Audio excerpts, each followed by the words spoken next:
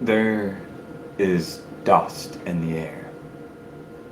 It's swirling like a cloud of debris as it billows away from the center of the throne room. You can hear the panic of the city building up into this louder din outside as through the smoke and the dust, a silver glow ebbs with the steady rhythm of a heartbeat. The Lion's Guard murmur, whispers of awe and something else, fear. All around you, the throne room empties, escorted out by other guards. The party is over, and now only the few of you remain. A silver dragon egg, Headmaster Zazdesh says once more, disbelief in his tone. Give it some room, the Queen says. The Lion's Guard around don't hesitate. They're eager to step away from the silver glow. But still they form a ring around the center of the throne room. You see as Barak leans in close to the egg and I think it can hear us, he says with a sniff. You can see the red orbs in Demetrius's mask roll with his eyes. It is asleep as he strikes his staff against the ground, and you watch a projection of the continent appear. There are trails of red streaks racing towards its surface as he strikes the staff once more, and the projection zooms in closer to the country of Arve. You watch the trails streak into various regions across the country. As Demetrius says, there are at least 18 more that have fallen in Arve by my projections. 18 dragons in Arve. The Queen shakes her head. One more problem after another. Dragon eggs, more likely. But a threat nonetheless, Zaz replies. He shifts uncomfortably, and his wings unfurling behind him a little bit. What will you do with this one? And there's a long pause.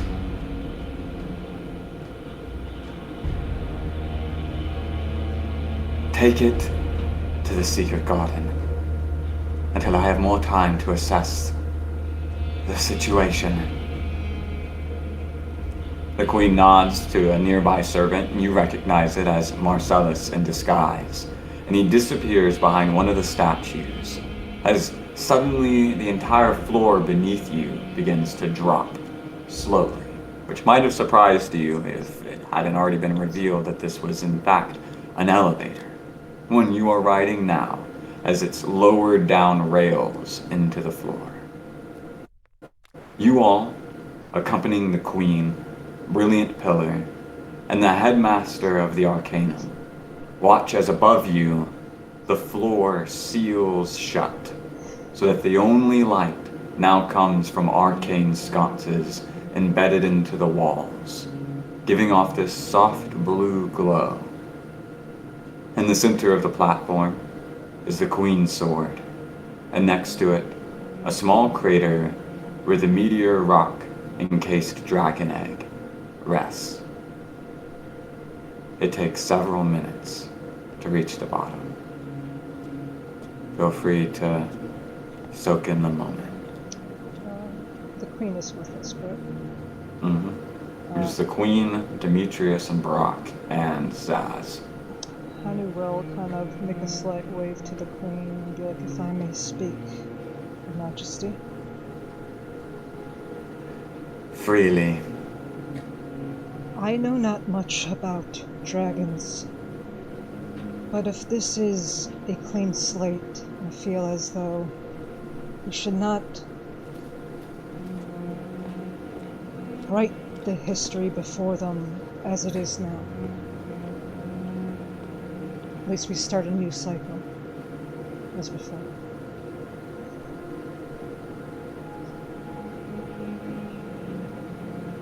She looks at Zaz, and Zaz says, I will hold off my own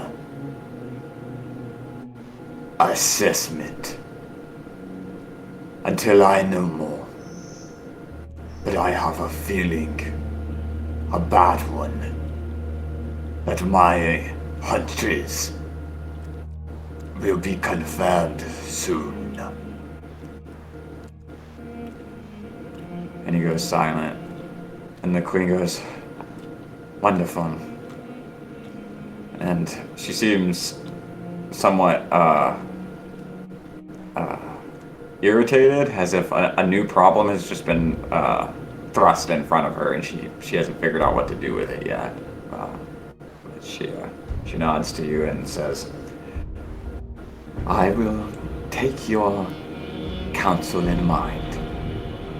For the time being, I merely want to make sure that this thing is secured.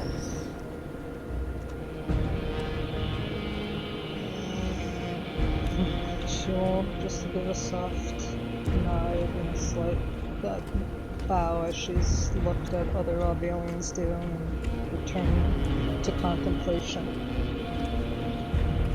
But then she will mutter to Demetrius, if it's sleeping right now, isn't it the closest to Kishara than any of us will ever be?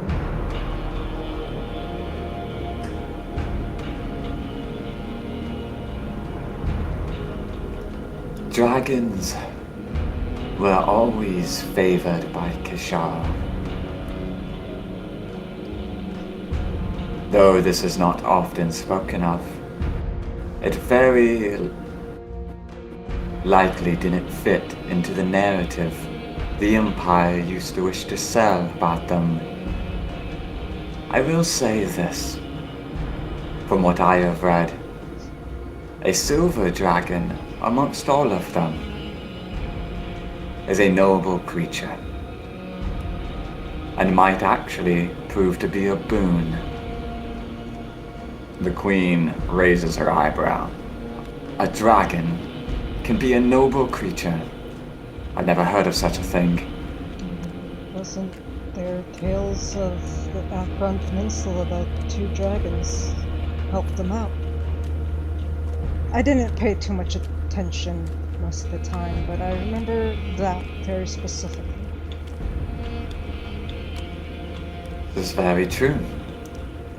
In fact, it was the knowledge that we gleaned from the bronze and copper dragons that once guarded our peninsula that ended up being the basis for the Scaleria in Drakyesna.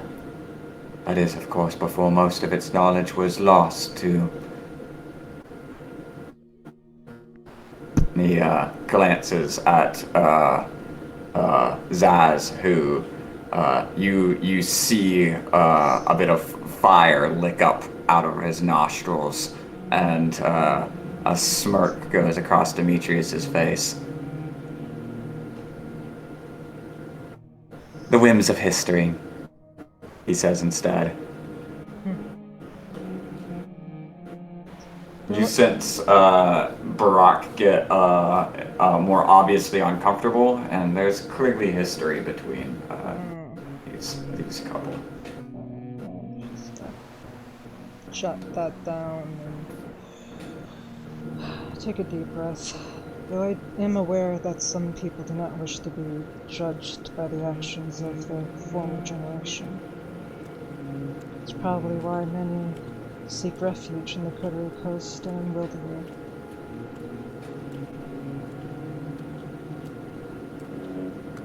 There she is. Gonna just casually look around.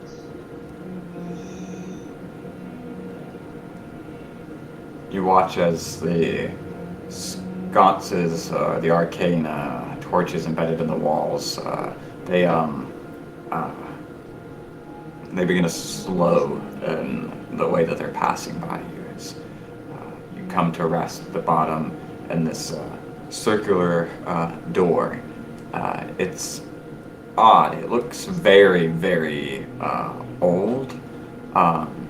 Mostly just because its mechanisms and the stonework that are around it are from a type of like metallurgy that is less refined than what you're used to seeing, but it's massive and durable and clearly magical. The queen walks forward and she steps past the threshold that you're on, and in front of this circular door. And as soon as she does, you see as she goes and to say something to the door out loud, but you can't hear anything outside of the circle. You realize, as whatever she's saying is muted. You watch as the door reacts to it. The arcane light that had been emanating across all of it, refining down to these points, and then it turns this light blue color before it splits down the middle and pulls apart. As it does so, you realize as it's opening that it's kind of oddly enough looks like a mouth and a face, and the mouth is now opening. As this strange door opens, if anybody would like to, that's proficient in history, would like to make a history check, please. Sure. Would this be considered like a legend? Yes. I'll take some guidance. I'll roll 1d4.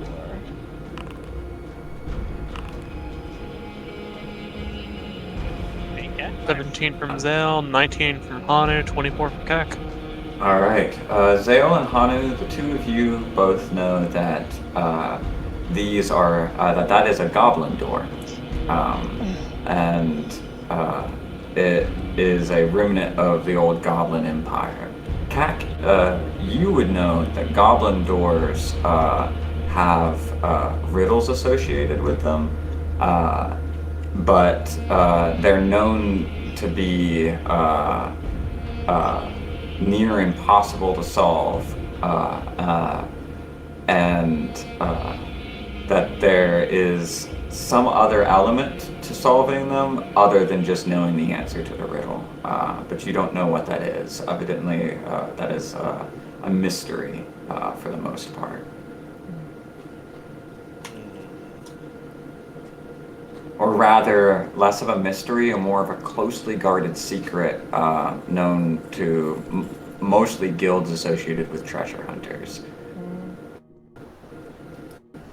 She's just gonna point to the door, like subtly, and just nudge Zale in like the side, being like, think what I'm thinking. He nods, like he just doesn't say anything, kind of just silently kind of nods as he kind of looks at it. Nice, kind of taking everything, kind of looking at every detail. Kind of just gives you kind of like an eye signal, be like, huh, interesting. Yeah. You watch as the doors of it finally open, and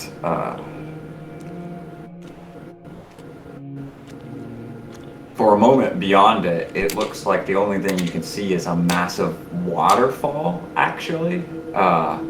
And it looks for a moment like a cavern has been exposed with this great waterfall blocking your path in front of you. But as the queen walks a few steps forward through it, you realize that there seems to be like a dome preventing the water from hitting around her in about a 15-foot radius surrounding her. And as you step off the platform, following after Zaz, Demetrius, and Barak, the Lions Guard remain on the platform behind you, and you follow close to her with this sort of dome protecting the waterfall from going over you as it surrounds you, until eventually you step out into the other side and see what looks to be a large open temple of sorts, perhaps. It's got a lot of pillars. The architecture in here looks like it's mostly carved out of metals that have like bronze and old style metals rather than the refined ones, very similar to the door you saw outside, forming these massive pillars that go up. But as you step into it, you realize that it largely looks empty, like an abandoned ruin. And the queen takes a step forward and she's like, "What?" And you see as Zaz, Demetrius, and Barak go, in almost unison, "Fuck." And Demetrius slams his staff into the ground, and you watch as this sort of soft glow passes out through everything. He says, "It is not an illusion."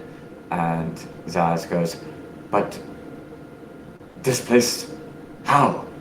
And you see as they start to kind of fan out, the queen goes,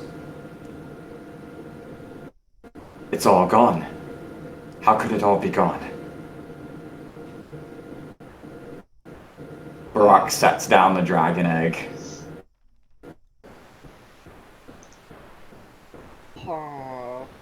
Demetrius turns to you and says, "This is the secret garden, one of Arvel's most secure locations. I've only seen it once before, but when I did, it was full of treasures that would make any noble or kingdom envious."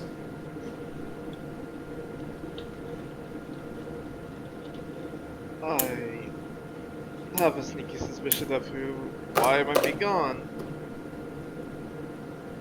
Before we jump to any conclusions, let's look for clues.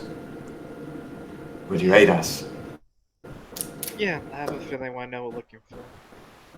And Zell would walk down and try to find a black lily, because he's the only thing he can think of when he found that comic book. Anya's was gonna like, slap you in the back with guidance. Go get him. yeah. So he'll go looking for a black lily. And she just has like the straightest face. She basically casted magic in front of everybody. Like, Okay, give me your investigation check. The guidance gives you an expertise, though. Mm-hmm. Yeah. 23. All right. You find carved into one of the pillars, like a metal pillar, but precision carved into it, a emblem that looks like a lily. And as you look at it, you can tell that it's magical. That it's not just a symbol carved into it, but you're not certain what it is. But you can tell that whatever it is triggers on touch. Gotcha. Zeldin will say, "Dimitri, I think you want to take a look at this, and Zaz too. I found something." You see as Demetrius raises his staff, and you see as he casts Mage Hand, the hand touches with one finger against it, and it glows for a moment, and then suddenly it fades away as an actual black lily suddenly floats out from the stone engraving and lands on the tiles in front of you. The black lily. Barack goes, oh, well, isn't that interesting? The queen says, this is not interesting. This is... Aren't they known for doing grand heists? I know this is fairly big, but it seems localized. Is there more missing somewhere? Zaz turns and he faces your group and says, we appreciate your aid so far, but this leads me to believe that my suspicions may have proven true. I have things that I must check on. My queen. She gives him a nod, and there's a look like they both kind of know where they're going with this, and he turns and begins walking. The queen approaches you and says,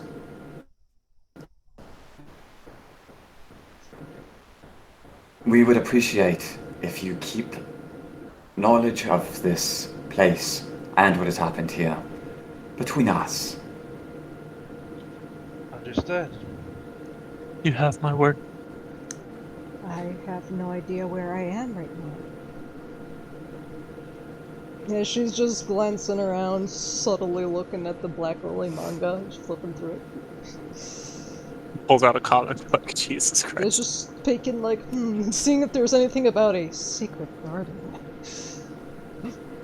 But, yeah. And you guys are led back towards the elevator, where you make your way back up towards the streets. You end up finding Prince waiting for you outside, and he tells you to just go on home. Don't worry about it. I'll get a hold of you in the morning, and we'll sort this whole thing out. But I have a feeling that this is nothing but good business for us. Okay. Oh, that's nice. I say as I brush my hands off from doing something. Let's see if I got away with it. Where are we at? I'm gonna do that. And add a +9. 9 down. Okay then. Somewhere in the palace, there's a little turtle with a pirate hat on. Scrawled in the most inconspicuous place that she witnessed Yeah, throughout this whole time she was at the party. Jesus. Just laugh at the idea of someday a flower pot falls over. Why is there a turtle on the table? Goodness gracious. Anyway. Zarman will roll his eyes towards França. Well, I do agree on it going home. We should probably check our own things. You guys, you don't think all of our items are awesome? Instead of worrying about it, let's confirm it first. Yeah. Zell just looks like literally lips his head for it. It's like, I'm not gonna like this. I mean, I started fresh, you know, when I ran away It's from like, Hedawon. they've taken my fucking my burlap sack. I swear to Christ. No. Anyways, yeah, I started in there when I, you know, ran away. So this is just another fresh page in that.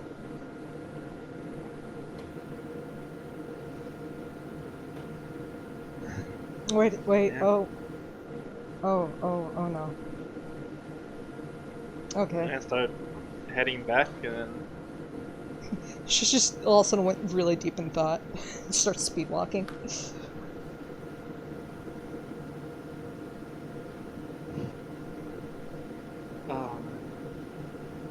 guess we have to walk home. I don't think the car is still there, right? No, you guys. Prince was there waiting Prince on will, you guys. yeah. Yeah, Prince he's is the one who saying he'll supplied deal you. with it in the morning. Yeah. So he's probably dropping us back off. Gotcha. Yeah, you guys got your ride there through him, and you got your ride out through him as well. And so you arrive back at Rosemary's and end up spending some time there for about an hour or so before one of your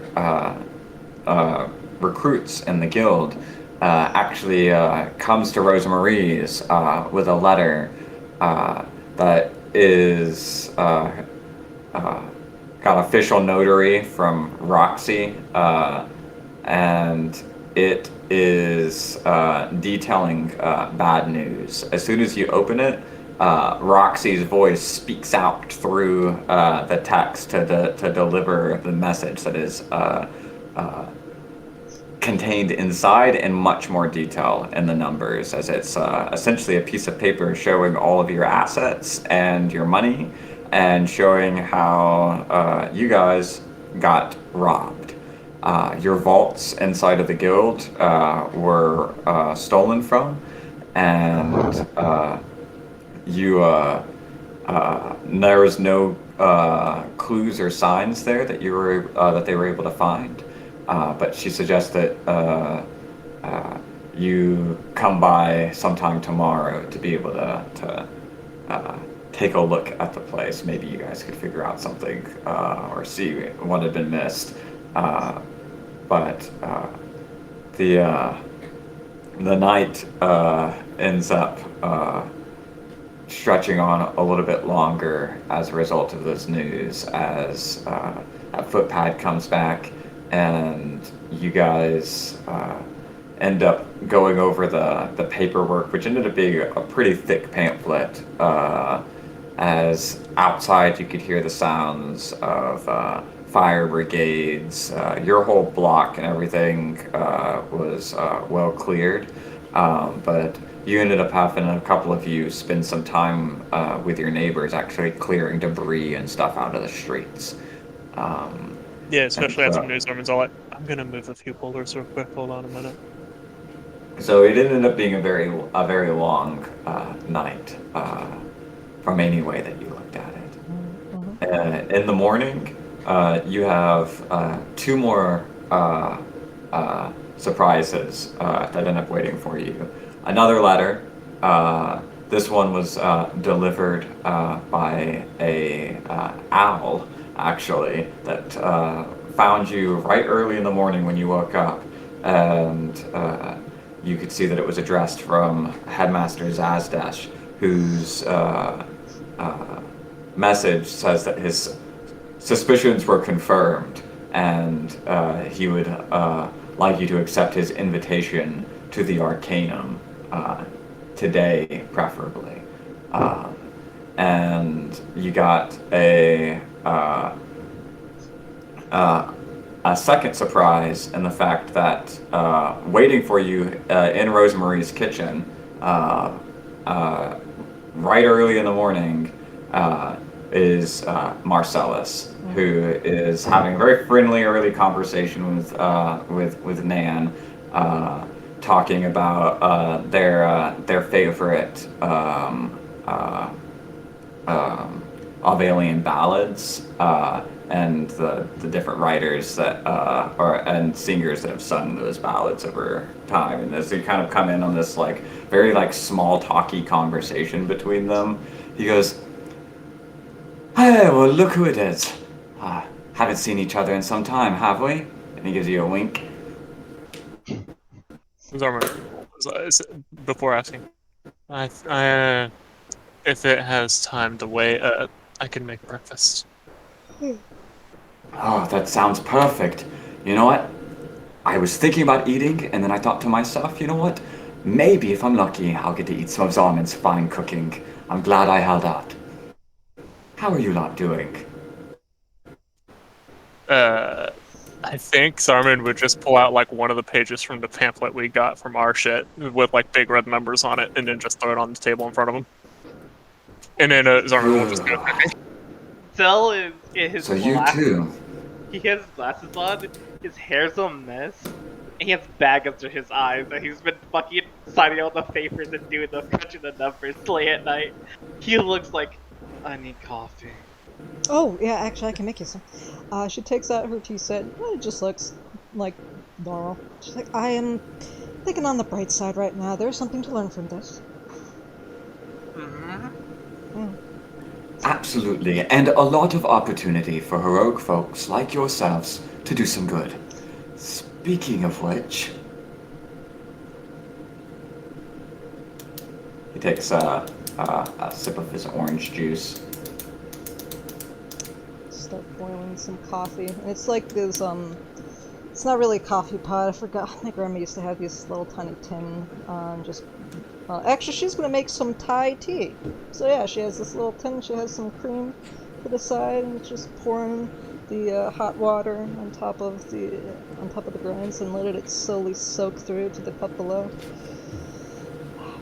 I mean, if it makes you feel better, I did like internally scream a little bit last night, but another way to improve myself. Oh, I mean, totally understandable. After all, it's only dragons, the sign of the apocalypse. I think a little screaming, internal otherwise, is due from all of us right about now. In fact, I've scheduled one for tomorrow. In the meantime, however, I've got some things that I think you might be able to help me with. But before that, I should let you know that you and the Queen are not the only ones to have suffered this. Turns out that quite a lot of the nobility and the more powerful factions within Arvale have all suffered similar devastating thefts that all happened, strangely enough, at the very same time. I might say that that could be a coincidence. The world is strange. I've seen odder coincidences, but maybe there's something there. In the meantime, however, some people are looking for convenient answers. Some people that we know might also have ulterior motives. The Order of Asmodeus believes that they've found the Black Lily and are planning on making an arrest sometime today. So, like, who's the person that they're pissed at that they kind of want to be their fall guy? The scapegoat in question is known as the Black Dog. In fact, I believe some of you had an encounter, according to police reports. Is that Little the halfling one Fedric girl, was? Yeah, I very think that was the stabby. one Fedric was nervously talking about having to paralyze at some point. His name did come up in the report that I read. Well, it turns out that this particular thief has become the subject of the Order of Asmodeus's ire for some reason that I don't know or can't fathom. However, I do happen to know through some friends of mine that this black dog is not the Black Lily. So, perhaps by investigating this, you might find some clues.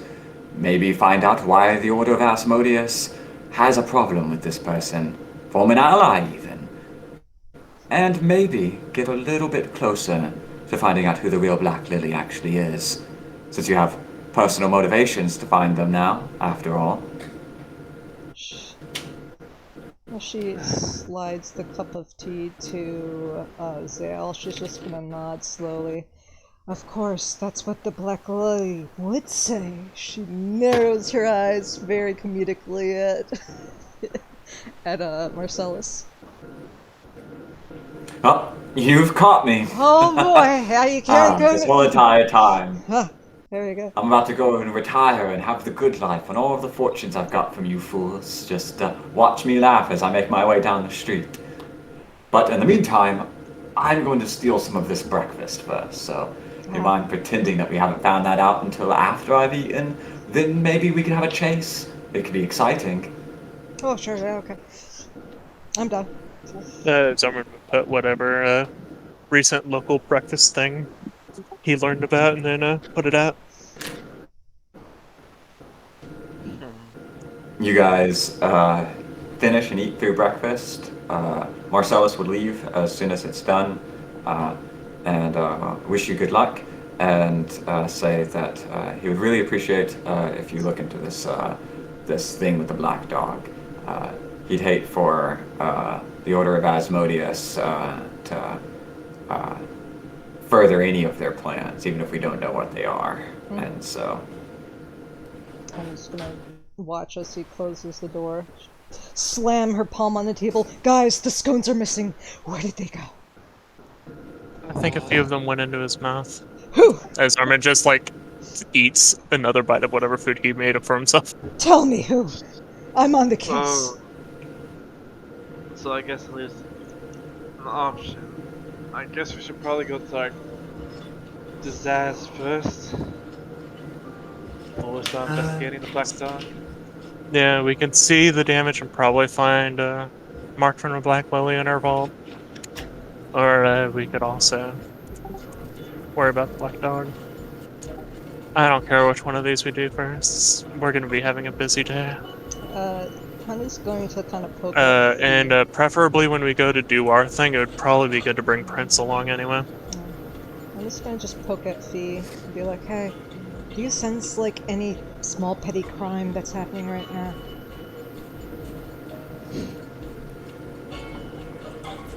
Besides Oh, a crime that a black dog I might meant cause? to.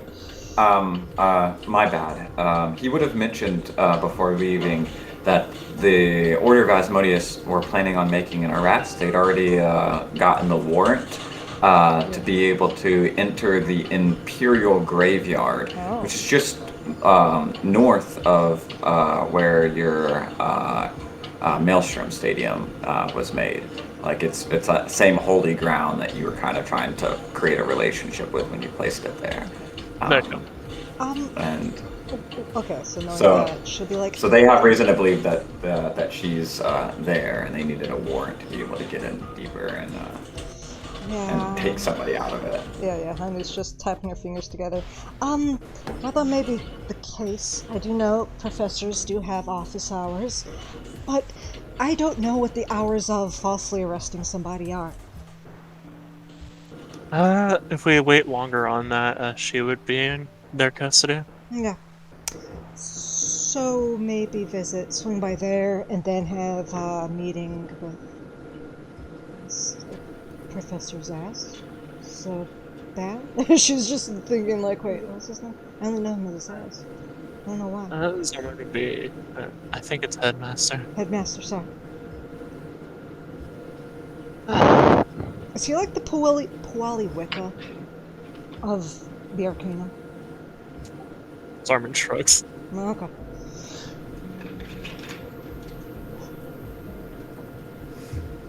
The Fee would say, "Oh, I don't know what a Puali Wicca is, but if they're really, really important, like the person in charge of other important people, then definitely." Oh.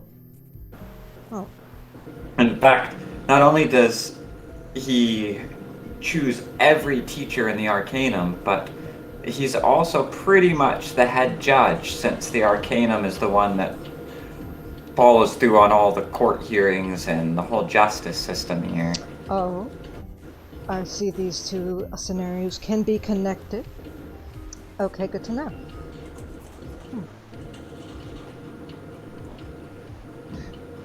But So- I don't know how much help I would be talking to anybody in the Arcanum. I've never really even been up there that much. I've delivered and stuff, but I don't really know a whole lot about magic.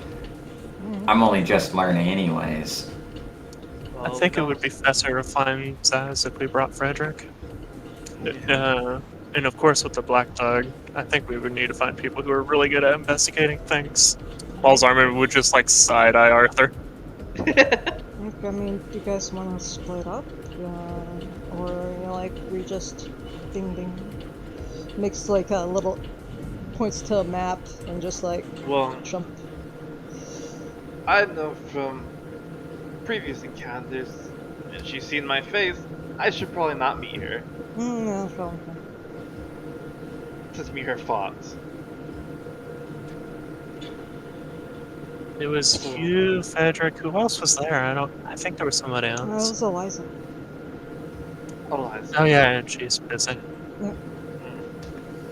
So, I can handle with Arcadium with Frederick. And anybody else wants to come, and maybe the rest of you guys, some of you guys handle the Black Dog.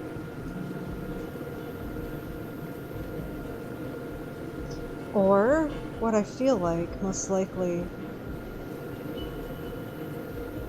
As she looks through the note, does it seem like he wants everybody accounted for and to be in the No, not necessarily. Okay. He just wants a meeting. Yeah. Okay. Yeah, So it's exactly. Any number of you guys, speak for the whole group, presumably. So. Okay. Well, we Well, gotta. I feel like I would end up making her nervous. I think I should go to the Arcanum if we're splitting that way. I'm pretty sure, based off of the capabilities that I heard about, I don't think the Black Dog is nervous of anybody.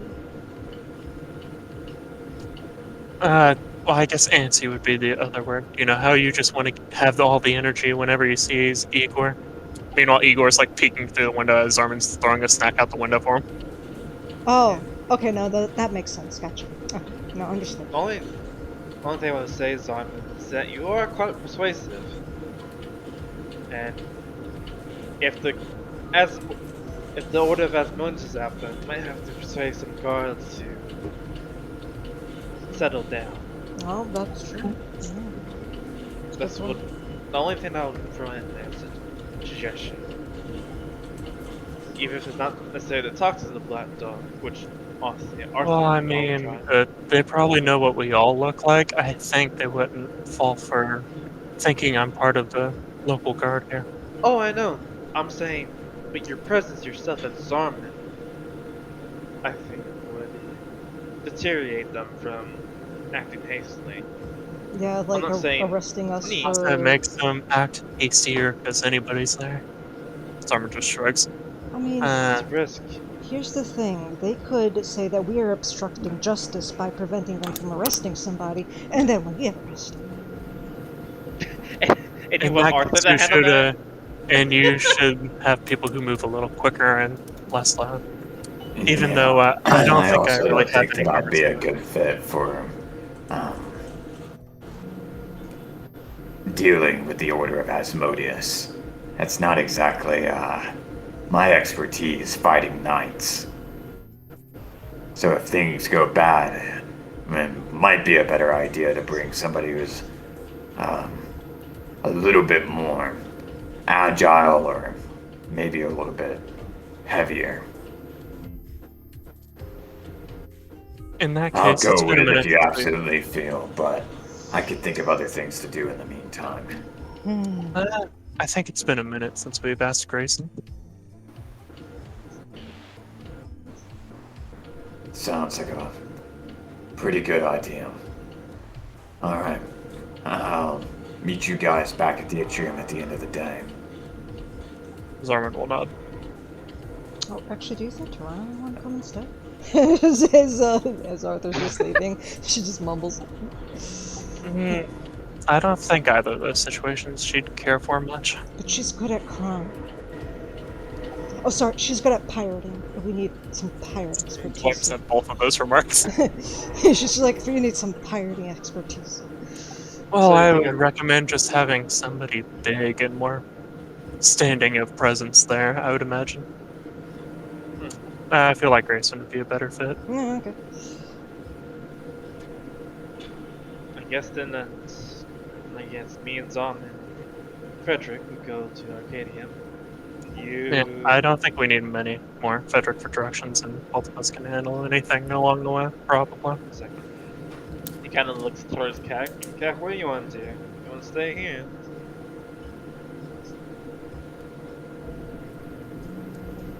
Keck will just Which one you going with? You going towards Tinkering the? for a moment and then say,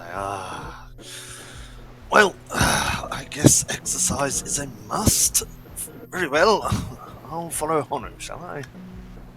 At least she doesn't sound more interesting than talking to boring people.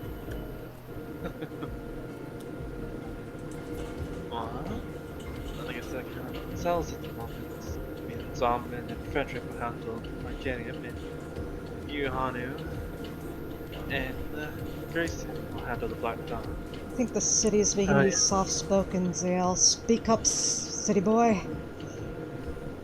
You will handle the Black Dawn, Okay. and we'll handle the Arcanium. Alright, good.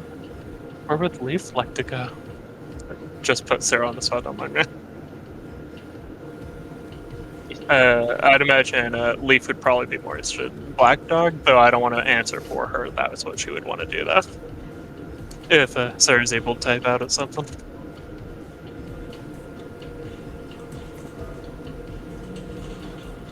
I noticed over there, Sarah's over there playing The Sims. The hell? No. She's like, what? And yeah, Nina Yeah, was at the ball. Yes. Leaf to the. Okay. Yeah, I mean, if Oh. what? Oh, no. Anyway, and of course Nina is there. If you want to say any particular way Nina would go, if you're able to keep listening in, Rachel. Somebody said we need a big presence, and all I could think was Nina just kind of stands up straighter. She's flexing this whole time. It's just like, well, Yeah. maybe Grayson. What? The only issue is that I don't have any sheets prepared. Yeah, that's the only problem here, and we might actually need these things this session, guys. I feel No, like Okay, so no we could just pretend spoilers. Nina. Yeah, I mean, we could just say Yeah. Nina's sleeping in for now. Yes. actually, I feel 'Cause like I would hate to imply that Nino sat by while things happened. And But here's the thing, though. I feel like Nina's probably just out doing strong things for people. actually I feel like Rosemary yeah, has helping you. clear debris and rubble and stuff. Yeah, There's a like- lot of. Yeah, exactly. So leave Hanu, Cat, and Grayson to Black Dog, and Zell, Zarman, and Frederick to Arcadian. Alright. Okay. All right.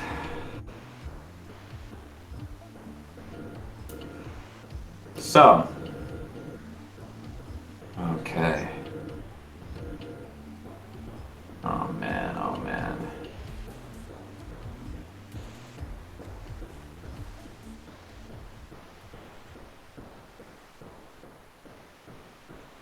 We will start with the group that is going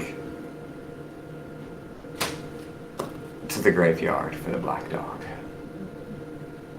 As we're leaving, I'm gonna tell Theo before we like step out of the house of Rosemary. She's like, it also seems like the Black Lily wasn't the only person leaving their mark in the palace last night.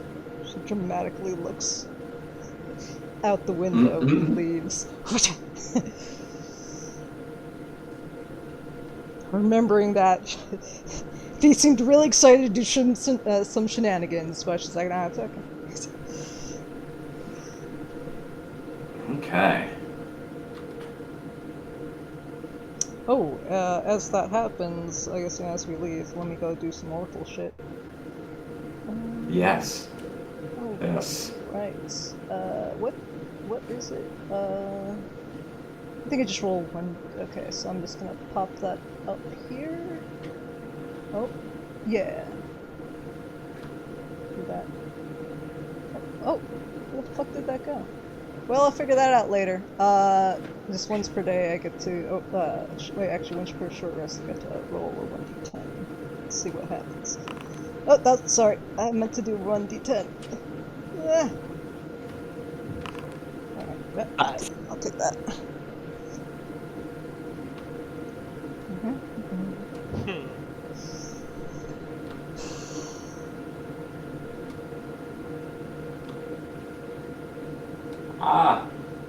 console. Now we'll exit. It's like gonna click on it and then all of a sudden it just vanished. I'm like, oh, it went somewhere. I don't know what the fuck it's called. Where's it?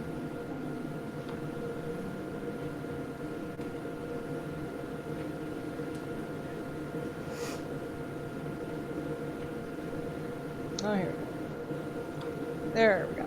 That's what it was.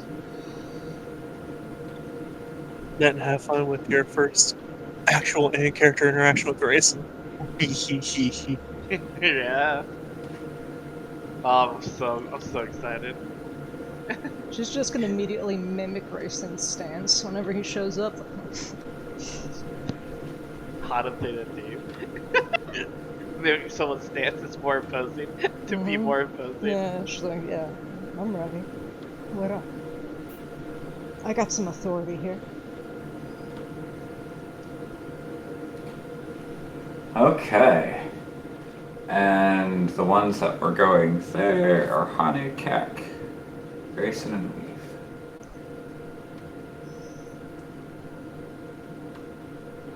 Hanu, Crack, Grayson, and Leaf.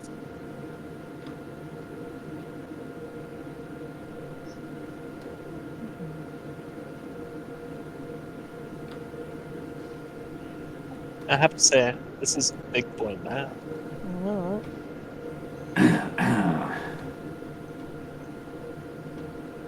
And companions, where are you? Grey Wolf, I don't have a token for you yet, so you were just here. Okay.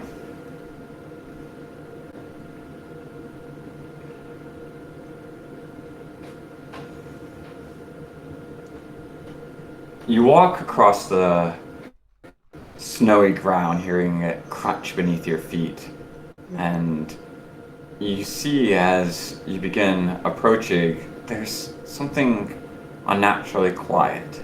Grayson is the first to point it out as he says, "It is quiet here, even for a graveyard."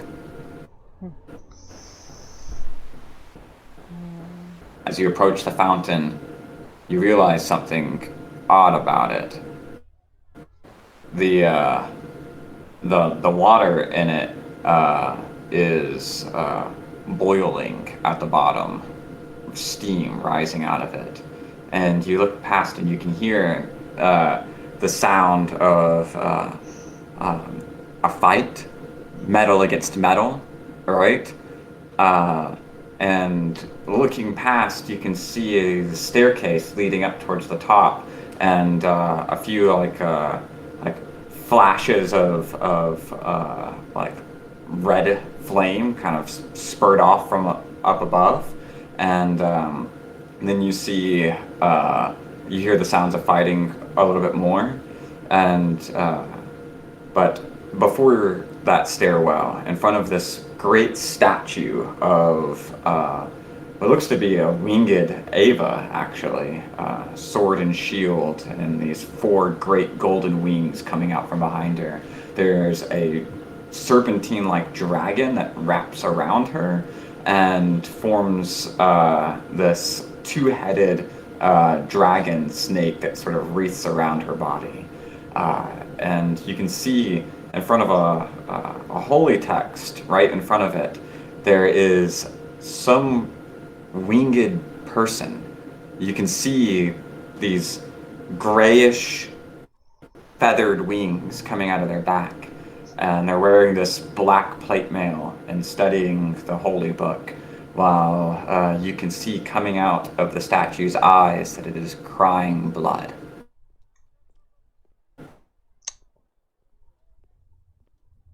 Oh shit. Do you guys know if that's normal? We should have brought a local. Damn.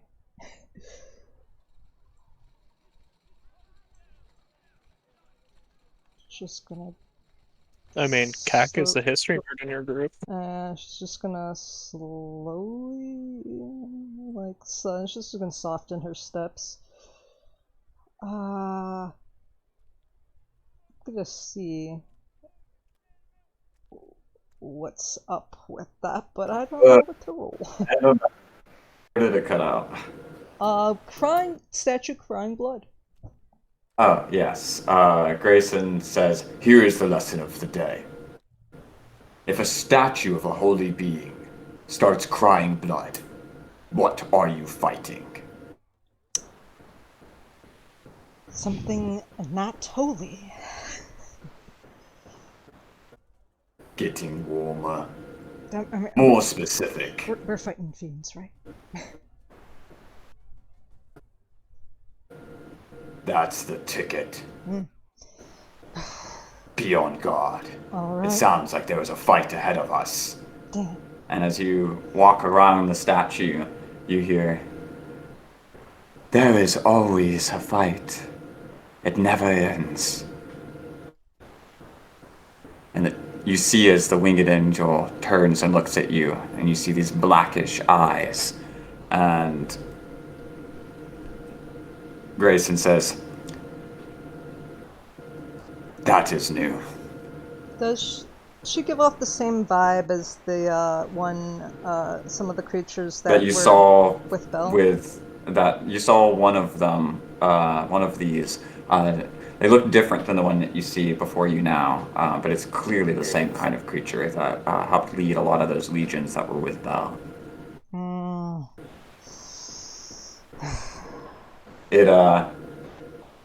Its wings furl out behind it, and with a gust of wind as they flap, it rises up 15 feet into the air, and we are going to roll initiative.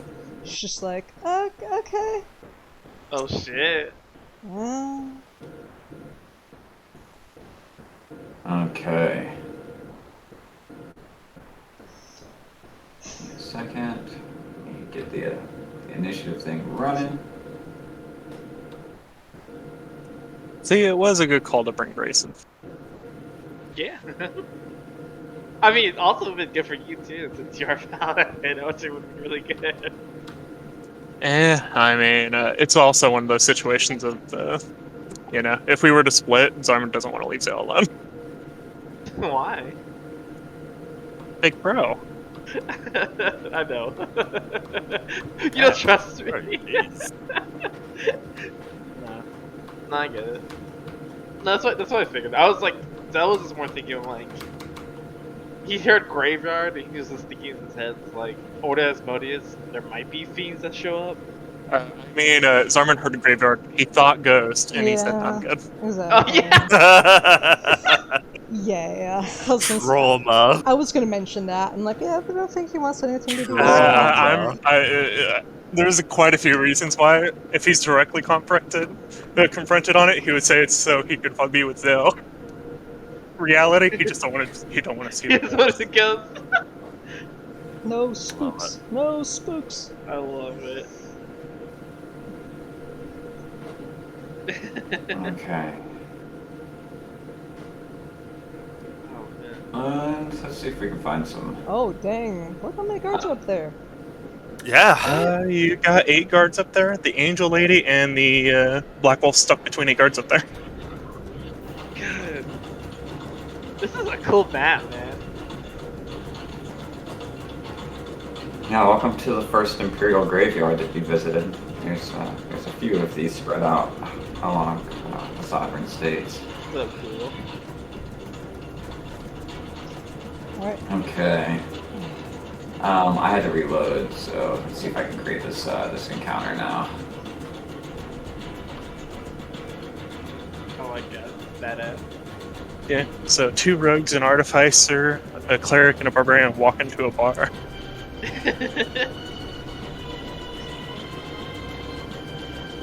The cleric knows kung fu. Mm-hmm.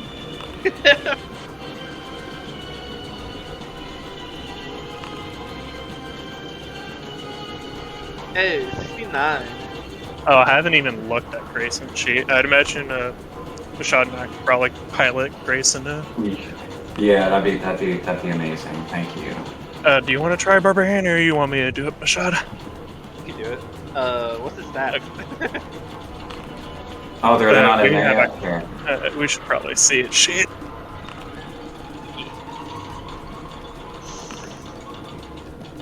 remember it being one of the. I don't remember how far you got into making that. There's pretty much nothing in here, so. Yeah, I was wondering this thing. I don't remember how much of that actually got put together. I just remember it being one of the ones that. Give me a second. Me and Mike can double man this one. Alright, Mike, let's do this real quick. Like a barbarian. Okay. And also, this is actually the moment that we're going to take a break. Cool. And, sort of cap ourselves in on this. I will go ahead and tell you that meanwhile, as the other group of Zale, Zarman, and Fred actually ended up going to the Arcanum, when you arrive there, you actually are immediately met by Headmaster Zazdesh, who informs you that things have only gotten worse since we last spoke. Our most secure vault was plundered, just like the others, as he begins walking, leading you through it. However, something else has also happened, and it has prevented us from being able to fully assess the situation. It only happened moments before you arrived. I could really use assistance in this. And you see, as you're walking past, quite a lot of what look to be dead bugs, but like massive wasp-like creatures. Because I have no idea where they've come from, but suddenly they just started swarming. We had to close off the entire courtroom. I am about to let you in on a little piece of knowledge. Many students searched through the secret archives, hoping to be able to find our secure vaults. But this is a mislead. Our vaults are not in the archives, but rather directly beneath the courts of justice. And you see, as you stop in front of one of the floating islands that floats over the top of fucking Hearthvine, through the sky, you see one of the entire islands that you've been shepherded to. He literally just hits his staff on the ground, and you all float inside of an orb from one of the islands that you were greeted on to this other one, before settling on the grass in front of it with all of these dead Kalkoi all around it. You, for a moment, inside of that orb, phased through some sort of barrier that they've constructed to seemingly seal off this floating rock. It looks like a giant courthouse, so it's very fitting for the courts of justice that Avel's Arcanum oversees. There are dozens of these dead giant wasps laying around. But looking at them, they're not quite like wasps. The more you study them, there's something strange about them that you've never seen before. Anybody that wants to could make me an Arcana check if they wanted to try to see if they've seen or read about these somewhere. I mean, Zarman is proficient, but Zarman would just help himself. Mm-hmm. And you would also get help from Frederick, so 2 expertise die. 8. Oof, 16. Yeah, you rolled a 3 on the d20 and you rolled a 4 on the d4. 8. Yeah. Yeah, man. What a roll. You rolled a 3, so you got 16. Okay, so 16. Give me just a second.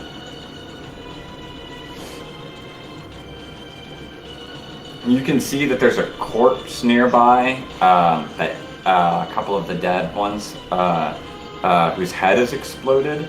It's like just gone, just a pool of blood where its head had once been.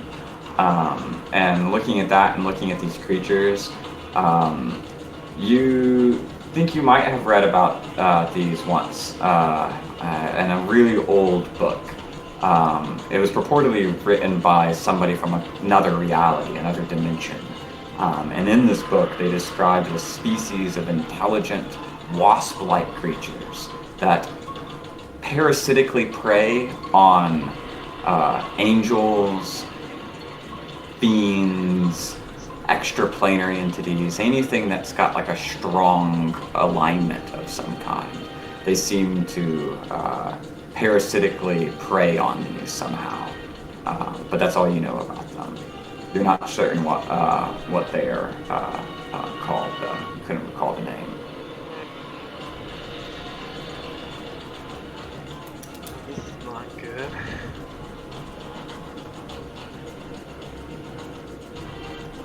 And I'm gonna load up that map so we can throw your tokens onto it, and then we actually will take our break.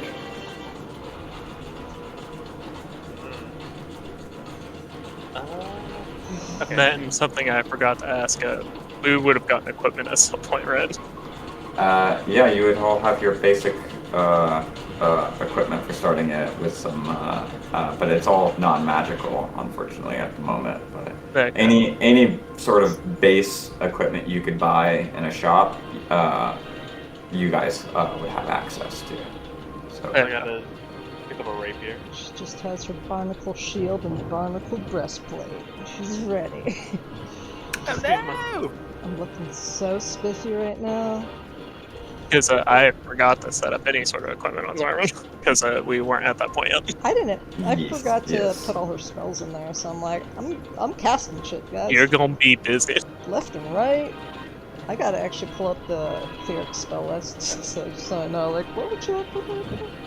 This is the only thing I remember. The thing I remember though is that like they didn't ask for the rapier back, so still has the rapier that was given to it. Yeah, I got it. I got some nobleman's rapier, it's fine. Yeah. It's not like they needed it. Watch it have like a family like mark on it or some shit. Imagine it's magical actually, and I was like, oh, it was just like handed on to me. I'm pretty sure if it was magical, it would have made it to the ball. I'll admit. You never know. Oh. Okay, so I was gonna call my noble rapier. Grey Wolf, I rolled his stats, so plugged it in. Fuck bot talk. Perfect. I'm not rolling bot talk ever. Fuck bot talk. I just rolled it by myself.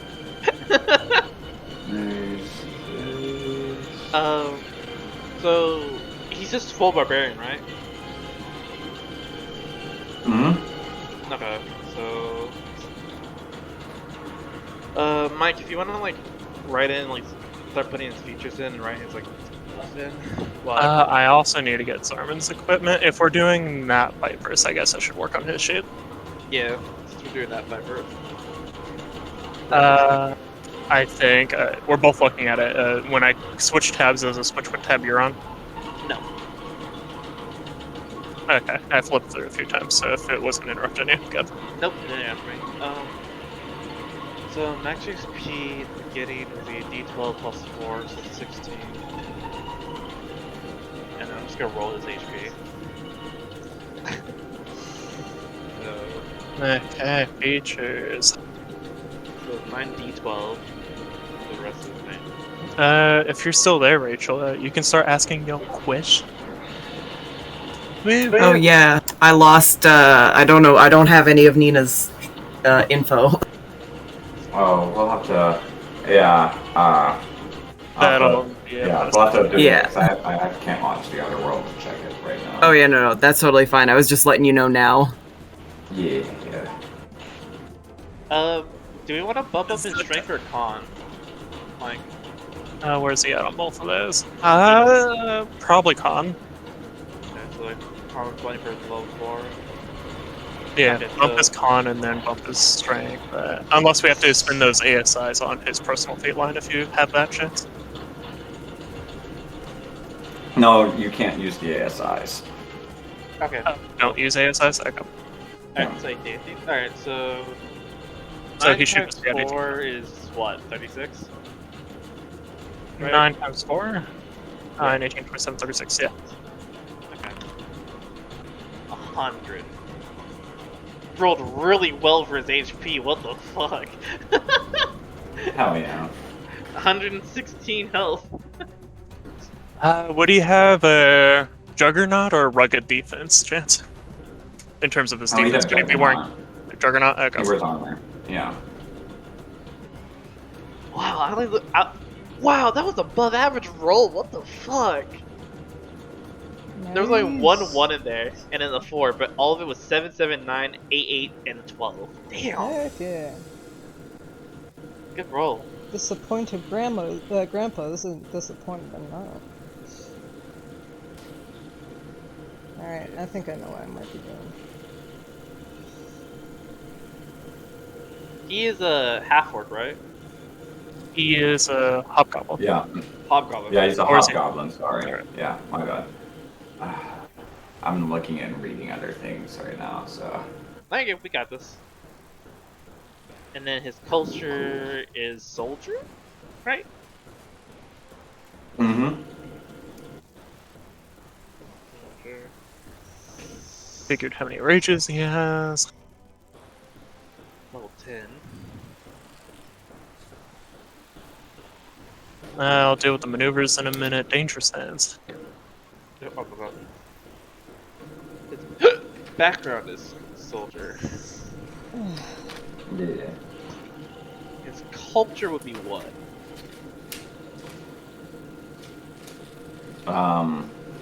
It would be Imperial. Yeah, I thought so. Just want to make sure.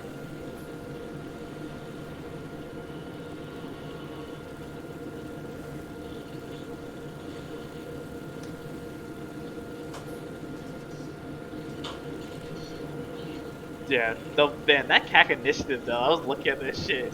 Roll a natural 20 and a natural D1. Mm-hmm. 25. So good. He would know 5 of his furious criticals. Yep. Nice. You happen to know which 5 he has? I had a piece of paper and I'm trying to find it. I Okay. know I like I'll to get back to that. So, I'm guessing he has plate armor because he's Juggernaut, right? Yeah. Let's see, 18 AC.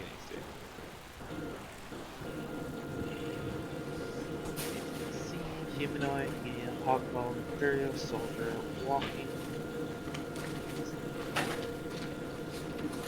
There's a warrior-born trait that he could choose between agitate, fearsome reputation, and imposing prowess. Fearsome reputation, I'd guess if I had immediately put one right. Yeah. Yeah. That's the one.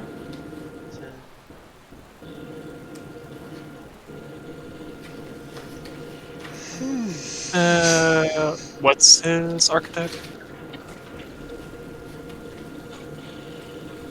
Because if it's not a Facebook thing, I probably need to pull up that source it's from.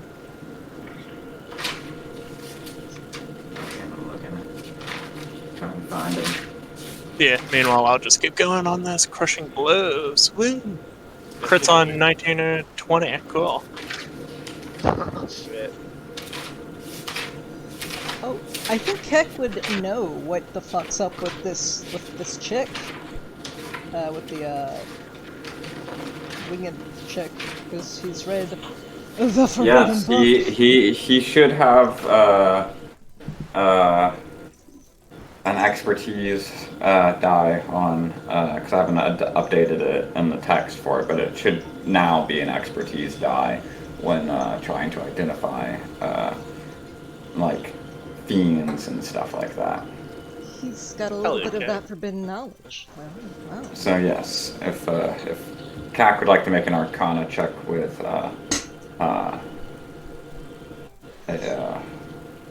expertise die.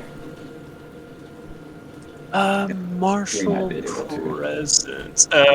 Forceful, mighty, or scary. First impressions off the top of my head, possibly forceful or maybe scary. I wouldn't know.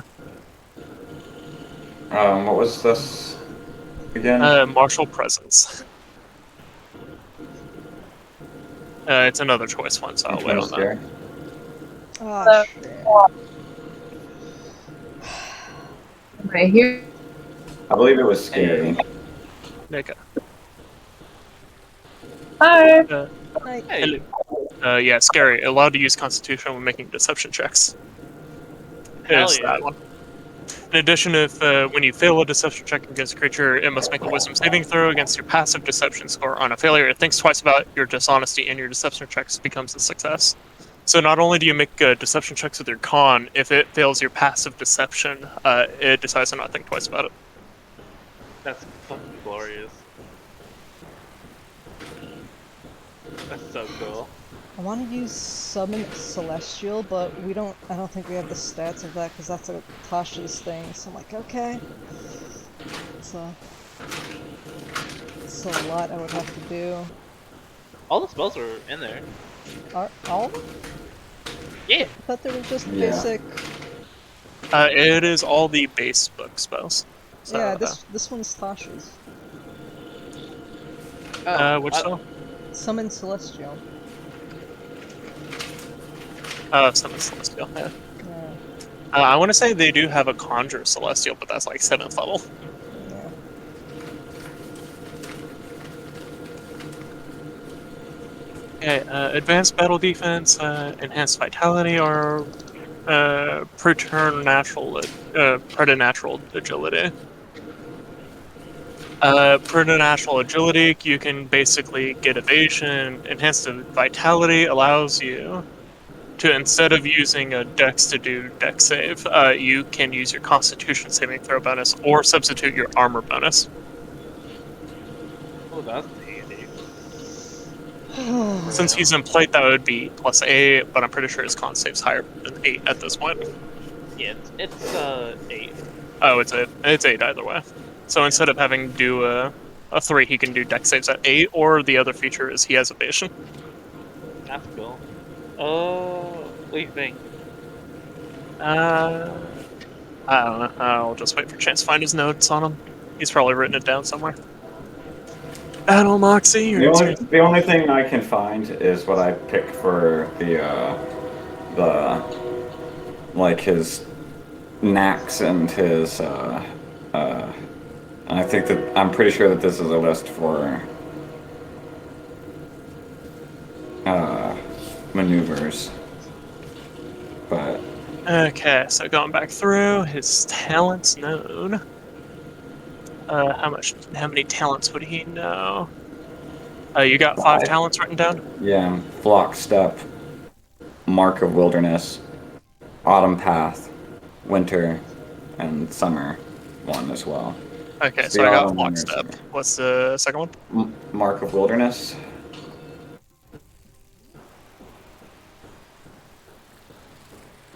Yeah. Third one? Autumn Path. And then Autumn the Winter and Summer one. You There's like said an autumn path, like, yeah, just type in autumn and it'll pop it up. Because they have like an autumn one and a winter one and a summer one. Path of Blustery Autumns? There we go. Okay, third one.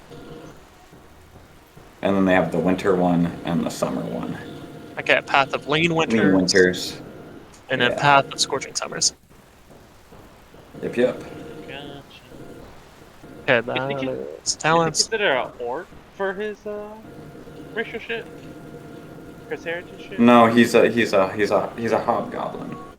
It'll be in one of the side books. I don't remember which one Goblinoids are in. Yeah, and we don't have that stuff uploaded into this yet. But I mean, that's just going to be things for mostly social type things, anyways. Other than like, well, they have a few things, but Okay.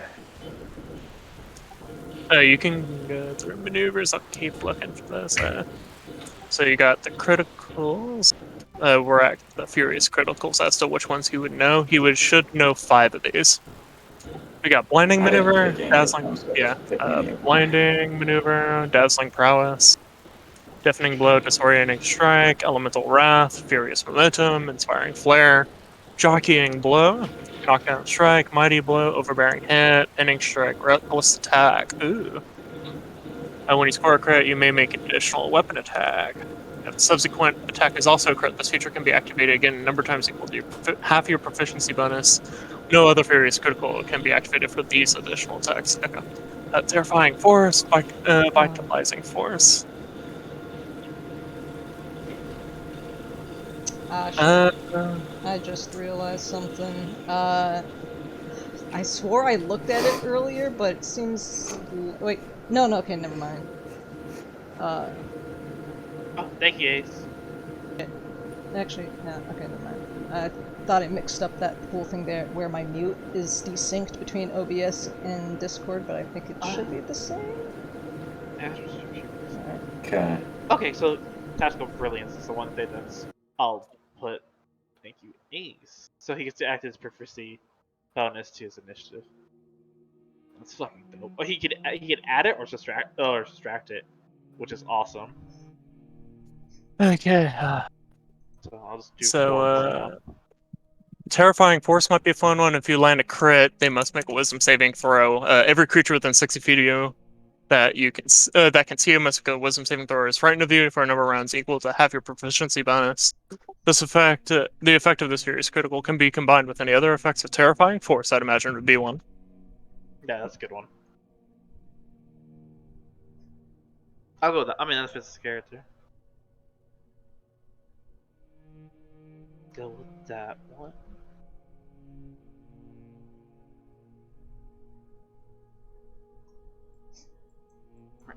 Mighty Blow. You know how to hit so it hurts the most. You can roll one additional weapon damage die when determining extra damage for the critical. When with a melee attack, this furious critical can be taken again at 13th and 17th. Mighty Blow.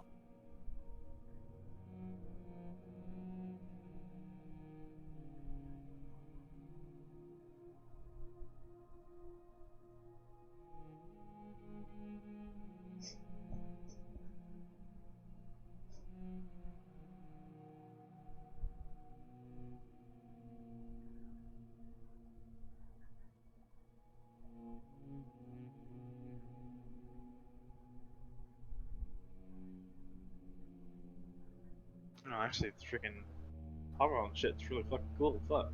Damn. Disorienting Strike. Whenever you score a critical hit, the creature their target treats every other creature as if they have half cover, and the last number rounds equal to your proficiency modifier. So Disorienting Strike.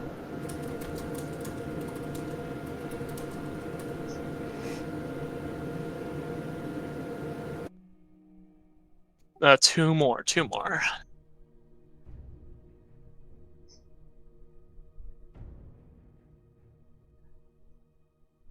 Dazzling Prowess, why not?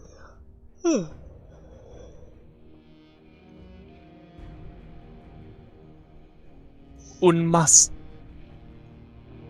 Knockdown Strike, why not?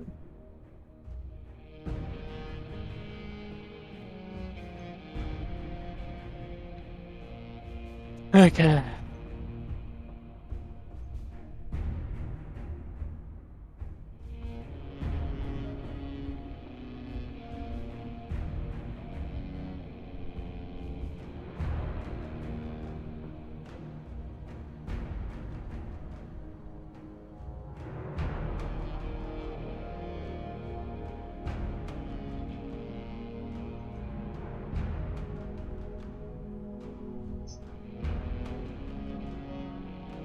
I don't know if you're looking along this with us, Chance, but advanced battle defense, enhanced vitality, or preternatural agility. I mean, that's up to you guys, honestly. You'll be the ones running in most of these situations.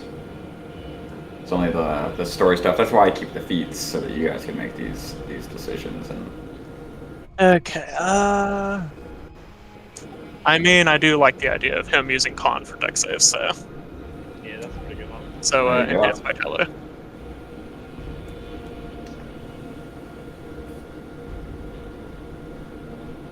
Makes sense for this Mr. Werebear. Bear. Yep. Battle, Moxie, Provoking Attitude, or Roaring Paws, or takes one to know one. Roaring Paws. When initiative is rolled, you can expend one rage to make an intimidation check to briefly unveil the boundless fury within a furious roar. On a success, DC 8 plus number of creatures that rolled initiative. Okay, on a success, each creature stops what it is doing, can only make statements in a deception, intimidation, or persuasion check on its turn. On a success of 5 or more, the initiative is re-rolled. You choose a number of creatures to your Constitution modifier to gain advantage on their initiative roll. I do like the idea of roaring paws. That's a Just really starts cool. roaring. I mean, that sounds like a great fucking opener. So pretty much do an intimidation check, DC 8 plus number of creatures. So 9, 10, 11, 12, 13, 14. So he would need to beat a DC 22 intimidation check, see if it goes off. Nice. Which he uses con, right? It is an intimidation check, whatever his intimidation check is. Let me look through back. If he had anything like that. I mean, I'd imagine with that type of thing, you'd use con if you're fucking roaring, you know? Yeah. Oh, wow, that's pretty cool. It just says make an intimidation, doesn't say what ability score. I'd argue that at base that should be a con check, because you're fucking roaring. If you roar like a little bitch, obviously it doesn't work. Cool. Alright, that's really nice. Man. Okay, you happen to know his archetype chance? So we choose. I'll choose. I want to say he was looking at that Queen Bee shit. I don't know if he committed to it. Oh, no, he's, No. I think, a fighter. No, he's barbarian, but No, he's flopped multiple times. Oh, okay, Yeah. then I have no idea what it is Wait. now. Actually, he did mention he could have been a marshal. Fucking Christ. I don't know, man. we went with barbarian. We're going with barbarian then. I don't remember. Okay. Because we were thinking we really need a tank. We need another tank. that was our choice. I mean, he did mention Let's see. Juggernaut, and I think that's a barbarian. Yeah, I Yeah. mean, we were talking Berserker feats, so he would have known. Yeah. Yeah. So since he had notes on it, he probably wanted it. Okay. Yeah. But as for archetypes, there's Dreadnought, Rager, probably avoid Tempest in the off chance that Dead ever comes back. Yeah. We could do Dreadnought. I mean, it makes sense with his armor. Unlike many fellows who rely on their instincts and wits to keep them from harm, Dreadnoughts have a different philosophy. Clad in the heaviest armor, these Berserkers serve as multiple bulwarks, shielding their companions from harm and using their armor and the momentum of it to its fullest effect. So that would be leveling charge, standing firm, ever onwards, and terrifying inevitability. Leveling charge. If you make a successful attack after moving 20 feet, you can attempt to knock that creature to the ground. Must make a strength saving throw against your Furious critical DC or fall prone. 10th level, you can use a bonus action to attempt to knock a creature down that is within your reach that you pass during your leveling charge. Oh, nice. So you get to do it in a little bit along the line. Cool. Yeah, so as long as you move 20 feet, you can bonus action knock somebody over while you do so. When then go to attack somebody else, try and knock them prone too. By smacking them the fuck out of them. Ooh, standing firm's really good too. Okay, Yeah, you have that's a good advantage one. on checks to avoid being knocked prone. In addition, when a creature you can see attacks a target other than you that is within 5 feet, you can use your reaction to impose disadvantage on that attack roll if you are wearing heavy armor.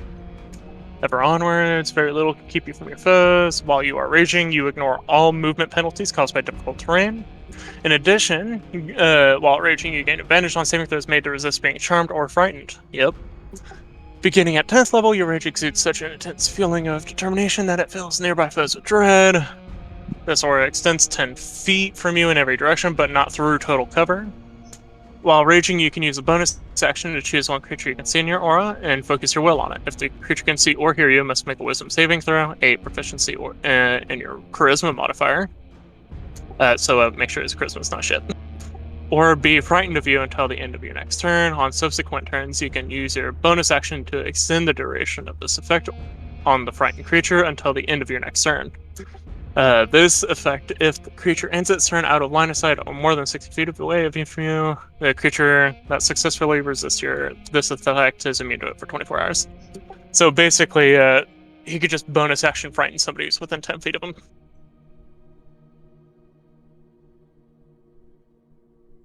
Gotcha. I'll start putting all that in, unless you've been doing it. Archetypes you can't put in, right? You can just fucking throw it in. I think you can put Since it's from the base book, yeah, no, I was saying, unless you're doing it, I'll throw those in. No, I got it. Standing firm. What was the other one? I put in leveling charge, you put in standing firm. Yeah. Just make sure leveling charge. It is ever onwards. Yep. And then the last one is terrifying inevitability. So just look up to terrifying and then I inward.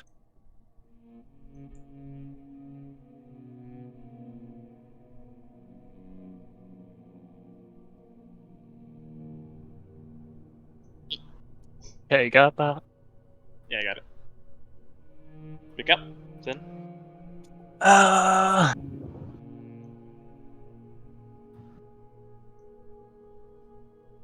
Versatile exploration, done that. Warrior Born, I think we did. Scary. Or no, Future of Reputation. Then we did Scary at Martial Presence, yeah. I think that's all of his class features. Yep.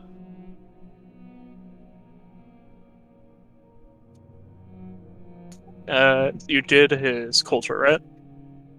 Yeah, I did his culture, all his heritage, all his background. So everything else is set. Yeah.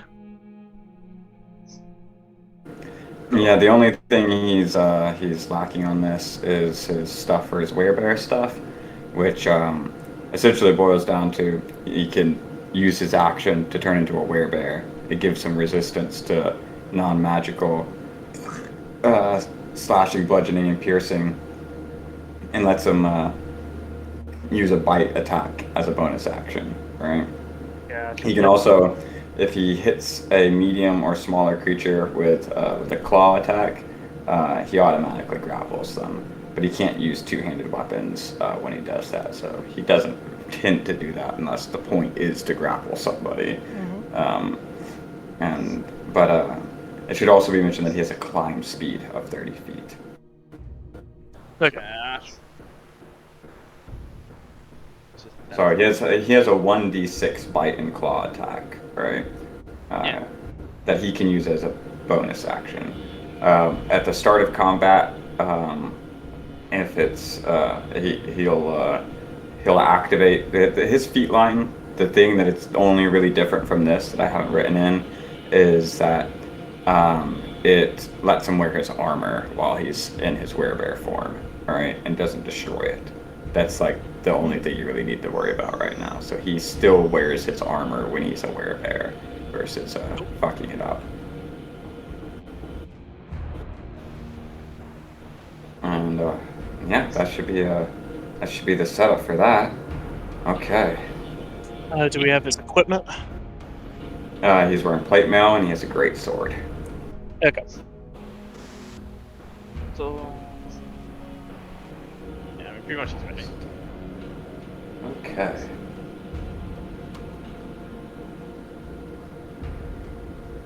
Like, inventory empty. Hold on a minute. I believe there's items on here somewhere. Unless it's empty. There's a tie got the rapier.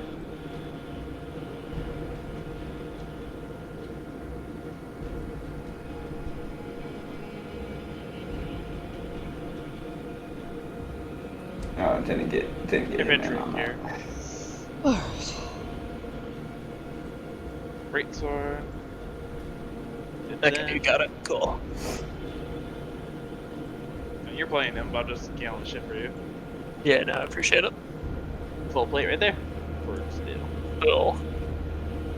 Let me double check, see what would destroy plate. Low maintenance. Oh, plate melt doesn't get broken. Cool.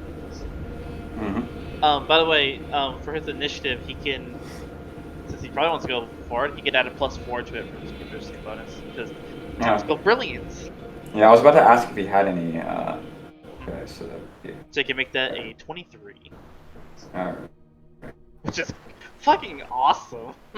I'll go. That, and on the top of his initiative, he can attempt an intimidation check, which I don't know if he went there and checked that.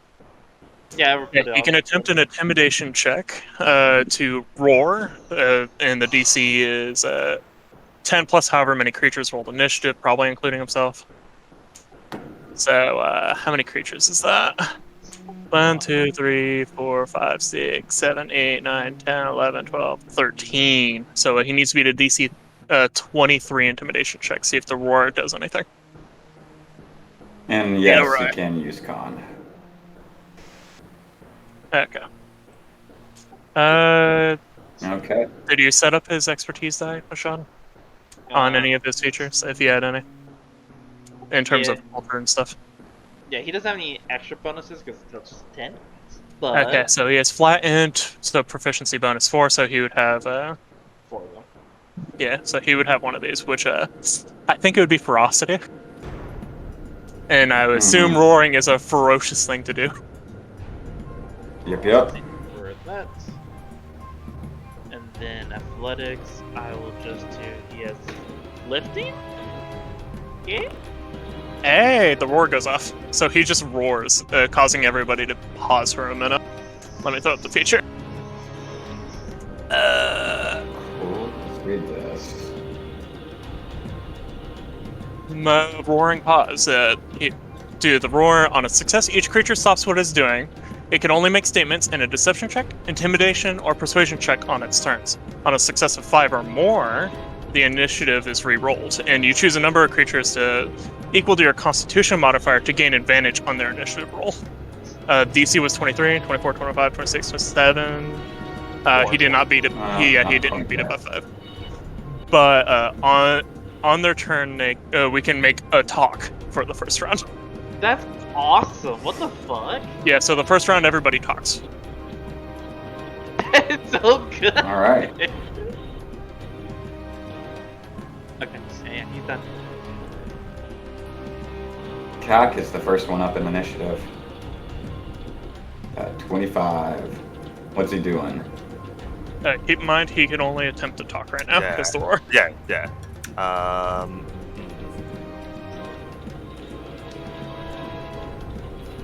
He's honestly, he's got no fucking clue right now. He's gonna just turn to. Would you like Hono to try to and- identify with that Arcana check with the expertise for having the Index Inferno? You could use this as an opportunity to try to identify what that. An expertise die from that. 25. Nice. Okay. Yes. Give me just a second.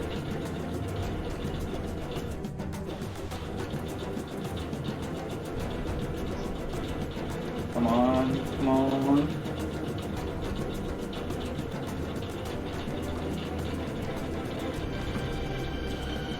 Almost there.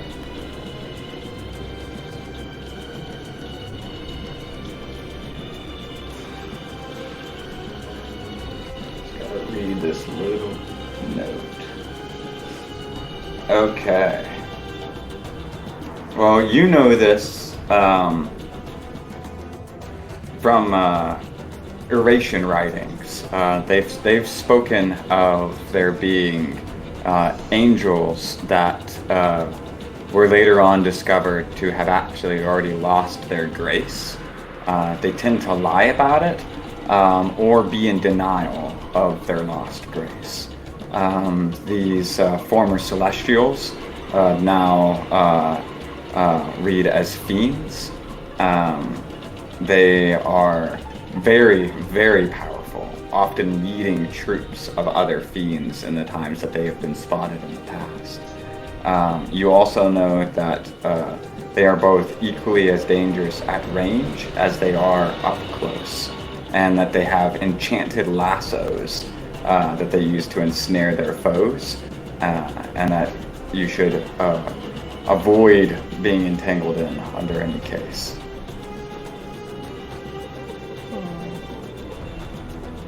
But you know that these fiends tend to be in denial of the fact that they've fallen from grace. Alright. Yeah, well, still Kak's got no idea Yeah, you How can make wonderful statements right now if practice. you actually wanted to say that. You would just turn to Hanu and just say, well, that's an evil demon thing of evilness, and I don't know what to do. Alright.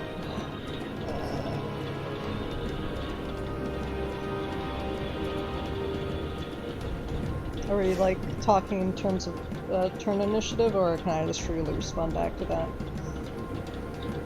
that? Would you say the Grey Wolf would do anything about his toxic statement? No, he would stay standing and ready. Hanu's on you.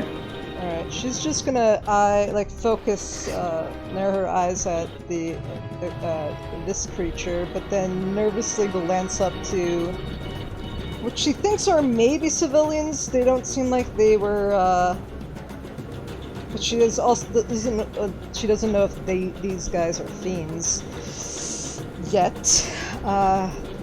Do we just attack them all or subdue?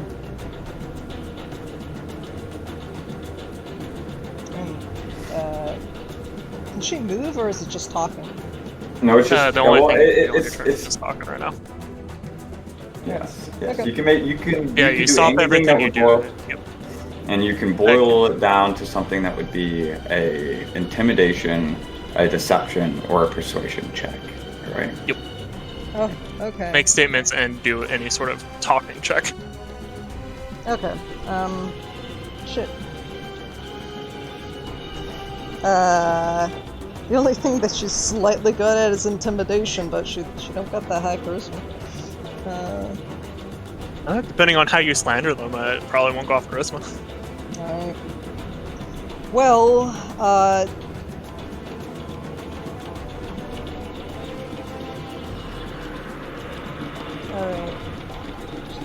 So what exactly did Kek mention, so I can know what to respond to? You know, It's Yeah. a demon Yeah, it's thing. a demon thing. Alright.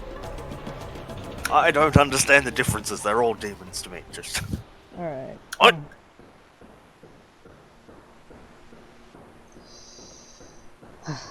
Okay.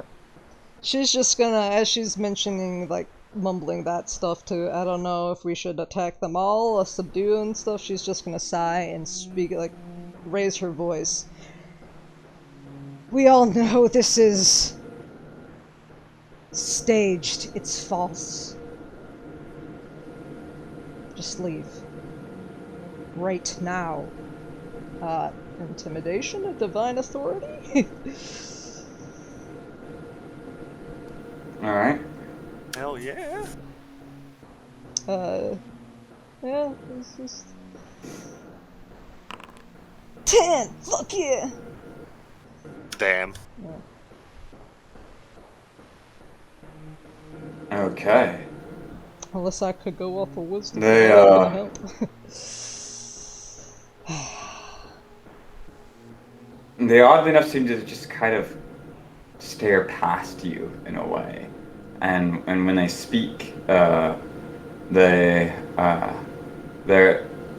almost seems like they're talking like to you, but like almost like they're like not even really fully taking purchase that you're there. You know, there's something strange about it. Like they're not fully. What's the word?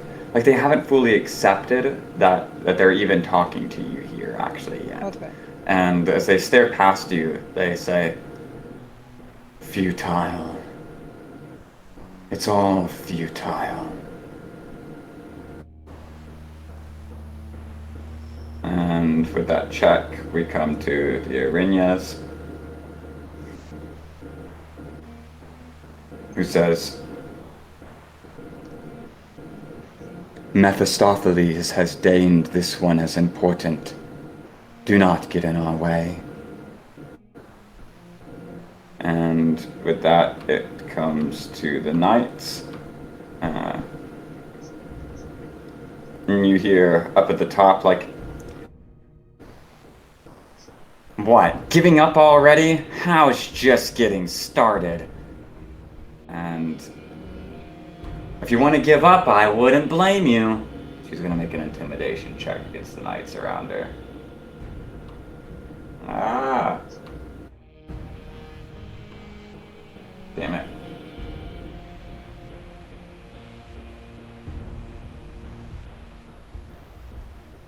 Ah. Another one of the ones that I accidentally did save. Roll. Let's see.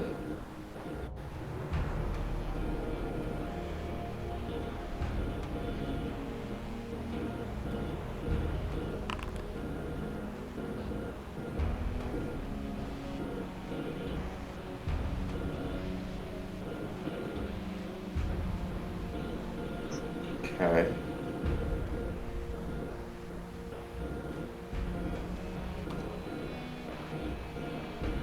Even though you can't move on this, since the purpose of this is to kind of try and get a reaction out of them when you make a successful check, she just intimidated the shit out of them. So I'm gonna make them take a couple steps back away. Cycle's pointy. Actually, they go up near their ally up here, on either side. Okay. And that would bring us to the other knights. Uncertain. Okay. Back around to CAC. Looks like diplomacy didn't get very far.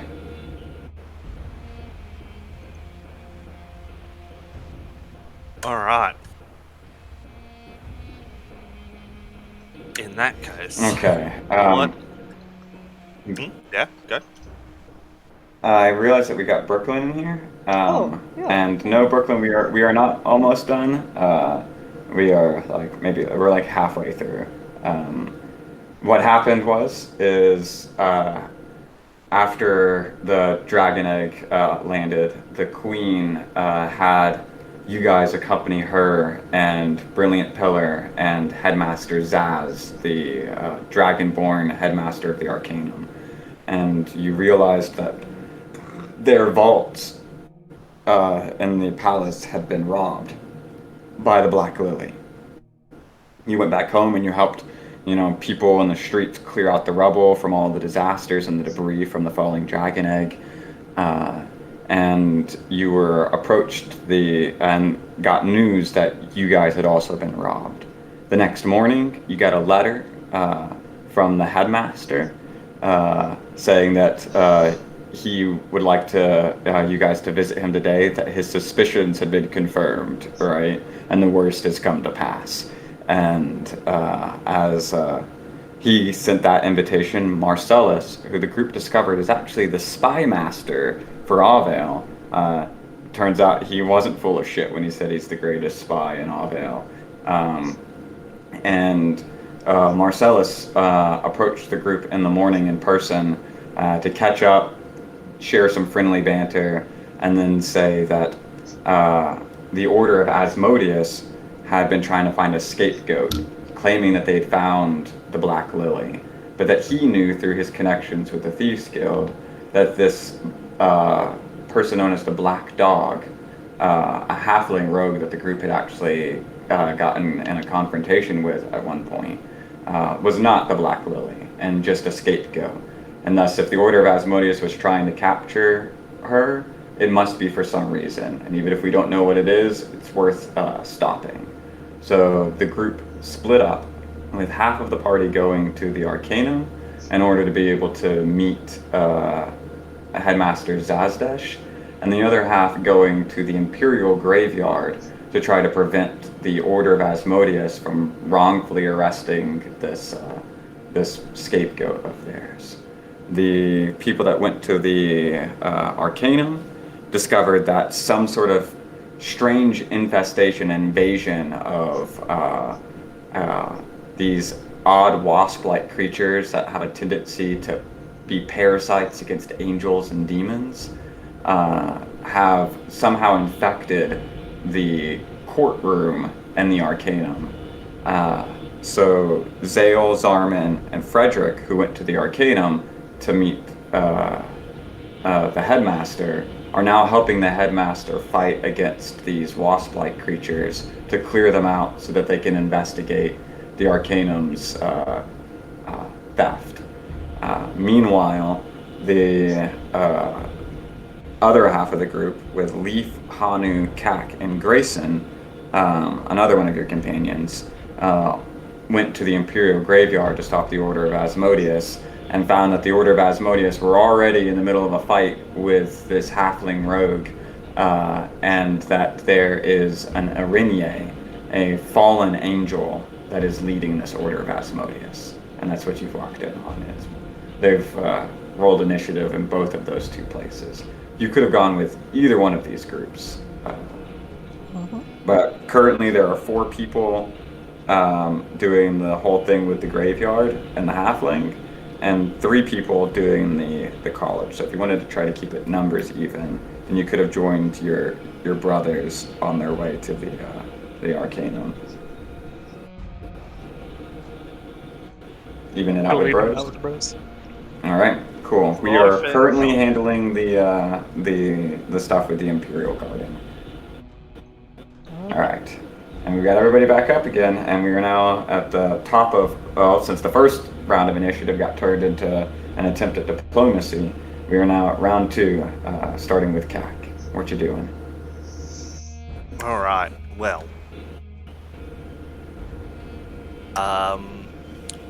To start with, we're gonna have to get a token for your vehicle eventually, man. I have one. Oh my god, dude! I am Yeah. so excited. It's for already this. in there with the paradoxes. Yeah. Oh, I am in love. Oh my god, I see it now. Oh my god. Do it, Anakin. And this easily would have come with you into this scenario. I didn't drag the token because I didn't see it. Oh, feel free to. Oh, Look fuck at yeah. Round look Abe. at this. Oh my gosh. Oh my god, that's so cool. Yeah. In that case, let's make it nice and easy with Kak already there. Vehicle, she'll just. Oh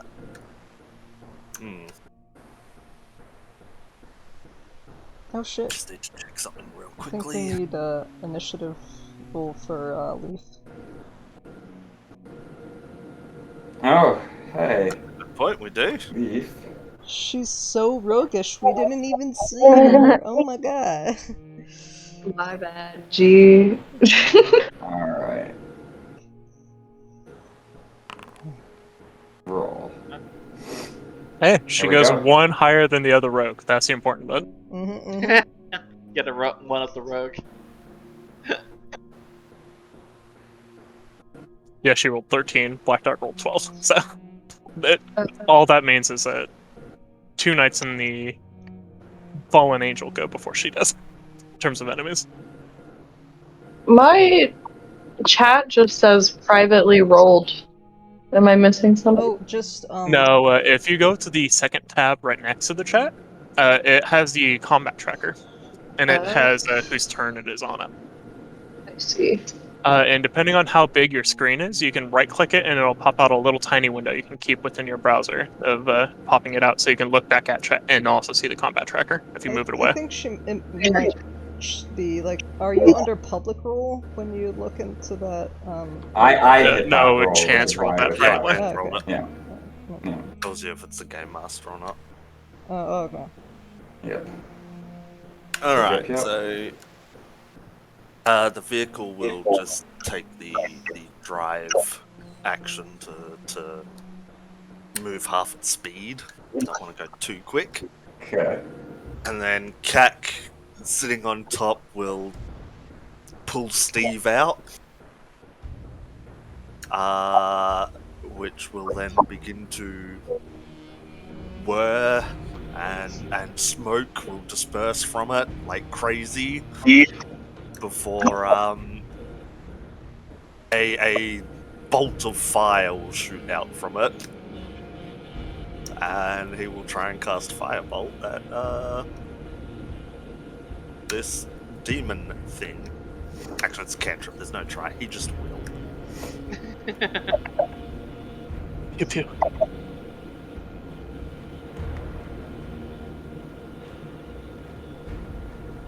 By the way, everybody's here, which is so great. Heck yeah, we're all here. All right. Oh, that's a terrible roll. 13 to hit. That did not hit. 2. Isn't it unfortunate that you rolled more damage than you did to your to hit? Yeah, that's fine though. Look, that was a warning shot. He's just getting started. They're currently 15 feet up in the air, and as the flame kind of comes towards them, they just flap their wings with a gust, and it puts out the flame just before it was going to hit them. Sort of just bash Steve on Abe for a moment. Stupid thing. And that's it for him.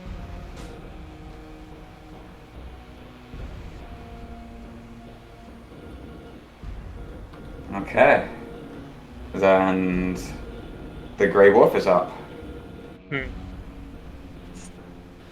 I think the Grey Wolf would attempt to just start making a barrier between you guys and this fucking demon. So he will run up onto the ridge of the fountain, hop over the fountain, and then dash off the other lip, and then roll into momentum to go to there. All right. There we go. So he action dashed. And then I don't know what all he has. It's bonus actions off the top of my head. Time to look through the sheet. He could bonus action rage. Yeah, that would be good. Rawr. Since he does have the whole werebear things going on, he has the whole like eye glow. His eyes actually start to slit a little bit, and he just does another roar as he, and see a little bit of the hair on his face start rising up a little bit. The mane looks even more glorious. Hell yeah. That will be Grey Wolf's turn. He dashed and he raged. Okay. Hanu, you are up.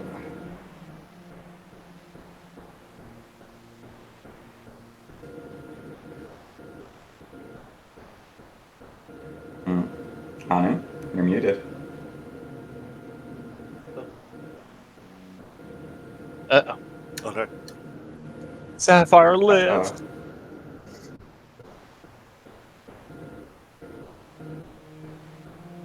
Posted something. Celestial Spirit.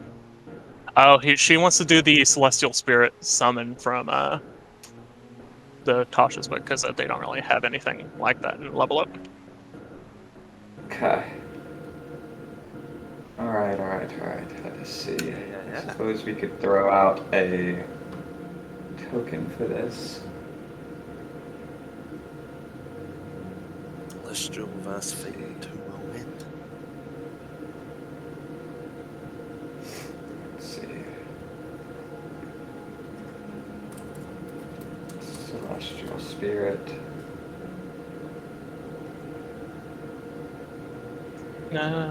I wonder if she could type out Defender or Avenger.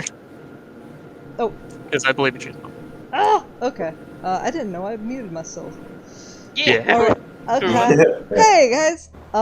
So yeah, I'm going with, Summon Celeste. I'm gonna go with the Defender. Cool. Alright. So, goddammit. So as she's just going to sigh as she looks over to this Aragne and just, I see. So upon you will always remain. And as she points forwards, past her, it's bubbling in this water that I think she's been bubbling. 2 twin water essence serpents will arise, and those twin serpents actually end up extending into wings and a little Takarua miniature. Or at least one of his Takarua's avatar.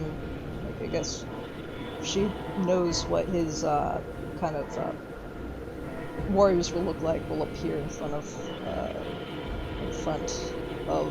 I don't have an appropriate token picture, so I'm going to probably use my summon. this one time. For For the time being, we'll just use this one. Okay. You can use that to represent it for the time. Yeah, he's gonna go. Whee! I think this is 90 feet, and I think she's like 100 feet away. So You can move it 20 more feet up. yeah. Okay, this is, and then. You can put it right in her face. Mm-hmm. And as her bonus action, she's going to activate her halo that she got from the Algalian Alchemist mission.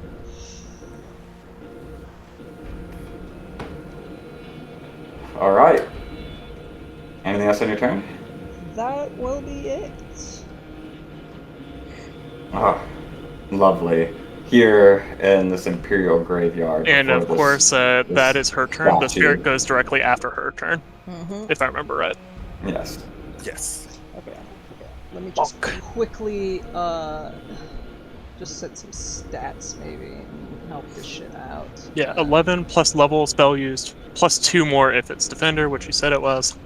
16 strength. Can somebody read me out the stats? 14 dex, 16. 16 Yeah. con, 16 con. 10 int, 10. Okay. 14 wisdom, 14. 16 charisma. 16 charisma.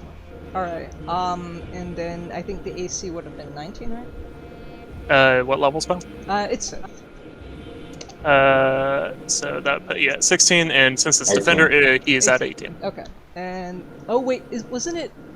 It's 11 plus, wait, no, 16. Level 18. spell Okay, yeah, plus gotcha. 2 if it's defender. And then it will just be 50 HP. Or plus 10 for each spell level above 5. no, It no, is yeah. at 5, so it's 40. Yeah, 40. Okay. 40 HP. Let's fucking go. Yep, resistant to radiant, immune to charm and frighten, dark vision 60, passive 10, celestial, and understand languages you speak. Proficiency bonus is your proficiency bonus plus 4. It has a radiant mace, so it's your spell attack modifier to hit. Alright. On hit, it's 10 plus 3 plus 5 And damage. And it could attack 2 times, correct? Let me see.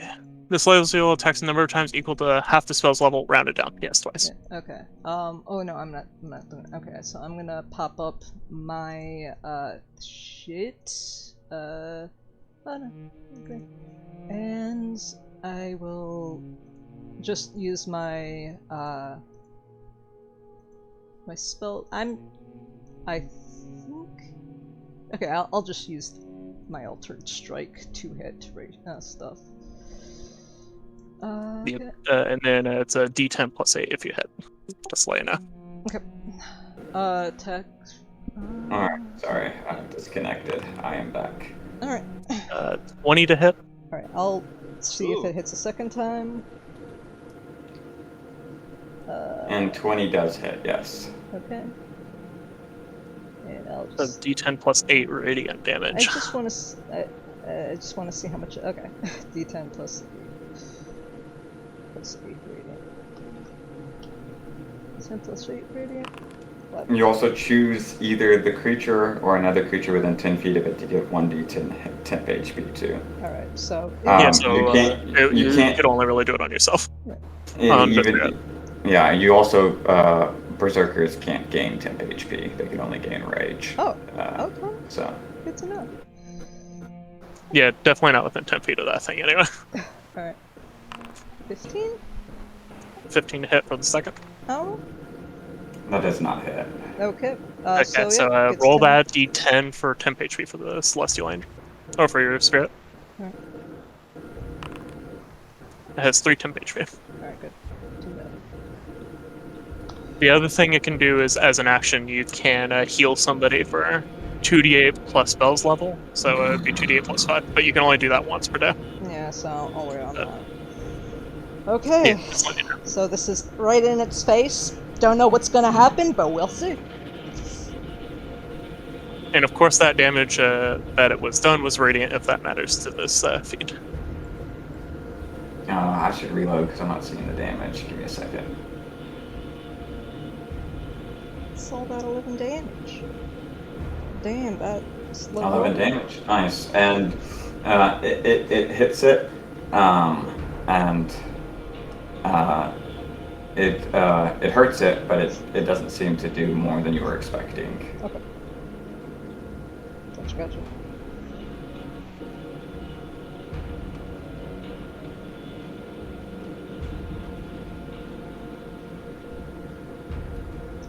That will be our turn. Okay. HP adjusted. Okay.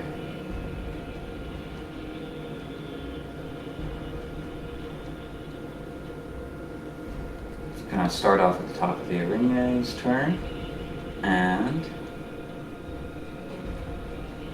let's see.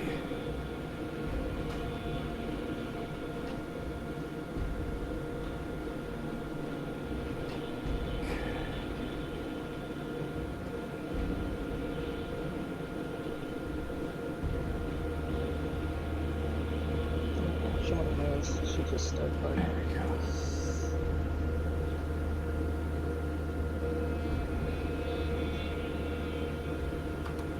It's going to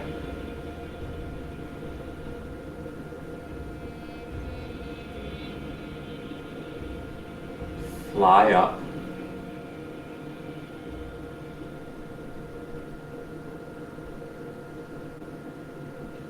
And it's going to go up 60 feet. Can I try to whack it? Yes, you may. Alright. Again.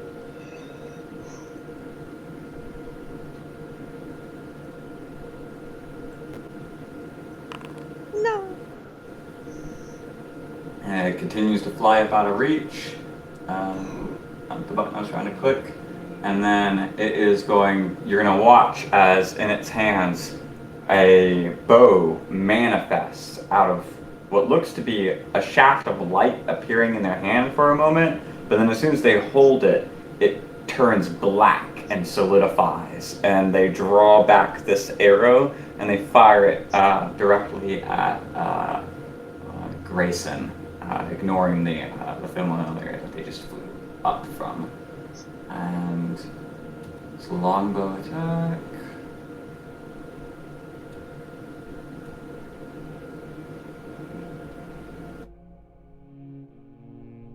Oh.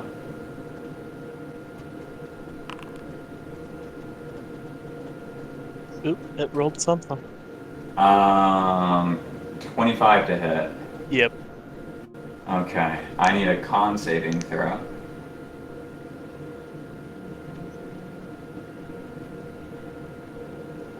Double check the talents, because I actually haven't read through all the ones.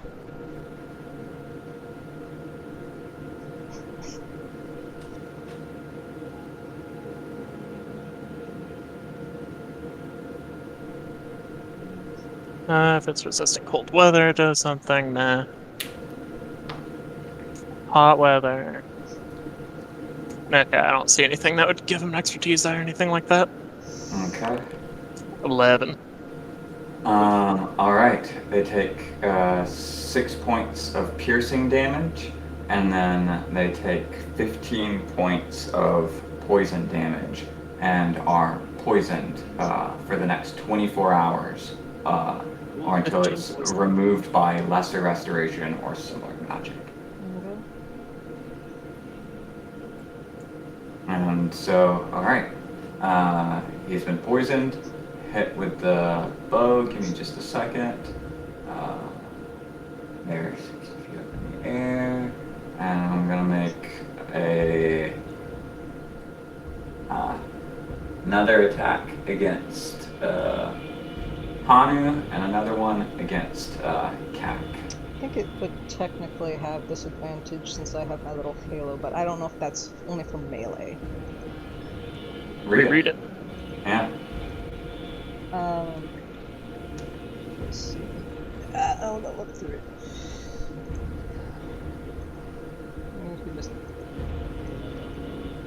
Oh, do I have it here? God damn it. Kak, that is a 24 to hit. Of course.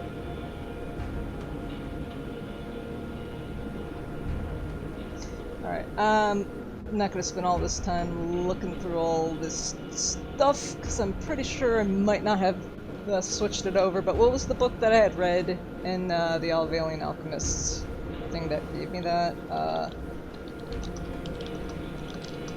Oh, for the Halo. Yeah. I don't have it because I'm just listening to it. Because I pulled up on the recording. Is it any fiend has disadvantage attacking you? Yeah, Book of Exalted Any Demons. Okay. There we go. Yeah. And then, also, fiends have disadvantage on attack rolls against you as well because you're carrying the Index Infernum. Ah, yes. Excellent. Alright. And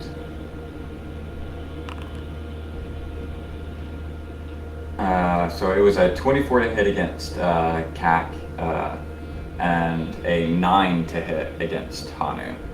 So there's a 24 hit CAC. Yeah. You have the cover and stuff from your vehicle, right? I don't know what your thing is. Oh, you didn't have the cover, did you? You went with. No, I don't have the cover on my vehicle, so it's just my AC, which is 16. All right, gotcha. Then I need a con saving throw from CAC. Oh no. He eats a lot. He should be fine. He ate his breakfast today. 5. 12. All right. You are poisoned for the next 24 hours. You take 9 piercing damage and you take 9 poison damage. And let me adjust their height on this because they are now 75 feet in the air.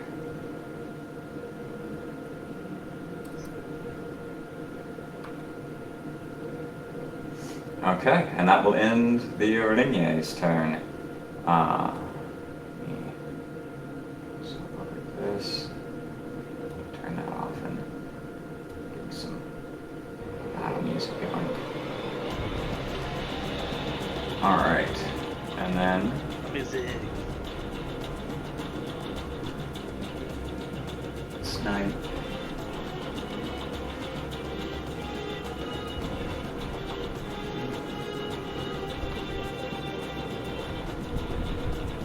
And that was one of the ones that got spooked, if that matters.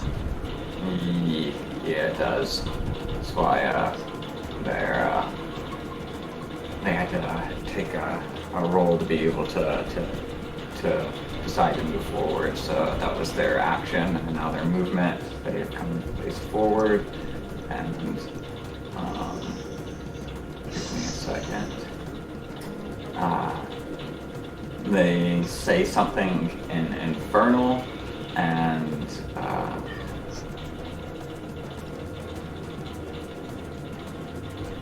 the Black Dog has negative 1d4 off of all of her attack rolls now, as they've been cursed. And this one is gonna see what's going on down there and start moving forward.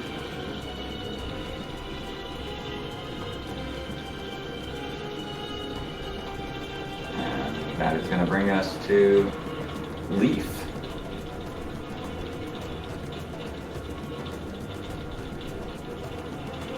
Leaf, truthfully, has no fucking idea what's going on right now. I'm sorry.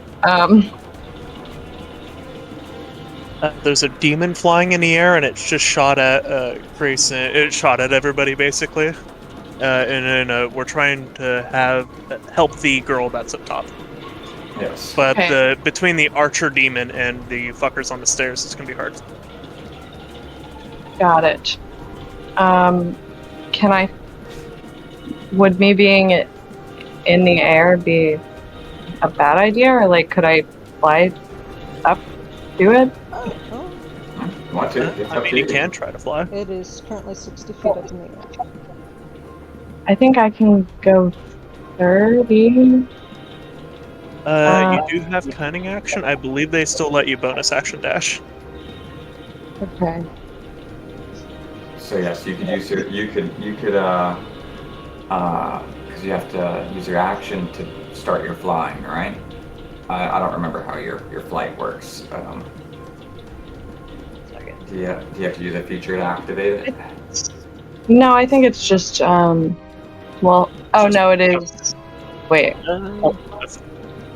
If you have the feature, try throwing Air it up. step. Yeah, air step. That's the feature. If you click the Yeah. icon next to it, it'll put it in chat so we can all read it. There we go. 5th level, you gain a flying speed equal to your walking speed, so long as you aren't wearing medium or heavy armor There you sets. go. Yeah. So you yeah, just have a no, natural flying speed equal to your walking speed. So you still have your action, and you can fly equal to your walking speed. So you could use your bonus action, cunning action, to dash and fly 30 feet, and then you'd still have your action if you wanted to, or 60 Or feet. you can do a new level up thing of do your action and bonus action to sprint to move 4 times your movement speed. Jesus fuck. What? Yeah, that would probably So bring you all if the you way to the want, top you can almost. just use your action and bonus action to move 120 feet and try to fly around to get to the girl if you want to help her, or you can use that to get in a decent position to start nailing knights or something, or nail the fiend there. Yeah, no. 'Cause there I is want to there's try something to. flying right now. I want to try to get to the girl because I don't think I have anything that's gonna hurt a demon specifically right now. So you can fly towards the statue, but at an angle, like to the left or right, so that way you aren't running through the fiend. And be 120 feet in the air, and also at an angle. So you could just do that. Where is she? She is Right below 95 the feet away from you, right there. Yeah. Okay. And you can see her right in the center. And she's also 60 feet up in the air, because she flew up. I gotcha. All right, so yeah, I will move. So I'll be 30 feet in the air if I go like over here. Yeah, you can move 120. could- If you sprint. Okay, I will do that. All right. There you go. Yeah, we're Fly doing. up towards this large golden statue. You're about waist height with that statue right now, being about 30 feet off the ground. And you can still see a good 30 feet above you, flying in front of the statue, this winged fallen angel. And that ends your turn and brings us to the black dog. And I already resolved the stuff before we got into it, so I can move to the knights. And this one's gonna start making their way down the stairs too.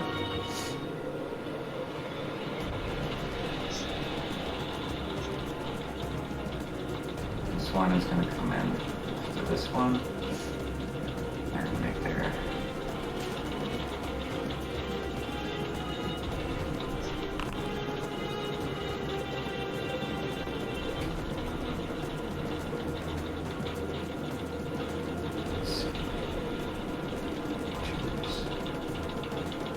and then one more. Jesus. Both miss. And it's gonna bring us to this one. It's gonna also go down. Oh, that's not what I was trying to do. That one is the next one. Running down the staircase on either side, you can see these Knights of Asmodeus coming down to join the fray. These ones are going to stay where they're at. Stay where they're at. And Kak, you're up. All right.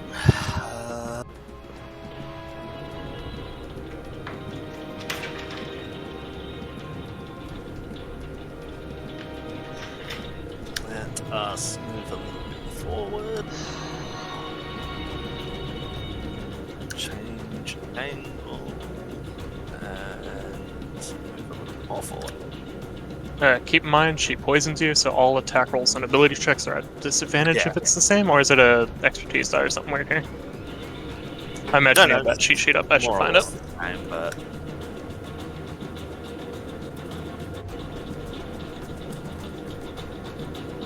Yeah, I should bring that too, actually. Yeah, disadvantage on attack rolls and ability checks. fine.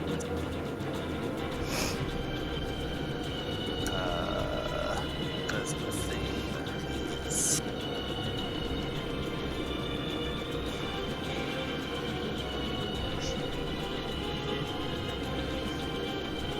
Oh shit, folks.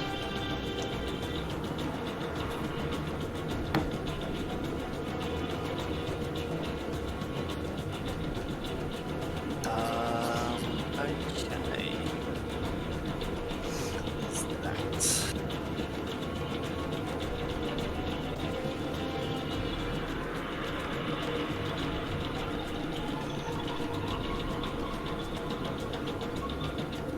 Cac is just lumbering around in this giant mech vehicle right now, and Yes. he's got slung off from it this minigun that loads like scrolls and magic through it to like quickly switch between his various attacks and stuff that he's got. Okay, so Kak will use his tactical chemistry to create an antitoxin, Oh and then shit! guzzle that down to remove his poisoned effect. God, artificers Nice. are awesome. Oh yeah. That burns! Quick! Just mixes a bunch of random chemicals together. Ooh, that's gross. But I feel better. Was that an And action? That's it. Yeah, bonus action to make it, and then Oh. he'll use his action to guzzle it down. Cool. Nice. And that will be it for Alright. him. We ready? Wolf is up. Seeing that Cac is looking at the ones on those stairs and sees that this fucker is at like 75 feet off the ground at this point, Grayson will look for the other staircase. Yep. Yeah, he'll move 30 feet there, action dodge to brace himself by holding the greatsword into parrying stance. And then, he's still raging because you don't actually need to take damage, but he did, so it's fine. It just lasted for a minute now, they changed it. So, that will be Grayson. Alright. Hana, Alright. you are up. She's going to like raise an eyebrow in interest as she realizes, oh, it has Archer. Interesting. Very. And then she'll look between her celestial spirit and that. I should have known. Should have used that. Actually, triangulation. How she is 75 feet up in the air. She would be considered 5. With my Pythagorean theorem, I know I can use. This isn't a concentration because it's my Paragon feature. She's just going to have a nice little water sphere around the scale. Nice. Hell yeah! Alright.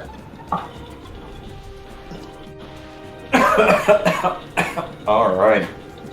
Oh, I gotta make a see strength within save? 90 feet. DC 17 strength saving throw.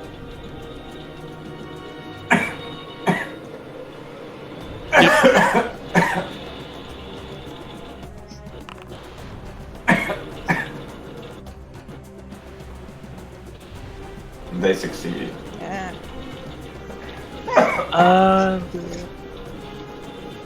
So when on a successful save, the creature is ejected from that space to the nearest unoccupied space of the creature's choice outside the sphere. So she moves 5 feet in one direction, and she can choose it. Alright. She's gonna move behind the sphere. Use it as cover now. Okay. Yeah, right there. Alright, and this thing will slowly start descending, I think 30 feet. Yeah, at the end of the duration. Almost. Spawn. Yeah, as an. So, Alright. Looking at the fact that they're flying in heavy armor, you assume they must be very strong. Yeah.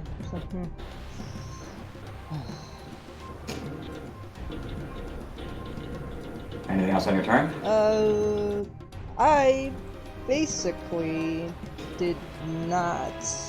I mean, it's a feature, so it's not considered a spell, correct? it is not. Alright, well, for. Yeah, you still can do your magic. Yeah. She is going to. Oh, okay, cover. That's nice. She's going to. This direction, 60 feet. Have her spiritual weapon pop up. Right here. Okay. And let me back that up. Oh yeah, we don't have that thing out here. I'll either. keep Yeah, the we got measurement that there on so you can draw something or something. Yeah, I think I. I want to make a thing, folks. We have a token for that. Yeah,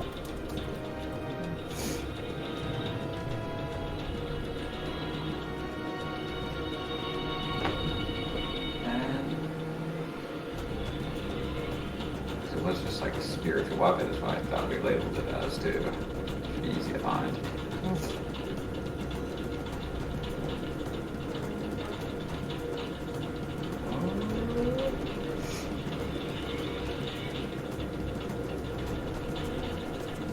Maybe not. Maybe we'll just find the token for it later. yeah, okay. I think I can pop something out from my, whatever.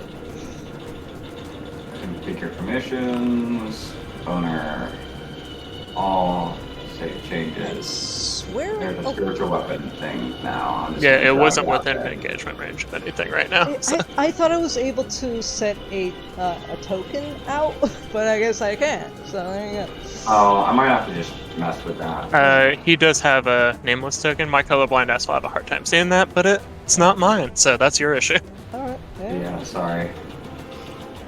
That It girl's is Nah, white it's on fine. white way right too. now. Yeah, that girl's way too high up. Speaking of way too high up, the defender is noticing the ruckus up there, but does want to at least try to harry this gal even more. Yeah. He's going to bone. It's gonna dash up since I think it. There is some distance, so I think he would have to use. I mean, it. would have to use- You have a fly speed of 40. Yeah. I think You're 15 feet in the air already, so you can get to 55 feet within of her. She is like 75 feet up. Yes. Yeah, that's what I'm. So you would be 20 feet away. Yeah, that's why, like, Yeah. they're gonna try to appear above them. Yep. So, to kind of force movement somewhere else, but, yeah, so I'm just kind of stacked right on top. Just imagine it's like that, Alright. but I'll just put it to the side. Gotcha. Alright. And they would be considered how many feet up in the air is To be above her, he can be like 80. You'd be Without getting out of her 95 feet. engagement. Oh yeah, if you wanted to not get out of the engagement. 80, Yeah, I yes. just want to post that. Wait, oh, okay, but that doesn't show. Come back here. That will be our turn. Can't really do too much. 80 Alright. feet. There you go. Noted there. Okay. Now up to the Beignets.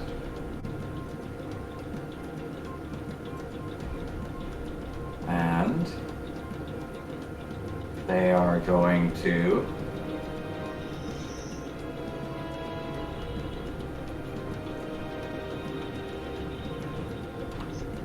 fly up to their right even. Go ahead and make that opportunity.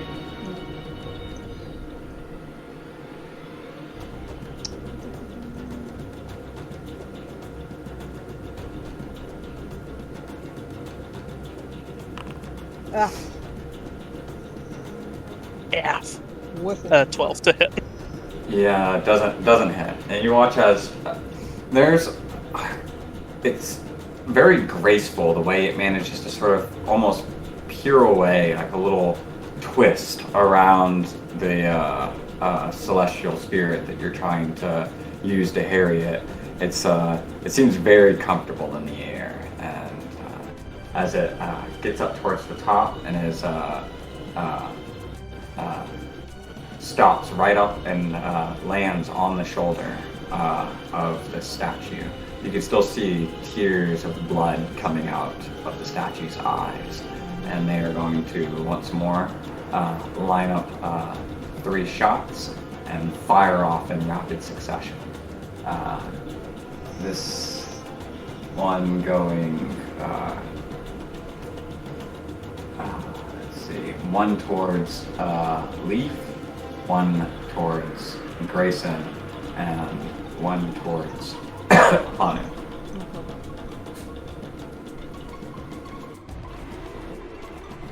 Sharp shooting with a longbow. Yep. Ah, damn, 175 just straight out that way. I was like, maybe I should get the archer one, but like, she wouldn't know this thing has range capabilities.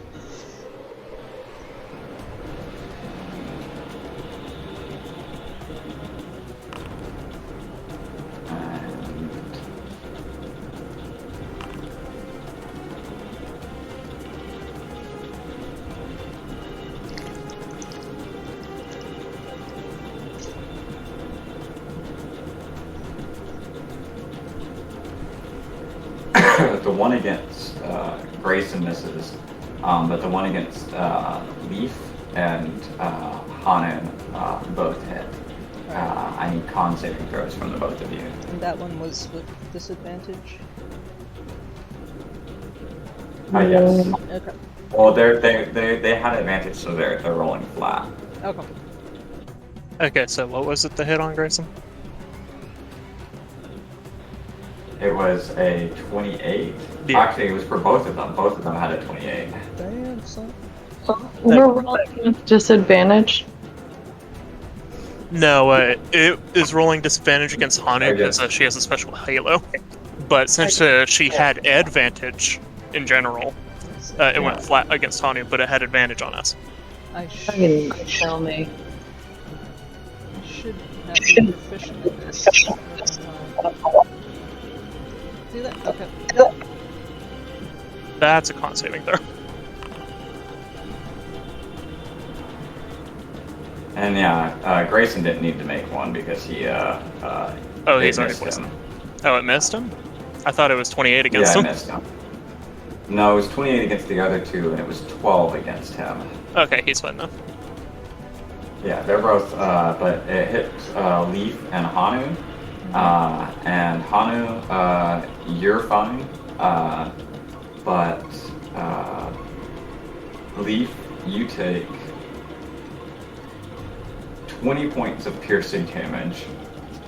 Yeah. And 27 points of poison damage. Jesus. How do I categorize these things? Or do I just... You just add it together, 'cause If unless you you have have a a resistance. resistance, yeah. If you have a resistance to any of those particular damage types, that's when it matters. Otherwise, you just have the numbers together. So... And of course, I'm just trying to think, is Uncanny Dodge a thing you have at 10th level? Because I know Yeah. they changed the level of it. yeah, I do have Uncanny Dodge. This would be definitely the time to use something like that. Yeah. Well, yes. Because So let's do that. the damage in total is 47 points of damage. But you're using Uncanny Dodge to half the Yeah, damage. so whatever the damage was total, you have it. Yeah. I will do that. So, yeah, so- instead it would be 23. 23. A total of 23 points of damage. There you go. So As this, Leaf does a this funny black fly arrow around just and it only does pierces 23 through instead you. of 40 something. Fucking Nice. relics, man. Yeah. Right. You watched the arrow loose and in a row, essentially, because you're the closest. It came really fast and gave you almost no time. But you did a little spin in the air and instead just clipped past you. It's that was a very close one there. The shot that shot past you towards Grayson. Instead, he just blocks it with his blade. And Oh yeah, he walks was also dodging, so it would have been at disadvantage, but don't matter now. I made it flat. Okay, cool. And Hanu, you watch as that arrow pierces into you. The poison, you're used to feeling toxins like that from things in the Coterie Coast, and you instantly fight it off. And instead, just take the piercing damage for 18 points of piercing damage. Okay. I'd imagine Leaf's still poisoned, right? Yeah, you're poisoned for 24 hours, unless somebody casts Lesser Restoration or equivalent magic on you. I'm poisoned? Yep. Yeah. What does that It'll entail? have disadvantage You would have on yeah, you'll have disadvantage on your attack rolls as a result of this. Okay. Okay. The knights up top. Already resolved this scenario. Also, on initiative 20, my vehicle has momentum, so it's moving forward. Oh, where would you be? Which is there. Nice. Hell yeah, it's awesome. Just keep stomping forward.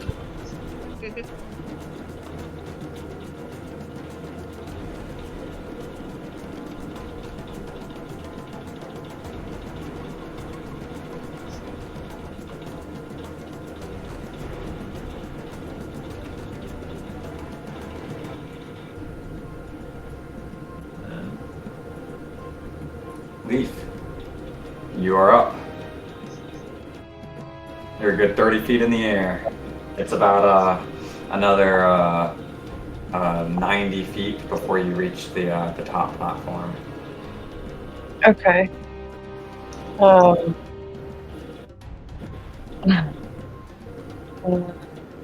Guys, I suck. I'm sorry. You're good. I mean, this is a very, very big area. Yes, it And the is. fact that you're actually the closest one to be able to try to help the black dog in this situation. So if you did another sprint, you could potentially run up next to the guy for her to be set up. Okay. Because it would be 80 feet there, but you're going 90 feet up. So at the minimum, you move 90 feet up and then have to move the 35 feet. So you could be right there. If you did another action, bonus action to sprint. I'm not sure how tall this statue is. And that would You'd be be flying underneath its wings, so the height of the statue goes past the Okay, platform. so you aren't worried about being in engagement range of there, because she's way further up. Yeah, she's way further up. all So right. from there to the part where I clicked was mainly due to the 90 feet you need to go up because the platform's that high. And then you have 30 feet after that of movement once you get up to the platform's level. So then you would move right there where the marker I have it. If you wanted to sprint, or if you want to try to shoot this bitch who shot you. You know, you have a couple options instead. I know, that's what I wouldn't be able to shoot her and move, right? That part. You'd be able to move 30 feet or 60 feet, so you can get half the height of this thing. And then you would be able to actually try to shoot at her, I'd imagine, because that would put you 90 feet up. How high up off the ground is she on that shoulder? Oh yeah, that would put you in range. Yeah, so then You'd still be. you could attempt to shoot, but you are poisoned right now. So you'd be shooting Yeah. at disadvantage regardless of how far she is. Okay, I don't want to do that. Yeah, I'm just gonna move all of that distance. Distance. Yes. Yeah, Alright, so you can gotcha. sprint up to that point, so interrupt the fight.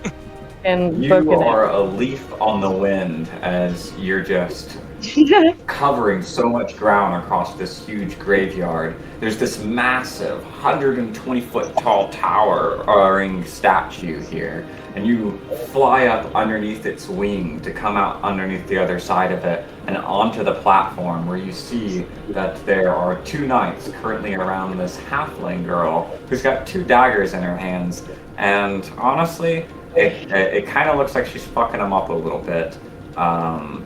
But you notice that there are two other knights that are watching, and they haven't bothered to step in, which means that even though she's looking confident, they must know that she's not doing as well as she's trying to pretend right now. And that'll Okay. end your turn as you see her up there with all your actions and movement. She's gonna look in your direction and be like, "Who the hell are you?" And that'll end your turn and bring us to her. You're gonna see as she is going to take a swipe at the person on both sides of her, and as she does so, she slides underneath the feet of the one next to them and comes closer towards your direction, and you watch as both of them turn, and one of them like realizes that suddenly their belt has been stolen as their entire pants and the greaves that were holding up the bottom portions of their armor fall down around their feet. And she goes, "Oldest trick in the book. You don't look like you fit in with these folks. Mind if I join you?" Yeah, no. After seeing that, you can hang out with me as long as you want, forever. That's the spirit, but forever might not be too long with the way these ones are going. Look out! And that is going to bring us to the knight at the stairwell, who's going to continue running down here to catch up with his buddy. And then we're going to get to this one, who's going to rush up and their AC is now one less. And without their pants, this Knight of Asmodeus, angry, comes charging in your direction with their great sword, and without saying anything, he just tries to attack both of you, one attacking in both directions. So, roll.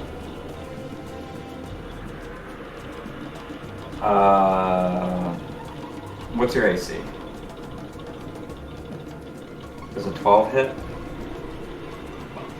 Probably not. Her dex is higher. Yeah, I would assume not. Yeah. All right. Should be 6. Dex should be 16. I believe. Yeah, I was realizing it's not right on your character sheet. I'm gonna adjust that. AC 16. A 12 would not come anywhere close to either of those numbers anyways. And then that will end their turn as their attack misses on the other side too. These ones are gonna sprint down the stairs.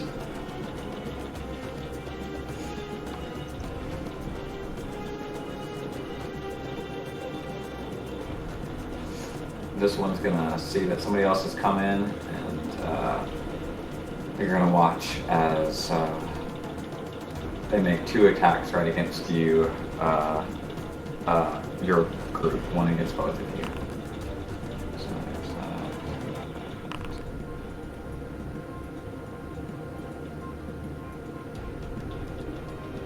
there's 20 to hit. That's a hit. For 6 points of slashing damage against Leaf. Yeah. While you can uncanny dodge it, we don't know who she's going to be shooting the arrows at. So that's your choice if you want to try to reduce that 6 to a 3. Because since you just had your turn, you got your reaction back. Oh, okay. Well, Or you could save it in case she shoots In case at you get shot at by the fallen angel. yeah, I'll save it. So it's 6. 6 points, yeah. Alright, so bring it to this one. You're gonna watch as they lift this really mean looking crossbow. It's kind of carved with this like dragon looking kind of aesthetic to it. And you're gonna fire the crossbow towards you and them. One for both of you. Oops, wrong thing.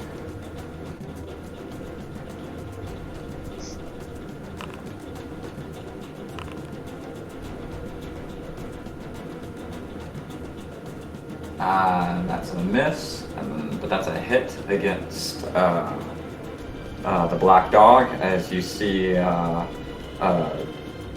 one of the crossbow bolts suddenly embed itself into her thigh, and that'll bring us to Cack.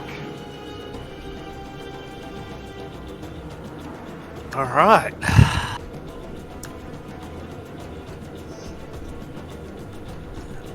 Move up there.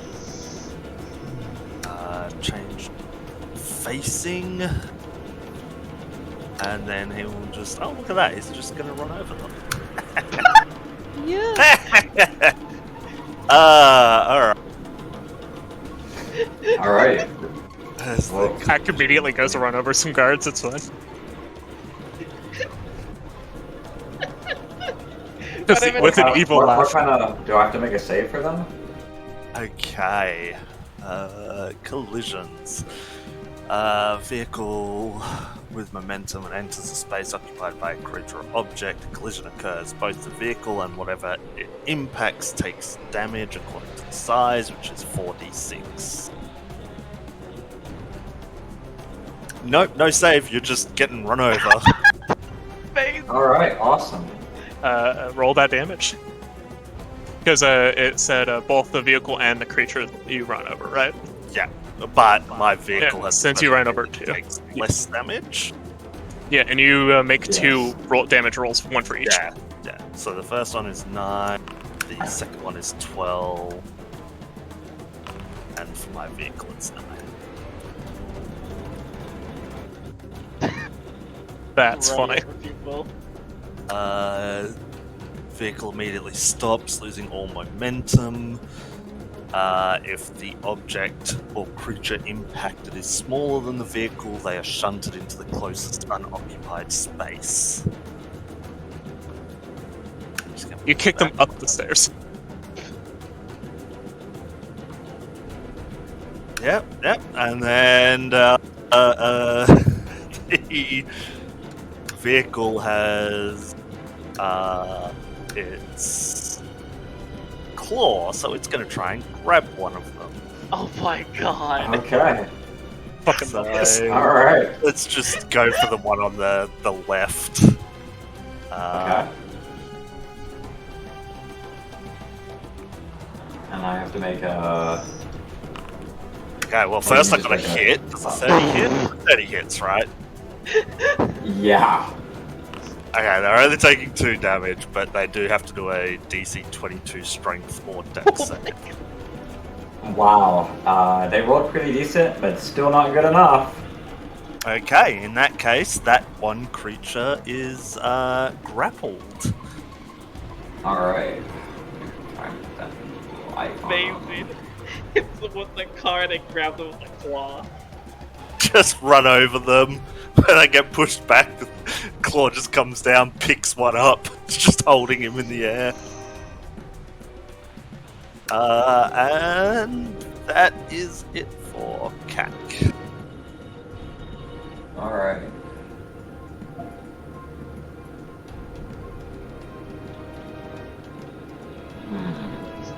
I only see the restrain one for right now, so I'm just gonna put that on the top of it.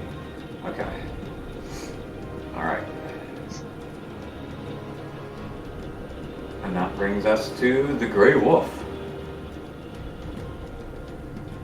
Seeing the spiritual weapon near behind them near the staircase, he knows what Hanu's about to be doing. So to make sure that they have a harder time doing what they want to do, he will just glare directly at one of them before moving. So that is DC proficiency plus charisma. DC 16 wisdom saving throw for the one most north between the two. Okay. That one. All right. What was the DC? DC 16 wisdom saving throw. Oof. Yeah, they just beat it. Okay, Yeah, so I I'll can't remember try to that. frighten with that feature for the next 24 hours on that one. Got you. Okay. Oh, so it's like Uh, as if you're a mummy lord. Yeah, that's great. And then Grey Wolf will know that he's not feeling too great right now, and will just stand here engaging them. But he will dodge. All right. So he sets up the great sword, looking at both of them, not even trying to swing. He's just Gotcha. glaring, daring them to try it. All right. Hanu, you are Sets up. the parrying position. This spiritual weapon runs, and I don't know if I can. I can't. Woo. And smack. Okay, well, I was like, I'm gonna put things on the hotbar. It's gonna be easy for me. No, it's not easy for me, so I'm gonna have to go to my character sheet and give him a good old smackaroo. Careful. Oof, 24 to hit. Yeah, that's a hit. Did I not put weapon damage on this? What is that? You can just manually roll it if you want. Yeah. Yeah, that's fucking stupid ass. So it's gonna be, what is it? No, honestly. It's a base 1d8 plus your spellcasting modifier, but if you upcasted it, it adds a d8 for every 2 slots above second. So it depends on what level we casted it at. That really depends. No, she would have cast it at second level. She still is like, are these civilians? I don't want to hurt them too much. So 1d8 plus 5 much. 13. That's a good hit. Good test for civilian. 13 Yeah. damage. Well, so it's just like, cool. It is force if that matters. Yeah. She will walk up. I've done this so much before.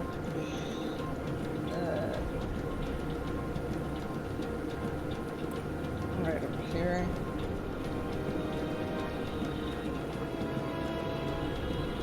Actually, probably would have right there.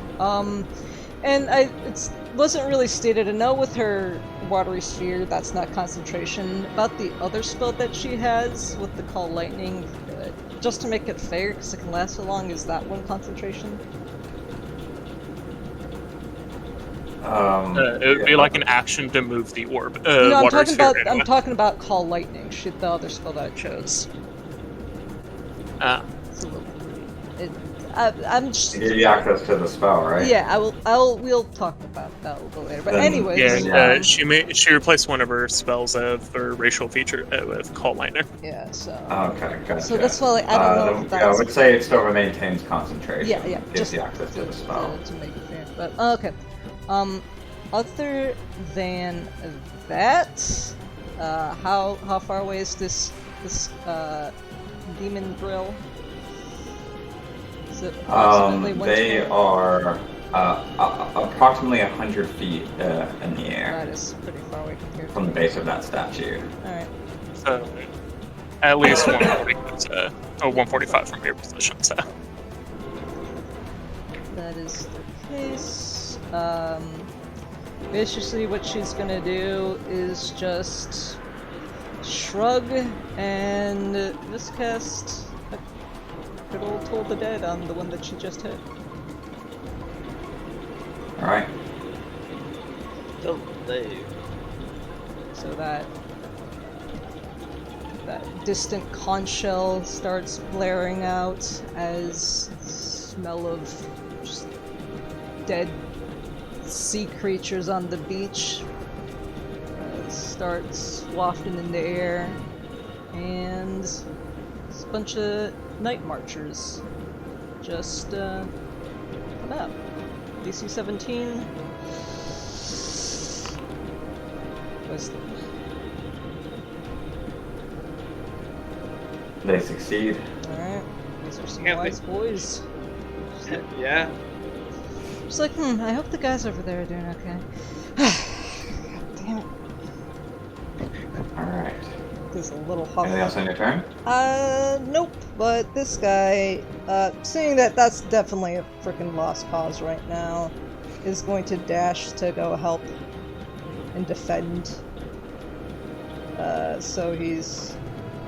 But he could also sprint up and do that. Yeah, so I think he, Gotcha. since he has 40 feet Sprint naturally- would be 160.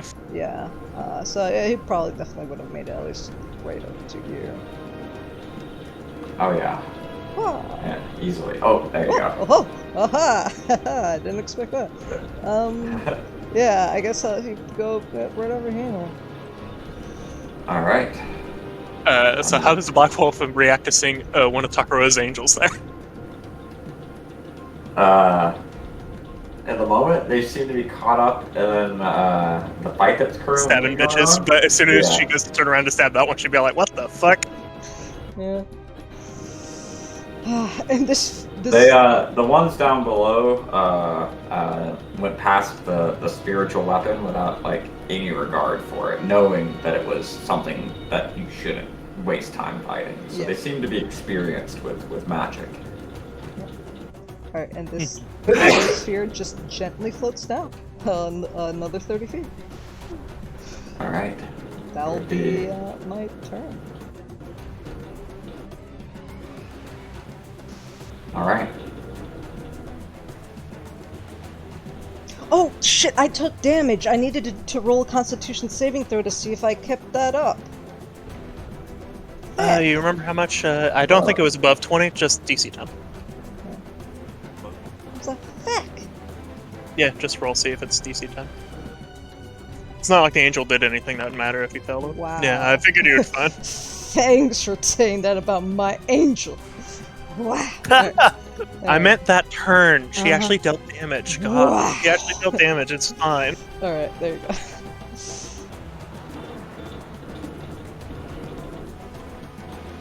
Alright. Oh, hey, girl. What They you fly doing? over. They use one of their attacks to try and grapple the black dog as they swoop in low. And Leaf, you can hear as they say, "This is taking too long." And they fly over and let's see, come on. Roll.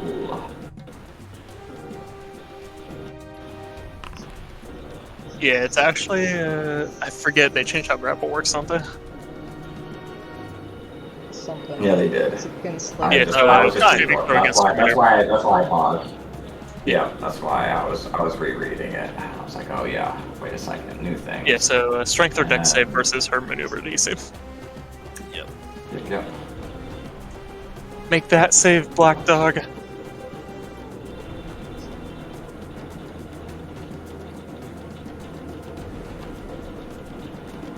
Come on. Oh no. Grabbed. Alright.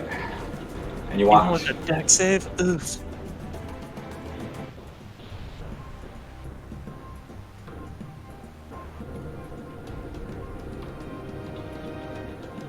Can Leaf opportunity attack her? Yep. Leaf can opportunity attack. Who?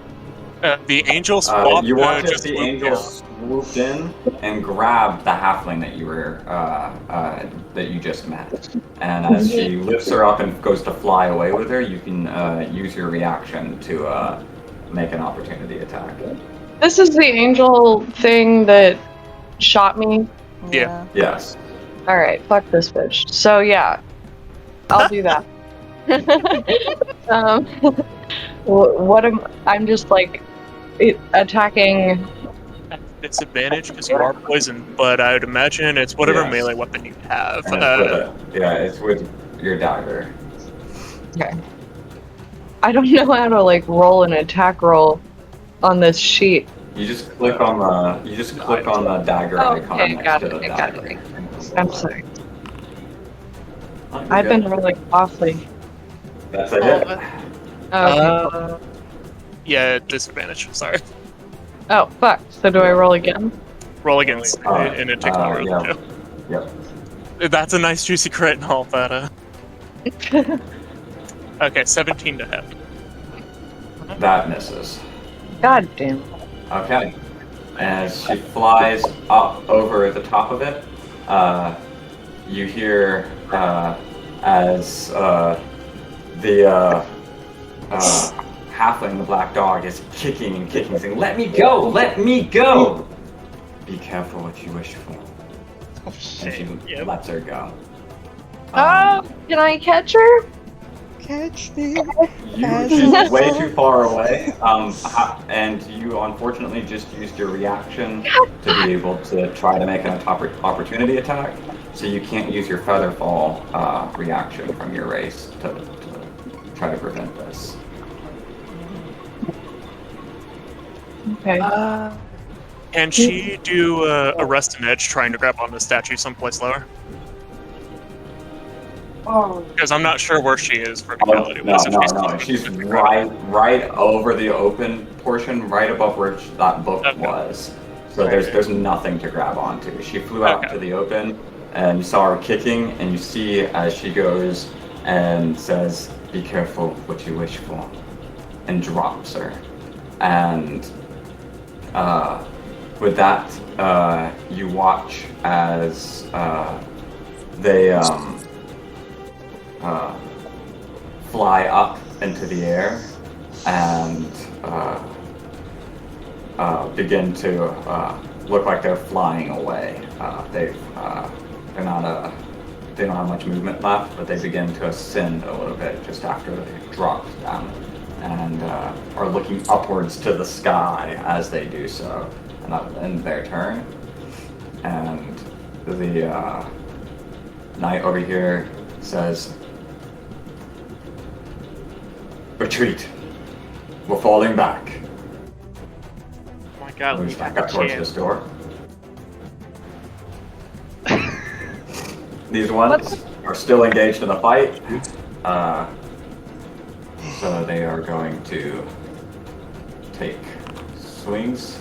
Despite getting the orders, the Knights of Asmodeus sometimes are a little bloodthirsty. He is dodging. Yep, and that's why that one misses. And next one also misses, and then that brings us to Leaf. Oh my You god, see Leaf. one of them order for a retreat. Yeah. But So they are the halfling has just been let go. They will begin falling as soon as it gets to her turn on the next round. In the meantime, you are still got your whole turn and could try to go over and catch them. okay, yeah. Well, I They're do. gonna take Yeah. opportunity attacks against you as you fly away, though, unless let's see what's the distance. It's 35 feet, so. Yeah, You too bonus action far. disengage. Yeah. Yeah, I was gonna. Oh, yeah, you do say- have 35 feet. Yeah, because you do have that extra. Yeah, you have a 5 base foot. 5 feet more. So, oh, we could have been Yeah. moving you way faster. Never mind. Fuck it. I was only considering 30. My bad. Yeah. Because that Um, would have been like another fucking 20 feet. You could be moving like Yeah. 70, So yeah, 140. you could use or your 120. bonus action action to to disengage. And then move your base movement to her, and then you can use your reaction to attest a grab to catch her. Okay, Yep. that's what I want. Okay. You guys are so good at this. Go ahead and make me an athletics or acrobatics. Sorry, athletics. That's what it is. Athletics. That. Yeah. It has to be Yeah, an athletic. ability check, so you're at disadvantage because you're poisoned still. To be athletic. My fucking acrobatics is a like 8. No, it's just athletics. You if you're teased your trying to chance, lift you somebody fucked right up. now. Yeah. What's the DC on it? I hate it. Unfortunately, Yeah. they slip right out of your grasp. Can she attempt to watch. action grapple her instead? Because she still has her action. You have used your bonus action and your reaction and your movement, so you still have your action. You can attempt another acrobatic or athletics check. Fucking stop telling me acrobatics shit. With a grapple, she would have to make the save. Wait. Okay, so, So the thing here is, if she's attempting to grapple her before she falls, instead of attempting a grab, Black Dog makes a save. Yeah. Pull the okay, well, thing up. And we could do it in this Oscar, case that yeah. she has to make the save to be able to be grabbed by her in this case, because she's fucking falling. Just to make it Yeah. fair. Yep. okay, so should I roll athletics again? No, No, you the do Black not. Doll's rolling here. Oh.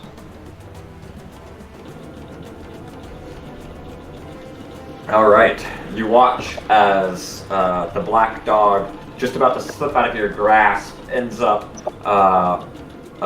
reaching up with her other arm and grabbing onto yours instead, as they tighten their grip, and you are both now in the air. Your fuck. speed is halved now, as you're holding them aloft. I can't really do anything else though, right? Like Yeah, we're you just- did your everything, Nope, but you that stopped her from fucking taking like 120 or like 12d6 fall damage. You did your Yeah. okay. You failed feel- that statement. Okay. You did your everything. You got her. I feel that. Yep. Fuck yeah. No. Yes. Okay. Cool. Okay. Okay. I have something stupid in mind. Don't worry, guys. Oh yeah, isn't the watery sphere down there too? She would have just yeah. fell in the watery sphere. Oh, fuck. Maybe? I don't know. You didn't move it because No, the watery sphere, when it tried to do it, was when she was 60 feet up into the air. And whenever it started descending at 30 feet per round, on the second time that it did that, it splashed to get to the bottom of the ground as it was done with. It only splashes when the duration's over. It's still sitting there floating. Yeah, it's Yeah, just it's just- chilling. But it's not Oh, over the yeah. water. That's Yeah. the problem. Yeah. Yeah. I still have something really Oh. stupid. I love it. But Like, we could just say she tried to drop her into the shallow ass pond down there anyway. Yeah. That's At least Yeah, it doesn't matter. She would have selected her position based off of whether or not there was something to fall on underneath it, right? So Yep. we're being abstract with the height and map thing right there, 'cause perspective. Yeah, that's And in any regard, you watch as the remaining portion of the knights all actually start to retreat back up the hill. And with that, we're actually going to be out of combat as they reorganize up near the top. And on the next portion, if you choose to try to pursue them further, you can do so, but that'll be another encounter. Okay. So with that, combat is adjourned. Okay. Can I have a whole person in the air? So can I like?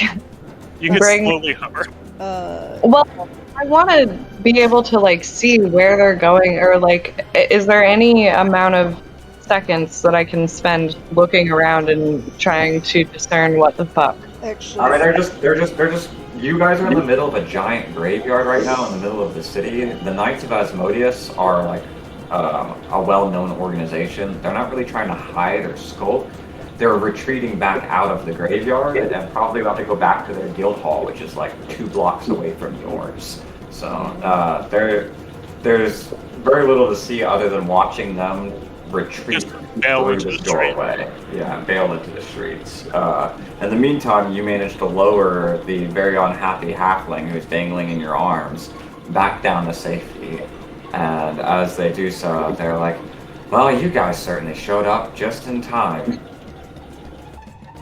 And with that, we will leave this scenario and it's up to you guys on whether you want to take a break and then do the stuff with the orphans. I'm down. I actually don't have anything to do in the morning, so I can run a late game today. I'm split not it sure up, how you but- feel on Brooklyn. But it's yeah. I can do it. I'm a god. Okay. She woke Okay. up for her nap, recharged, and ready to kick ass. I've already sent my first turn and everything I could do to Mashad to make sure I was learning Bard. Nice. I Meanwhile, I Alright, was slowly and, learning fucking that motherfucker. Now time to go here. Just a quick question. Does Guy still Yes. have the night grapple? Oh my god! The one that is grappled in your arms. Yeah. Yes, he is. He's Give me a prisoner now. second. I meant to do Him try to break out of it to see if he runs away or not.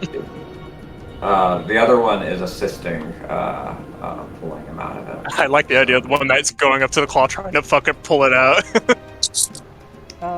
Well, as that's happening, I'm just gonna cast Detect Evil and Good, just to see, are these humanoids or are these fiends?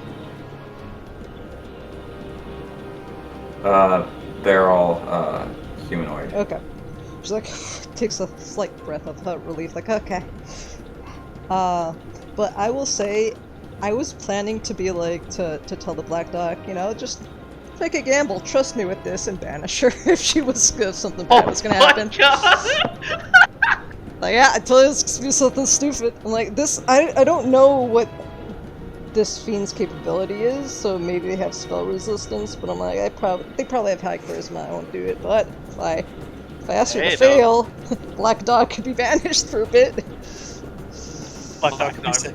Okay. But, yeah, Leaf saved the Black Dog. Yeah. Set up the situation where they would have been really Yeah. good at fucking some shit up. That's when the Angels are like, no, we need to fix this and try to drop her instead.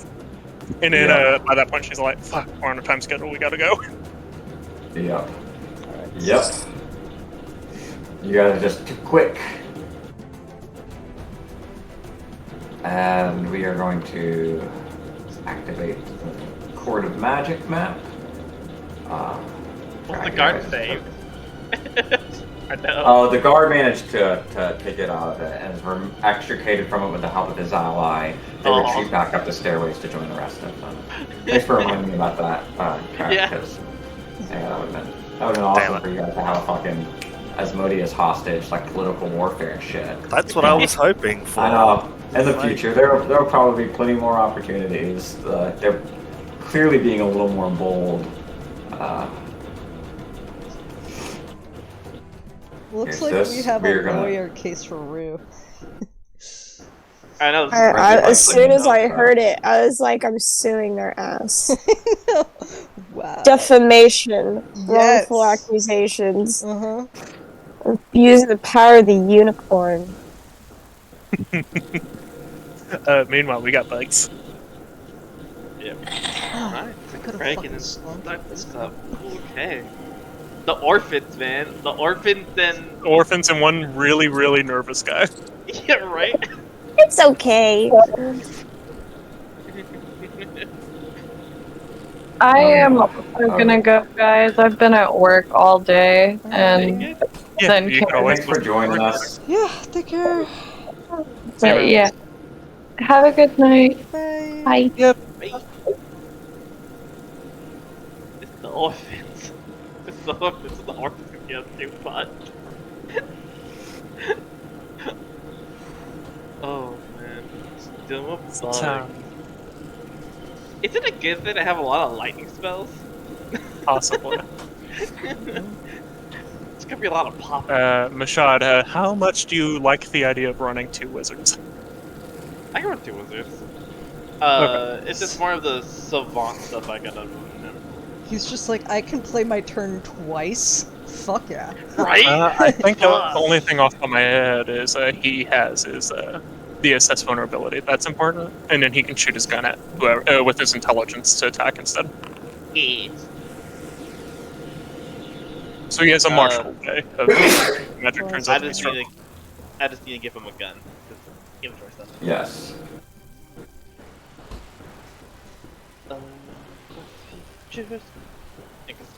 And basically, I have a spells are not on there, but basically I have them already like copied. Like so, I have like a And also keep in mind if Zale has any spare copies, you can drag them from Zale sheet to Fedric sheet. No, I know. But his spells will be totally different cells.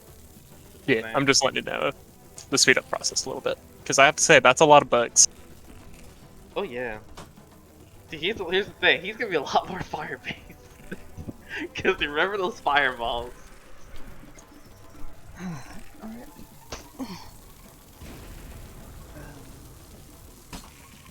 I assume Zaz went to go do something while we look at these bugs.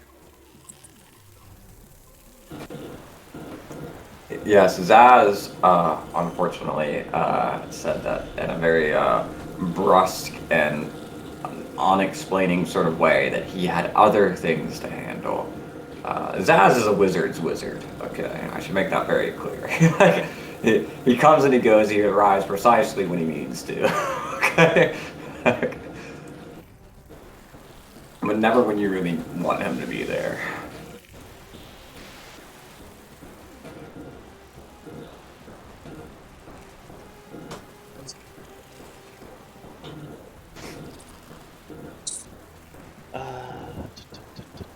Now to refamiliarize myself with Zarman again. God. Zarman! By the way, you guys would have a chef snack. Everybody would have a chef snack. Hell yeah. Oh, So, what? Fedric, so as a bonus action, you can pop it for temp HP. Which, you could say you ate it before you came in or not. Yeah, that's on you. Yeah. No, I mean, She'd be eating it as they're walking in. fireball. Just like having a cookie. It's probably what it is. These special treats last for 8 hours, so you can use your bonus action you want to gain a temp HP equal to your proficiency bonus, so we all have 4 temp HP.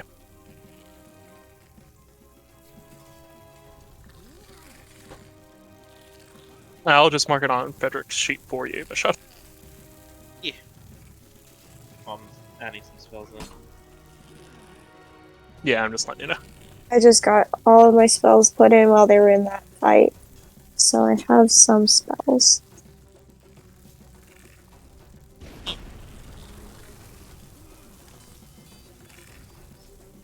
Hey, if I had picked percussion as my instrument of the day, even if I'm attacking with my flute at some point, I still get the stuff of percussion, right? If you bang it against something. I'm pretty sure that's meant specifically if you use that type of instrument for the day. Off the top of my head, in terms of how they intended it to work. Yeah, it's whatever instrument you're. Well, whatever instrument you're using is the one you have to be using.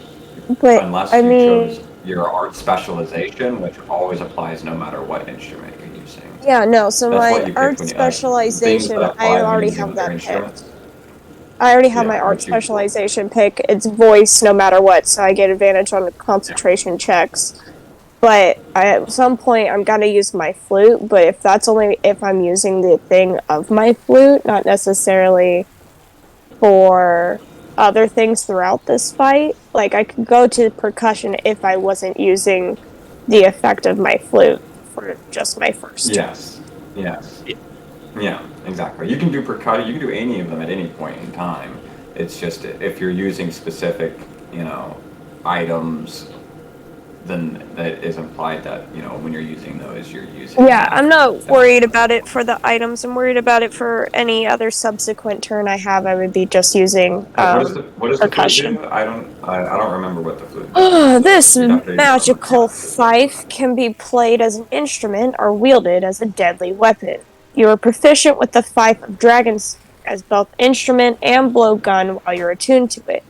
You gain a +1 to attack and damage rolls made with this magical weapon. Any hit takes an extra 1d6 damage from the attack. I was gonna play dragons just as my first turn, and then be using percussion for all my actual spells that I do on subsequent turns. But for Dragon Song as an action, I can expend one use of my Bardic Inspiration to play a powerful note that repels foes and empowers allies. This note is audible about 100 feet. Hostile creatures within a 15-foot cone make a DC 15 Constitution saving throw. On a failed save, the creatures take 2d6 thunder damage and are pushed 10 feet away from me. On a successful save, the creature takes half as much damage and is not pushed. Any ally within the cone that can hear the note is bolstered by it instead.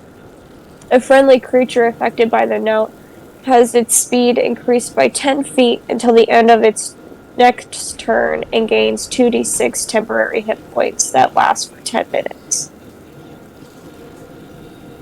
Gotcha. In this regard, your flute applies to anything that you're actually trying to gain +1. The bonuses that it applies to your attacks and damage off of spells that you use through it. Those spells would only be like if you're doing like one. Would be my wind instrument stuff. Yes, exactly. But if I said I wasn't casting my spells through the flute, rather using, percussion, which I think is anything that can be like stomping, clapping. Yeah, of course. Yes, you can do that at any point in time. You just don't gain your +1 bonus from the flute. Yeah. I'm not worried about that. Yeah, that's the only difference. Perfect. Yeah, I'd love to see you tap dance to get some interpretive things. Yeah, in there, you know? that's exactly what she would do. Plus, with her And you like guys, little flying now, she can do like actual fucking leaps, but they're like flying leaps. Okay. Whenever I hear flying leaps, I remember this one scene from Kung Fu Hustle with the landlady. Sorry. Yes. I'm just like, I knew immediately where you were going with that. I approve. Okay, so when you guys enter in here, you're left by Zaz. He says that he's got some things he's gonna run and check out, but he wants to leave this in your very capable hands. As soon as you've dealt with the threat and gained a little bit more information on what it is, then he would like you to contact him magically. And if you don't have any ways of doing that because you've expended yourselves too much, then you can use one of the courier birds at the entrance to be able to send a letter to the headmaster and get a hold of him the same way. Then he left, and you guys entered in through these doors. When you approached on this island, you went past all of these giant wasps that are about a couple of inches long, and they're strange and alien, but you managed to learn from some old scrolls that you remembered having read before that these might be creatures that travelers have written about coming from other planes and have a parasitic tendency towards aligned creatures, whether good or evil. And as a result, they're not from here. They seem to be alien. You walk past a bunch of dead ones they've cleared out on the outside, and as he teleports away, you open the doors and you walk inside, and you can hear the buzzing sounds. All right, and you see gathered in this courtroom these giant swarms of these wasps. There must be at least 100 of them swarming around in here between the groups of them congregating around the center. The outside area seems to be mostly empty, and they're kind of just buzzing around there in the middle. But you see bodies with their heads just missing, pools of blood in their place, scattered around the places, leaning over the tops of all of these papers. And one person, however, that still seems to be alive is sitting on the judge's chair at the very top. And as you enter, you can see that they're scratching something away on a piece of paper and then throwing bits of the paper to the side, and scratching more on it and then throwing it to the side. And then they finally take the quill in their hand and it just snaps as soon as you guys reach that threshold, and they look up and their voice, though a whisper, through the magic of this courtroom, is carried to you. And you hear as they say, "Where did it all go wrong? Where did it all go wrong? We were going to be glorious. For Lord Orcus, we were going to shine. Where did it go wrong? They're buzzing, buzzing, buzzing. Can you hear it?" And their eyes bulge, and you watch as blood kind of trickles between it. And we are going to roll initiative as the blood trails down their face. The swarms get louder and more aggressive in the center of the room. Go ahead and set yourselves for initiative.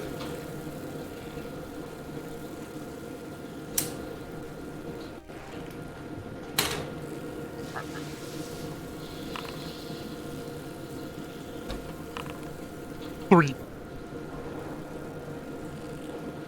Oh, so much probably like looking at the blood going like, the fuck? No, this was supposed to be a lemon!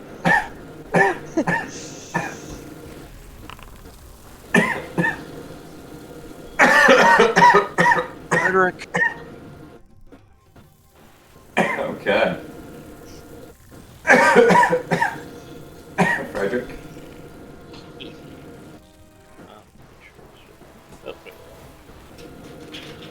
Clicked already.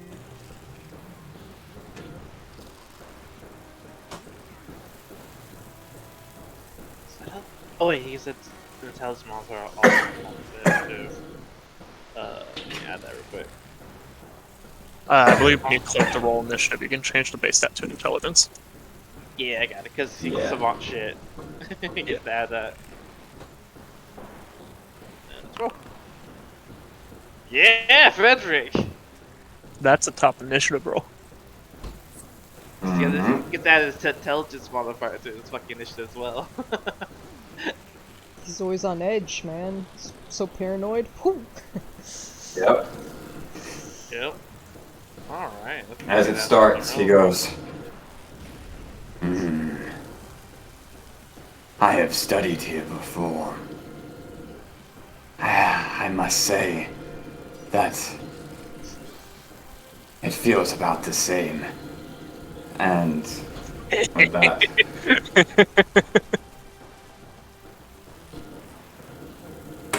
what's he doing?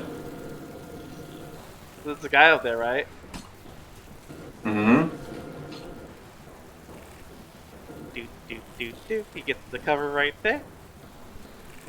Yeah, that would put him 140 feet up. Yep. Fireball!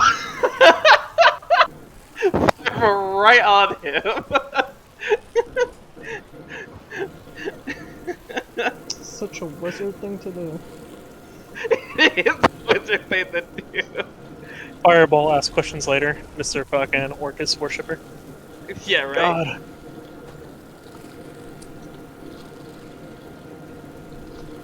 Okay. It's a deck save if I remember right? Yeah. Yeah. And it is Yeah. the spell of matters.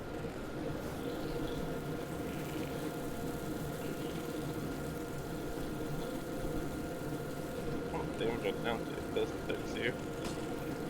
They succeed. They take 16 fire damage. Okay.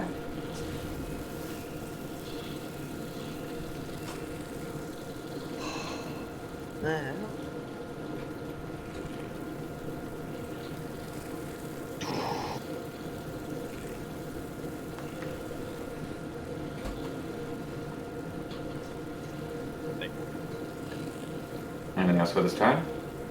No. Okay. Nah, he's still sitting. Yeah, I believe he's the Enclavist, right? he is. Do you is that Sanctuary thing off a bonus action? Let me see. Because depending that might come in handy for him since he's right there next to all the books. Yeah. I don't even know what it does. I just Yeah, I don't remember. Yeah, me neither. It's hard to maintain all of that in your head at any time. Yeah.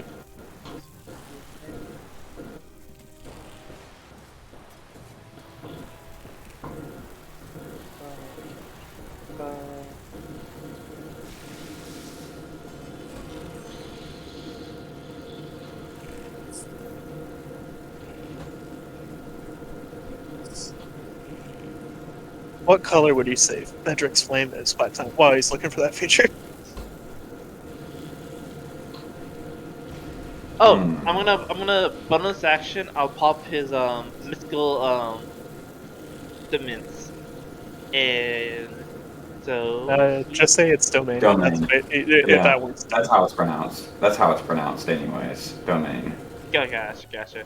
And he will use defense for it, which you can use your reaction to either grant advantage to a creature that you can see within the area making a saving throw, or cause a creature that you can see within the area making an attack roll to do so with disadvantage. There we go. How big's the area right now? I don't remember. Right now is 15 feet. Oh no, he's level. He he's is only level 8 this one. Yeah, so not that big rip, but it's 15 feet. So if you go, for example, around there. Okay. Is his zone. So he can give advantage to anybody that gets in there, and then enemies will it wants to enter he gives disadvantage to. Okay.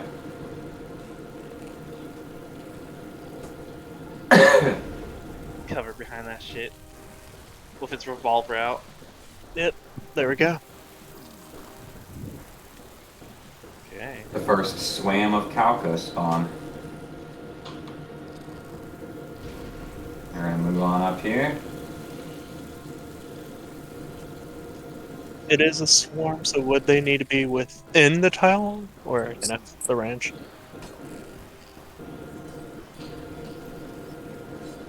They're not using their attack here.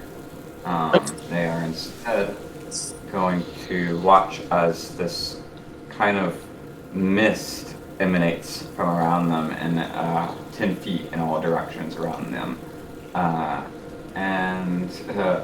need him to make an intelligence saving throw. I wonder if he's any good at these. Intelligence save should be proficient if I remember right. Yep. That's 25. I wonder, is he in danger? Nope, and it is immune to this pheromone for the next 24 hours as a result of it. Dumb, mindless bugs. He's siege 12, Jesus. Alright. Azale, you are up.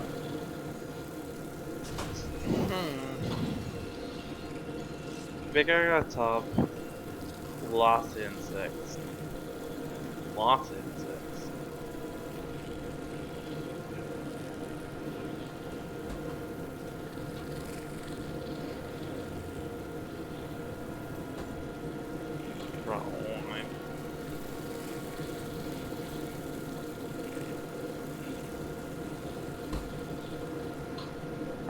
You say would that that be a 5 feet? If I did that like that? Like a 5 feet line.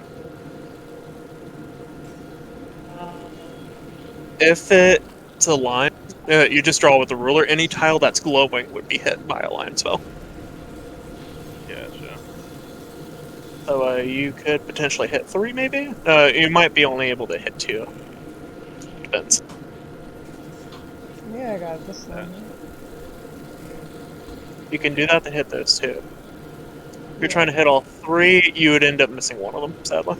If you're able Well, the to one go back here. right here, you can get this one, and this one. Forgot how much. Oh shit! I'm going everywhere, guys. Oh my god.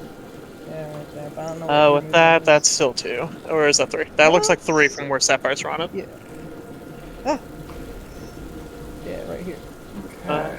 Ah shit. Well, somewhere. It's fine. It's possible to hit There is 3, potential to hit 3. Yeah. but I just don't know what your movement is. Not fast. Yeah.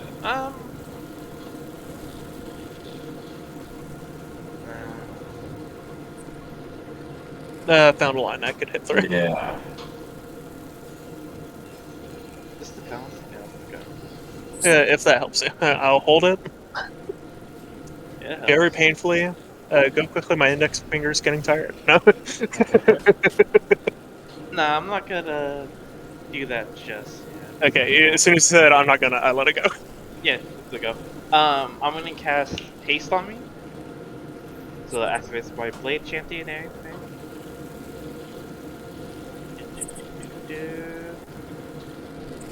Yeah, on that. Worth that. That. 60 feet. That's all activated. Since I cast a spell, I teleport. Because it's just whenever I cast a spell. Zoom. He's Sonic. He's just going everywhere. Teleport here. And that still leaves my movement.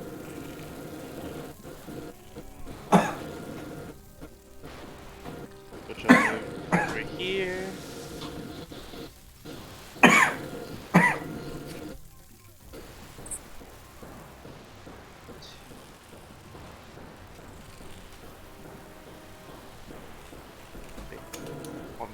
Test it. Yeah, and I'll move haste action, and there's 60 over here. Oh, alright, this guy. This fella.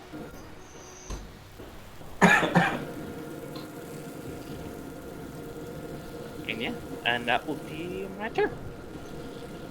As I'm making my way to the guy. Oh my god. Look at that owl bear picture. Holy shit. Yeah, you see it? Yeah! I might like that. It's glorious. Yeah. But yeah, Zell like cast it.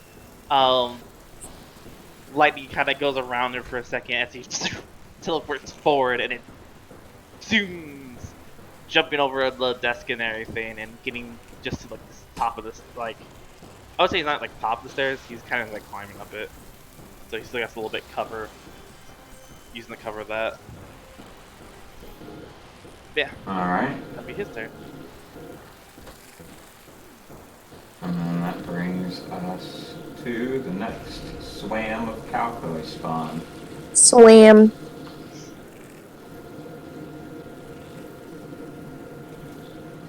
Okay.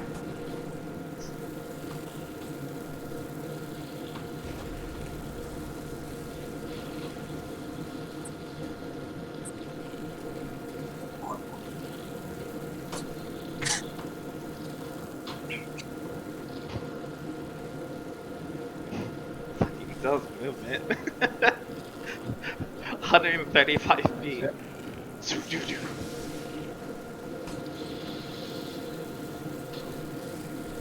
You all know you have those Heelys on. That's how you're able to zoom.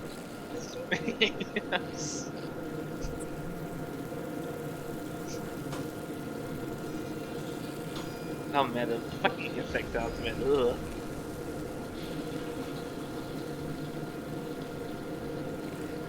Okay. And then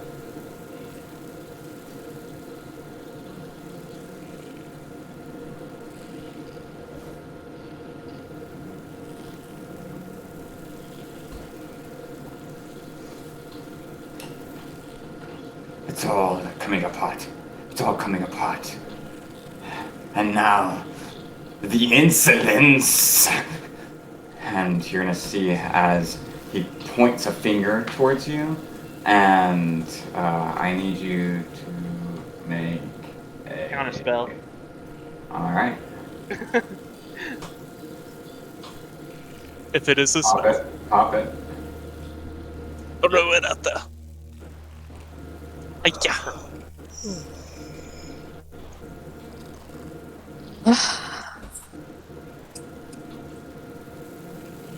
Counter spell. Alright. Wait, where'd Zale go? He's all the way up by the top of the map. He's nearly there. He's on the left side of the staircase. Go up to the chair of that guy. Okay. Make me an ability check. He's right here. Follow the line.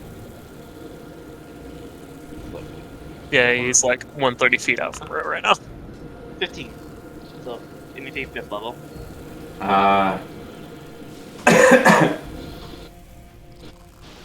Okay. As you feel this magic coming over you, you try to dispel it, but you feel as instead your whole body freezes partway through your attempt to try to do so. They were just a little bit quicker at this than you were.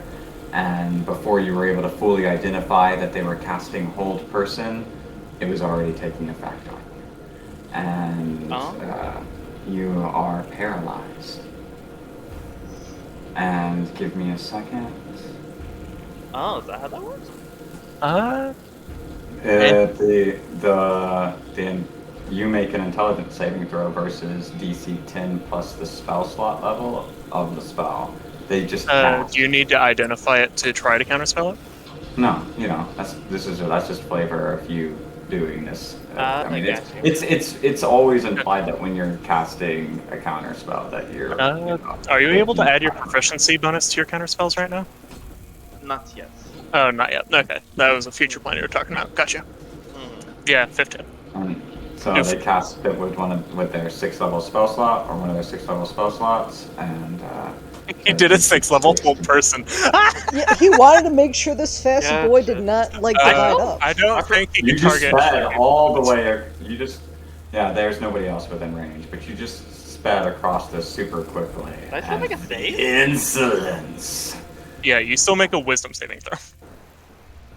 Gotcha. You just failed the counterspell, and you met the Hold Person that I think I see on there. DC If you meet the 15? DC, you pass. Yeah. Cool.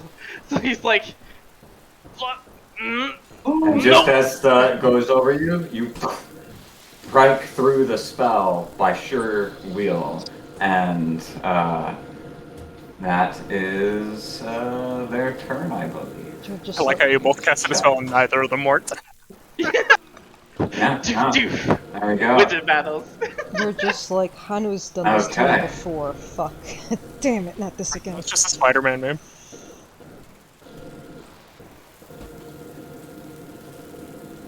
Love it. Wizard battles. Okay. Both because you rolled a 15. Yeah, right? I rolled 15 both times.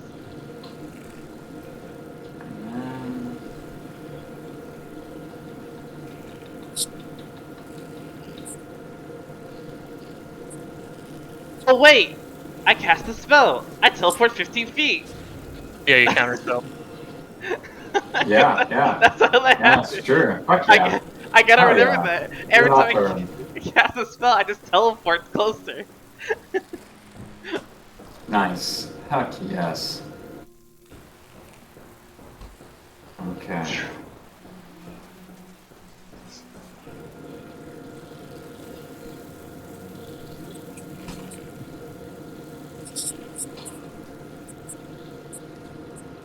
Okay, so this one is going to move up behind you, and then it is going to take the help action to try to harry Frederick annoyingly so that the one on the other side gets advantage when its turn comes around. And Rue, there you go. Ryu, so she sees Zale get held, even though he kind of bumps forward. He still seems frozen. And he broke out of it, yeah. Okay, cool. He's fine right now. She's gonna look at Zarman and hold out, like, just her hand out. And she goes, "Do you want to come with me?" Zarman looks over at Frederick a little worried. Hey, I'll be back quickly, and then he will hold on to Rue's hand there. I'm gonna dimension Doris all the way up to the guy, but I'm gonna put Zarman within 5 feet of him, and then I'm gonna be on the back side of Zarman. We're just gonna go whoop. Counterspell this. Counterspell the counterspell. Flag. Whee! When you measure from your token to the location, you can press spacebar. Oh, that's how it's done. Okay. Nice. There you go. Yeah. So that was your action. You still got your bonus action and your movement. Do I see any swarms up here? No, you do not. Alright. I'm Oh, gonna... you said within 5 feet. I'm actually on the shore. Yeah, you're on the one closer to him. And then you'd be one over. Yep. Yeah. I'm gonna move my ass away. And as she starts moving backwards, she actually starts tap dancing backwards. As she's like kind of like Michael Jackson, like moon sliding along with it, just to gain distance. Okay. I can do 30 feet, so I'm gonna move over here. And I'm gonna start my battle hymns, which are no action to do that. I'm going to do it to where I can do 2 battle hymns at once. Because I'm a high level bitch. One of my hymns are targeting Zarman, the other one's targeting Zale. My first battle hymn for Zarman is Call to Arms, so the creature can roll 1 additional damage die with its weapons attack. If the creature makes a weapon attack its next turn and misses, I can sustain this for 1 round without expending another bardic. Okay. And then Zale's gonna get Heaven's Blessing, which when the creature benefits from my bardic inspiration, it rolls the dice twice and takes the higher result. Ooh. So then as my bonus action, I'm going to bonus action bardic inspiration Zale. So he can use that on his next turn. And that's everything. Nice. Alright. That was a great turn. Or Freddy, but goddamn. I got it. When she is dancing, she's kind of like doing like light floaty arms as her feet are tapping on the ground, and she kind of like flicks her fingers at each of you, and you both get like this red pinkish fire bracelet that appears on your hands. And it looks like, the longer you look at it, it has like charm bracelets on it. And everyone's charm bracelet has to do with her experience with them. So there's like different charms for reading books with Zarman. So there's little books, charms and stuff on it. And then, you know, Zale's has like old Tinkerer tools and toys and like little shitty forms of like his first like things he ever made as a kid. And then she kind of does like a little curtsy and bows at the very end of it and looks up at the like the infected high priest and kind of grins mischievously. Got a lot of bugs who wanted to watch that performance right here. Like, oh, I hear some tapping. Tapping and a rapping.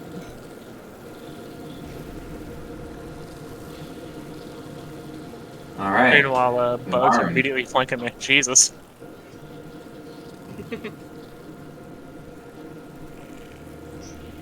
Okay.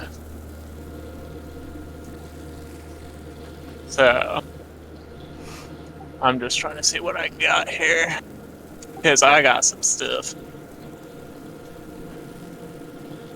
Double team and back-to-back require a teammate. Imposing glare. I have something else I'd rather do in my bonus action. Sliding swings only matters if I'm trying to get through people. I'm not, so.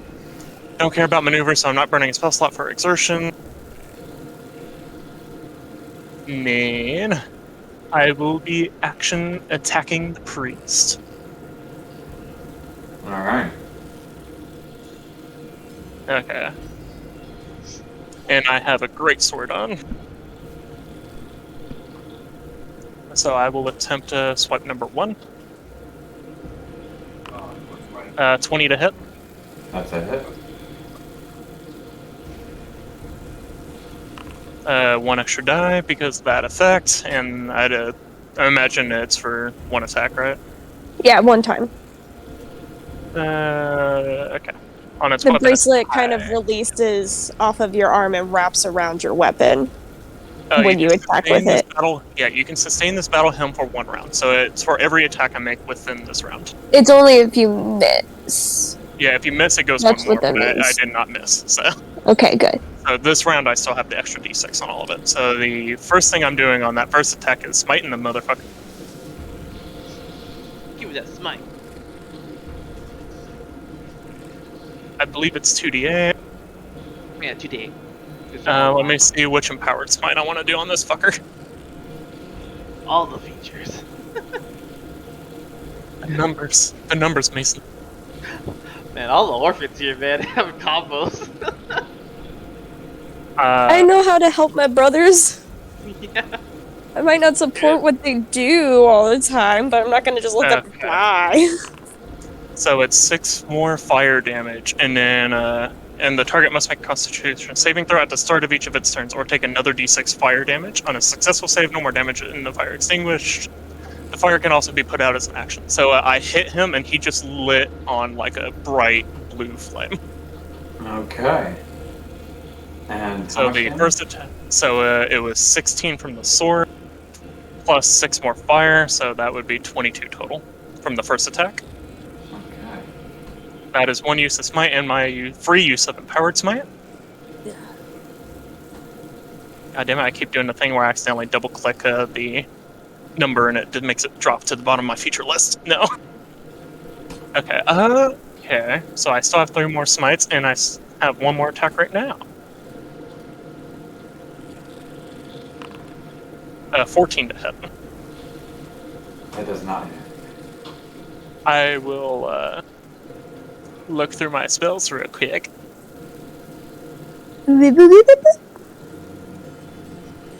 As a bonus action, Zarman will do a quickened inflict wound. So he extends one of his arms off the greatsword after it missed, wind it up, and then it looks like his entire arm goes into a giant dark dragon's claw as he tries to swipe it at the guy. Fuck yeah. Oh shit. Let's go, brother. 14 to hit. I'm sad. No. Okay. So Zarman did 1 sweep, and then he tried to sweep the other direction with the greatsword. Then when he missed, he let go with 1 hand, tried to swipe with a draconic, black draconic arm at him, and it missed, and his arm goes back to normal. He puts it back on the sword.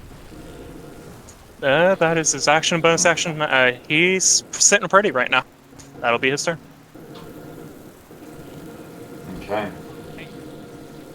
At the top of initiative, give me just a second.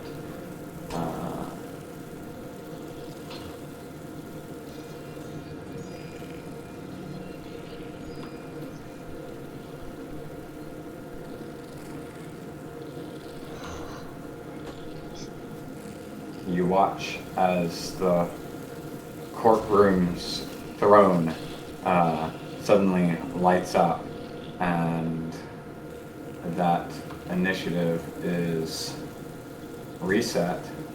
Okay. That's it. Alright. Top of the round, so new initiative. That's like his advantage. Yep, you got advantage because you're hasted. 14.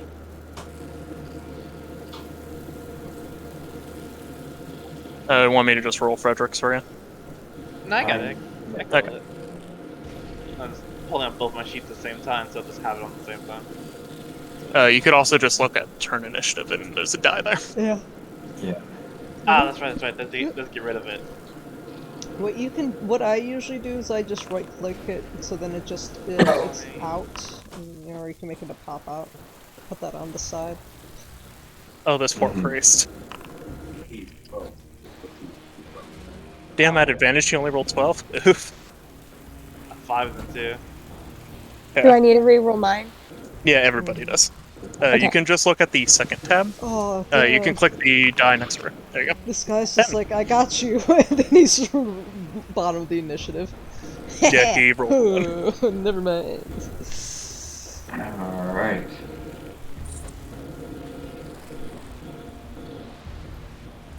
The one flanking Fedric's going first. So the one that moves Still second. holding for... Still doing the help action. And because of our initiative changing, they still have both battle hymns up because it hasn't been the start of my next turn. Oh yeah. Oh, damn. Yeah, since you rolled below, I still get the extra damage there. Yeah. Looks like justice is in your guys' favor. Justice! Justice! Frederick! We're in my court. Poor Frederick. Dimension door. He's like, I don't like this. Dimension door up here. There. I wave at Frederick from the other side. Good idea! He's a big boy. That's what I told Zarman when I was asking, do you want me to bring you up there if I did this? And then he was like, I'm worried about Frederick. I said, Frederick's a big boy. Yep. Of course, Frederick's gonna have Can that you dimension move the domain thing, or is it stuck where you placed it? door. I mean, he just bonus actually do it to keep on doing it. He gets like Yeah. by Yeah. his proficiency bonus, so he can just bonus actually do it again right now. Do it. There you go. Yeah.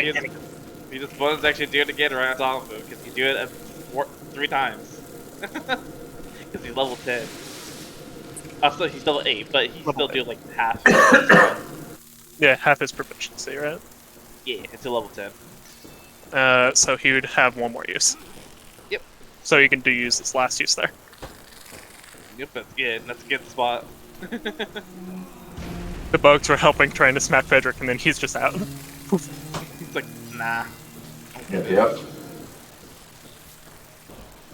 It's We chose a very magical squad for this one. clever bugs.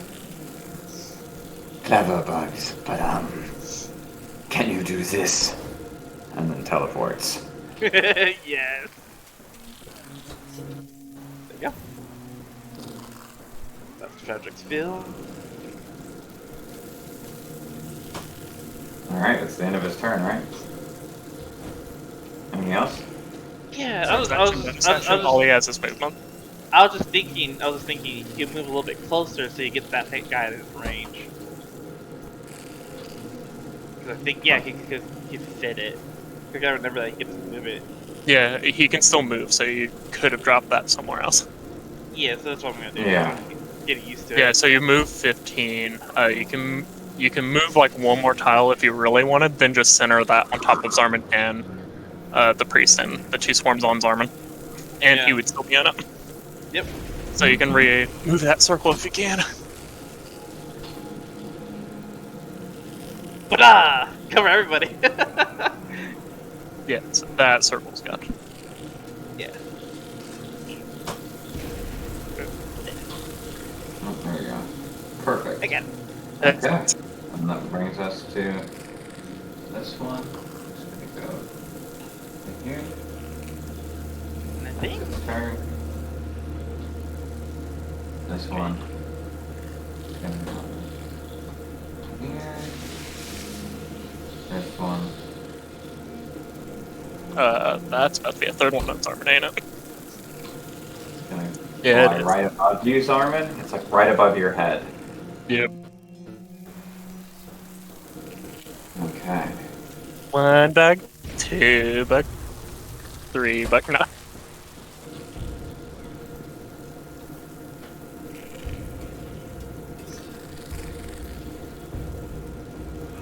That's actually within its movement.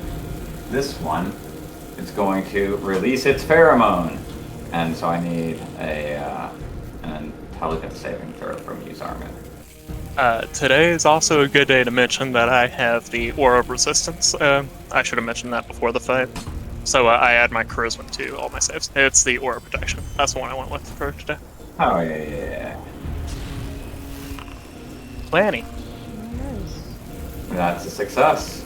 And now none of their pheromones can affect you for the next 24 hours. And I imagine that guy's been sprayed a lot.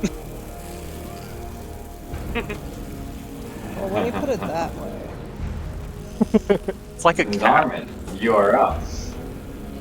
Yeah, that's a lot of bugs around me. Is it bugging you? A little. It's a lot of Pretty bugs. much only one little square that isn't occupied that you can move through right now. It's like right over here. Yeah. I'm just looking through spells at the moment. Of course, take your time. So, if Zarman were to duck, would it be fair to say I would be able to aim the cube upward from him? In terms of Thunder Wave? So that way he would be aiming at all the bug swarms that are flying around him.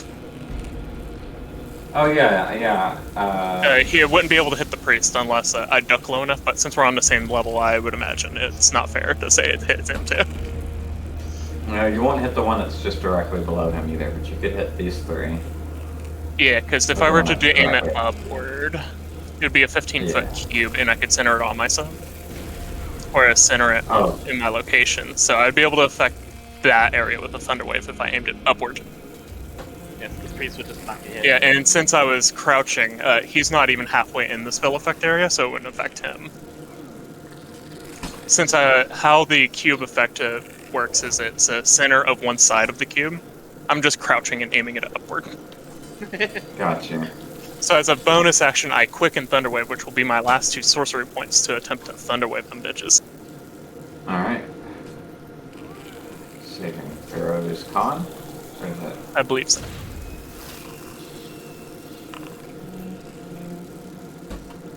DC 15 con save. That was a good roll.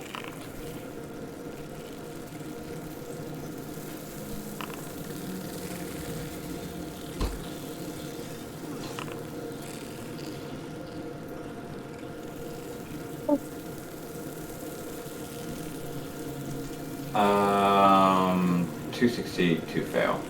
The 2 that failed takes 13 and are pushed 10 feet up. Okay. And then the 2 that succeeded take 6 and are not pushed up. They would be pushed up 10 feet because they're pushed 10 feet away from it.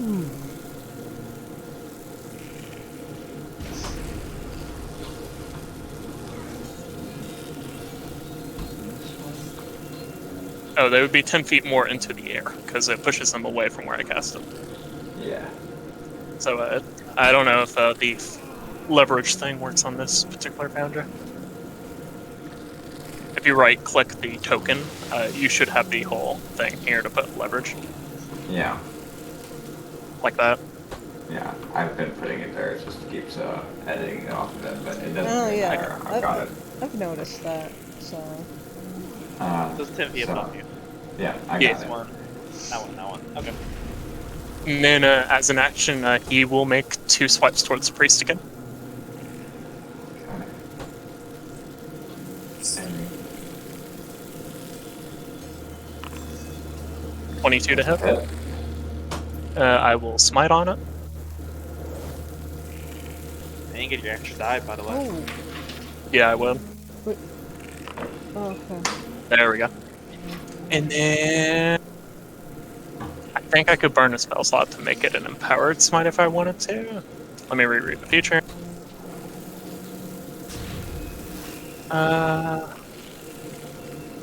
Once you've used this feature, you can do so again until a long rest. Alternatively, you can empower a smite by expending a first level spell slot or higher. So I could empower it. What would I want to do? He's already on fire. I don't want to repel him, and I don't think I need to mark him, so that's fine. So I'll just do a regular yield smite. Alright. So total on this first attack, 7 plus 5, that's 12, plus 11 radiant. 23. Alright. And second attempt. 19 to hit. That's a hit. He will also smite on this one, so he will be down to 1 smite left after this. Okay. 8 plus 8. Oh, I get another weapon die. Hold on a minute. 8, 11, plus 8, 19. On this 19. That is Zarman's stone. So Zarman's down to 1 smite left, and he's out of sorcery points. This goes quickly. There we go. As does that person's health. Zale, you are up. Alright. Yeah, thank you for pushing that guy out of the way.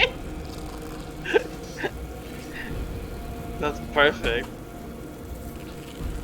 Exactly right there, basically. Good to you. Are you trying to flank him? But Yeah, that was a 60-foot movement. For you to flank, you would need to be 1 more tile south. what kind of acrobatics over him? There is a tumble, but I forget if that's a bonus action or not. Let me look at that cheat sheet. Tumble. And not good hit everyone. Tumble, you can use an action or a bonus action to tumble through a hostile creature's face, make a dexterity saving throw against the target's combat maneuver DC. So as a bonus action, you could attempt to tumble over him, if you'd like, to be able to get into flanking. I'm good, I got running vision. Alright. So, I'm gonna hit this guy with the key and that's in sword mode.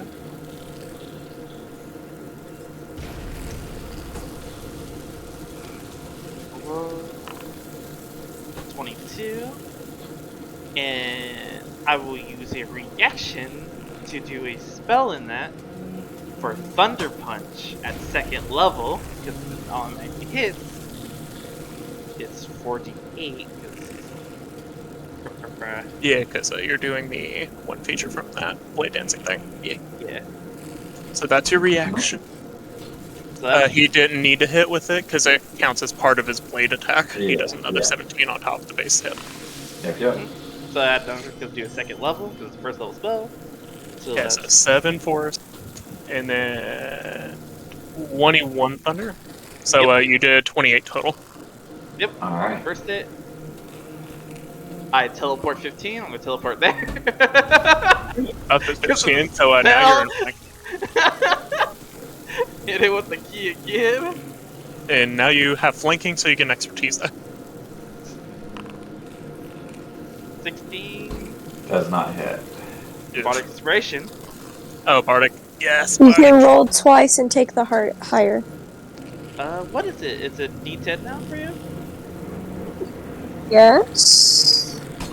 Let me check. 10. Yeah, let her double check first. You let double check. I'll roll again if D8. At 10th level, it goes to a D10. Yeah. So yeah, that's a 26 Yep. then. Yeah, 26 to hit instead. Alright, that's a hit. Then a 9, and then Devil Minor Rapier. Yep, and since you have extra attack, right? No, not with this one. Okay. This is one. Just one little thing. Okay, so you're able to just attack with the gauntlet twice? Haste. Yep. Okay. That's what I forgot. Okay. 29. Jesus. That's a hit. For 12. So in total, that's 20, 37, 49 damage. Alright. Brothers are at it again. Right? You watch as the two of you pair up, and the quick set of strikes, and then you teleport next to him, and you make another strike, and then with that, he slops over on top of whatever it was he'd been riding, dead. And yeah, good job. We got a room full of bugs now. I might have something for this. Okay, this one. So Zale did a non-lethal next to stab. Ouchie. Oh, okay. Non-lethal, you said? Yeah, not lethal. I wanna capture this guy. Okay. I hit him with a razor. Again, get used to saying non-lethal when you're starting to fuck them out towards the end there. Yeah, no, sorry. I was thinking in my head, but I didn't remember that. Non lethal. I need a capture. Okay, and this one, I need an int save from Rue. Oh no. Bugs came up behind Rue and is now spraying her. And save. Shit. Okay, Zale, we left her sister. That is a failure. I won. Okay. You are confused for 1 minute, and you repeat the saving throw at the end of each of your turns. Okay. At the end of your turn. So. Yeah, Okay. confused creatures cannot take Confused? reactions, and then you roll a d8 to see what it does. Yeah. To see what you do. Yes. Okay. All right. And that'll bring us to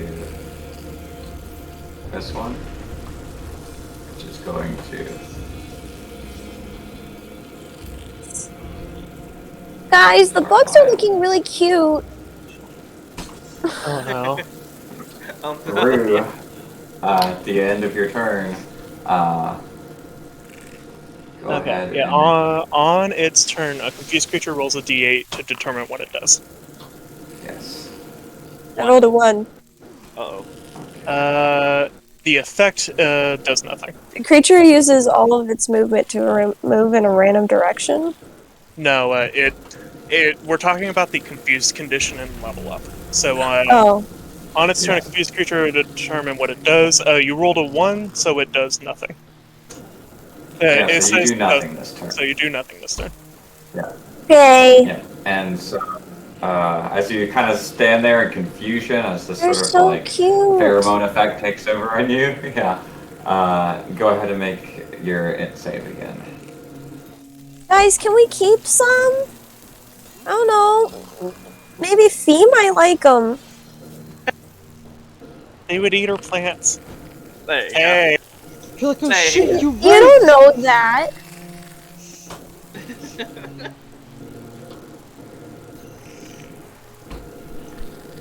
All right, you succeed. As you kind of come out of it, you can hear this buzzing in your mind, and it takes you a moment to realize that it's not from around you, as it communicates a thought to you, and the thought is, "We are hungry." Oh, guys, they're just hungry.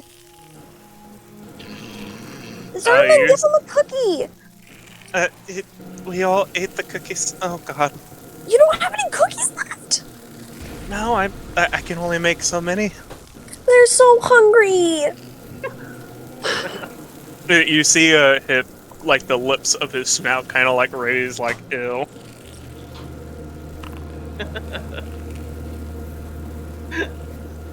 Oh, that's funny.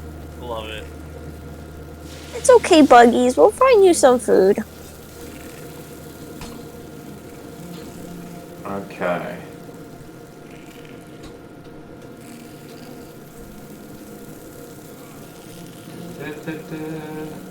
You watch as I think the only one that hasn't tried is Zale.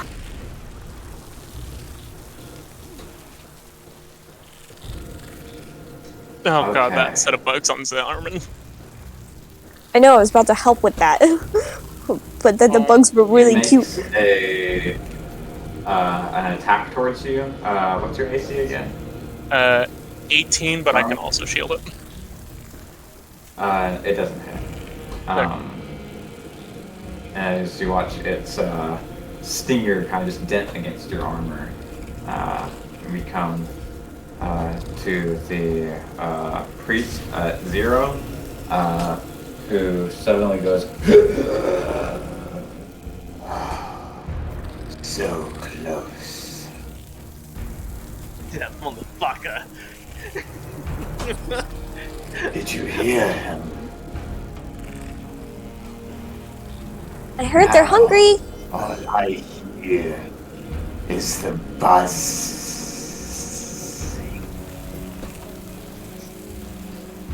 And with that, he is going to,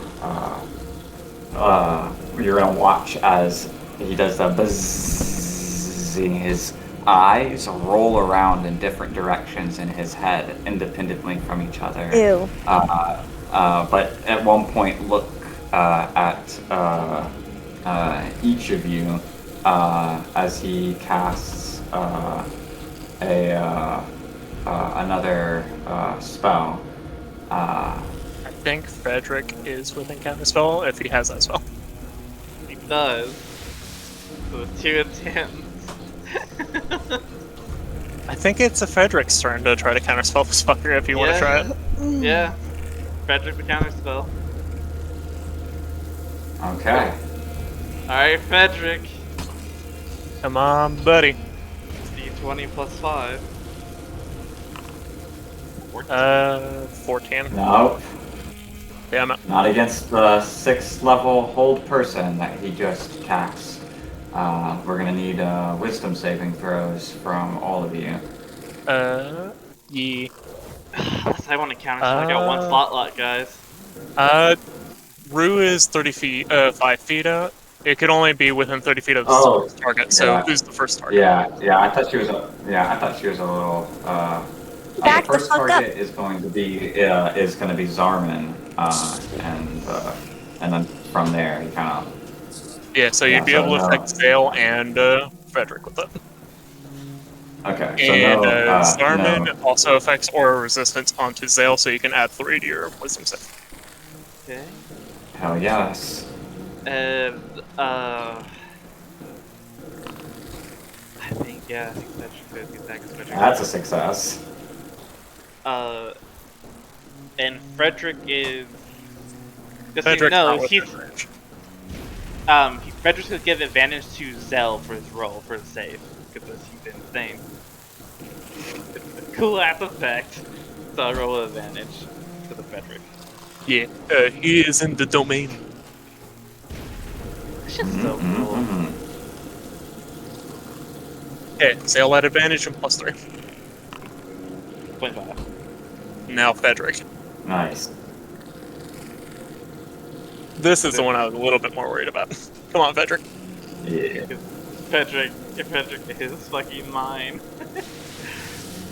Frederick, It's just, come on. It's just flat. It's just flat. Hey! Oh! That's a success. There you go. All right. You all shrug off the effects of the spell, and as his eyes continue rolling around randomly in his head, and continues to we are going to come back to the top of initiative, where once more you see the throne start glowing, and we are going to reset it.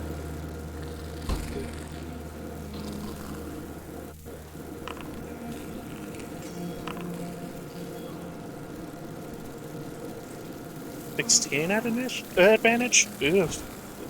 Really? It's still really- alright, but goddamn. I'll Yeah, Rue at no. 3 again. Honey.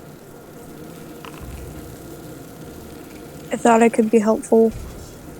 I mean, Very you allowed me to do like another fucking 20 damage to my attack. Yes. Hey, you've already done a lot here. I'm up and away. And as well as get them across Getting the map, Zarman like, there, because Zarman Yeah. wasn't able to do any of this. that would have taken so long. Yeah. Yeah, I mean, Zarman sprinting with this fly would be 160. But that's a turn he's not doing anything. Oof, yeah. Patrick!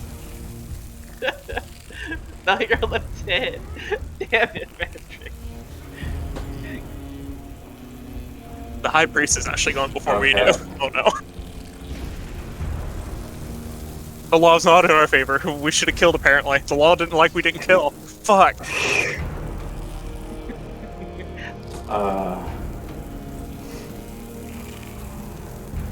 Okay. This one is going to make a stinger attack against Rue. Ow. What's your AC? Do I have leather that's- armor still, or just no? You would have the most common of items you can get in a shop, right? Is what you said? Yes. Set of leather. So it's like 12 plus your 12 dex. plus dex, 14. That's a hit. And Pew! I need a. Let me check. I think I need a thing. Oh. I need a con saving throw from you. No, I don't. Never mind. Never mind. No, I don't. I found it now. You take piercing and poisoning damage. The first of which is a 11 piercing and 12 poison. But it's just poison damage. You're not poisoned. Okay. That's 23 total unless you have a resistance. I used to. Oh yeah, you used to have that Infernal Constitution. I remember it. Oof. It's 23 out of 61.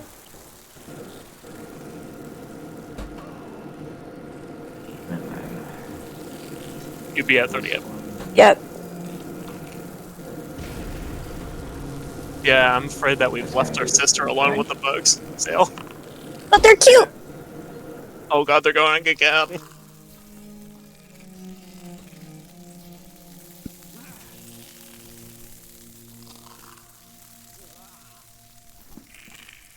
She would have passed the first save if Zarman was within 10 feet of her. I'm sad.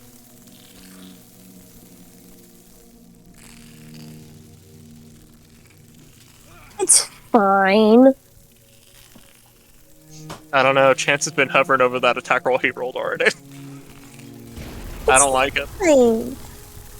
Please I'm don't just make at the roll of at the bottom of initiative. It's gonna be okay. Oh, you did roll bottom initiative. Okay, you took 12 piercing and 22 poison from that attack.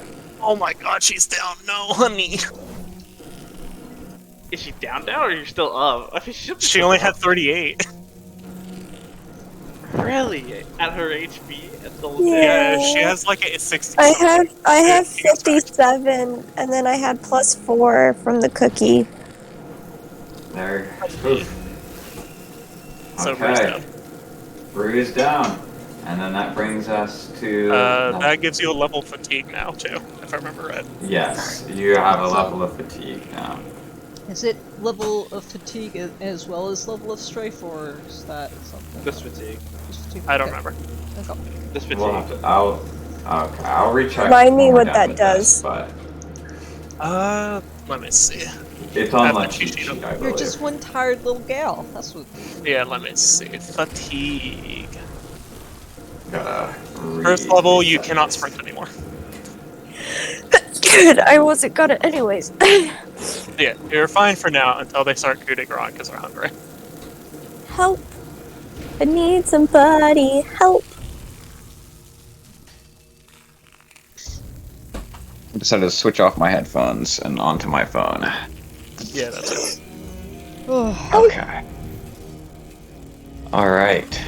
And... She just That goes, is- "Hey guys, I'm feeling kind of funny," and then falls. Nah. The good bean.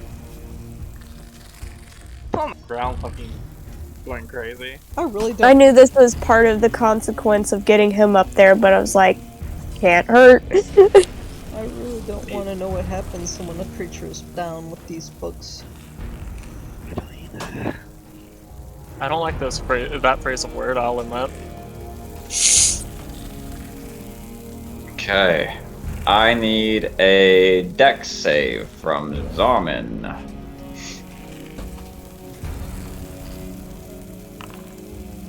Nice.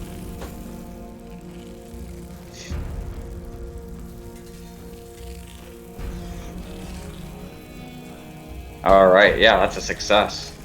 And you watch as, briefly from around you, these piles of bones end up forming like a column, like it's about to encase you, and necrotic energy kind of spills out from these skulls in the bone pile that was forming for a moment. You manage to step aside and escape it before it manages to encapsulate you, and you watch as inside of this pillar of bones and skulls, all the skulls' eyes light up with necrotic energy, and the inside of it just becomes a pillar of dark power before the bones crumble away. And that is his turn.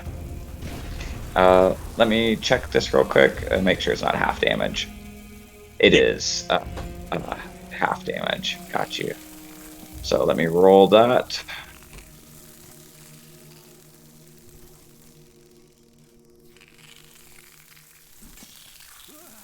For 10 points of necrotic and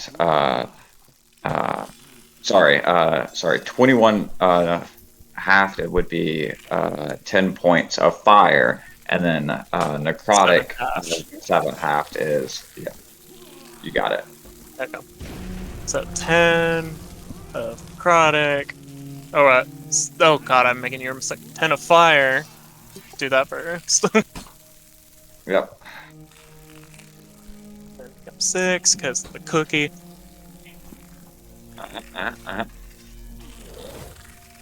And then 7 halved rounds down, I believe, so 3. There we go. 13. Okay.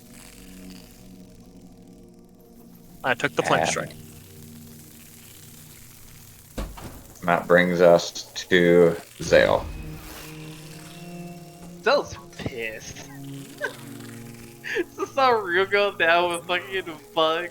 He's sparing this guy. This guy just comes back and he just looks like he steps here. He walks like kind of slowly to the face, and he says, "I spared you once.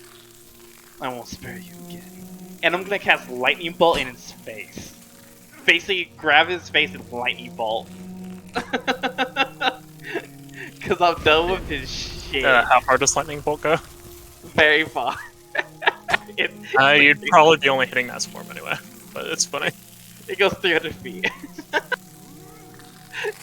The newest one I think, the line. That's a crazy amount, 104 feet. Yeah. So basically, like, hit the door. I'm so sick of him. It would almost hit the door. Whoever's on the other side of that door saw a light show. 27 and DC 17 dex check. Say failed. 27 lightning. And if he was still low, he's probably very dead. Yep. You watch as once more this arcane energy crackles through him, and like smoke starts to actually come off from his clothes, and then he collapses once more down onto the papers he'd been writing on. And that. Anything else on your turn? So is he like smoky though? Yeah, there's a bit of smoke still coming off of his clothes and stuff, just the cinders from the electricity that just coursed through his whole body. I hate action stab him. He's just he's double tapping. Okay. Double tap. Roll the damage. You're just making him meet his whole fanboy Orcus faster. Man, I was gonna try to put him to Seven- sleep. I was gonna try to put him, Once the he's dead, bugs. he would be prone. He'd have advantage. Yeah, I rolled it. And He could have gone out the nice way when I put him to sleep, but instead he decided to put me down, and I have brothers, so...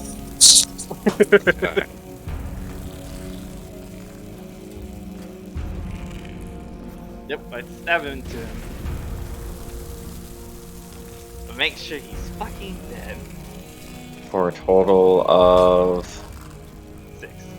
6 first. He only rolled 1 on that. okay. And with that, we come to a storm, which also had to make it for that. So let me roll its thing real quick. Yeah, these are pretty hardy swarms, guys. These are cockroaches. You need to get raised. Failed that, so it would have taken that same lightning 27. damage of 27. Cool. Oh. Alright. A bunch of them immediately fry up inside of that swarm. And when it comes to their turn, they fly up and take the opportunity to try and sting Zale now. AC 24. Miss. So Alright. just walking back, he's not even meant to like look at his way, he's making sure this guy's fucking dead. And he's looking at his arm, it's like, go heal Rue. And then against Zarman. 18, Miss. but I can also shield. It missed. Yeah, I'm just reminding it. Something tells me there's more coming. And this one flies in. And I can't spell. you just see them swarming in from all directions. And they're all attempting to try and get a sting in, but your armor makes it really difficult for them. Ding, ding, Uh, ding, ding, ding, ding. Yep, ding, ding, ding. Right. Sorry, you can go for Rue, I got something planned. I'm gonna be taking a lot of opportunities. It's fine. No, I have something planned. Zarman, you're up. Okay, I will move 5 feet over here first. Bless you. That's 2 opportunity attacks from these 2 so far. Yep.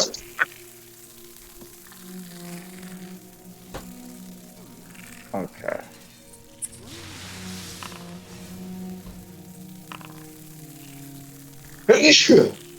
Let's Thank you.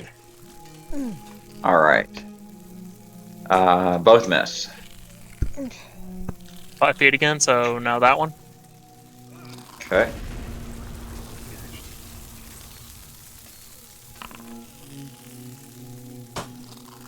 And that one's a miss as well. One last one from that guy. Okay.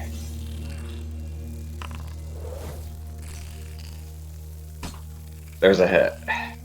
Zarman will attempt to shield with his reaction, putting his AC at 23. If that And mattered. it blocks it. Okay. Mark down the spell slot.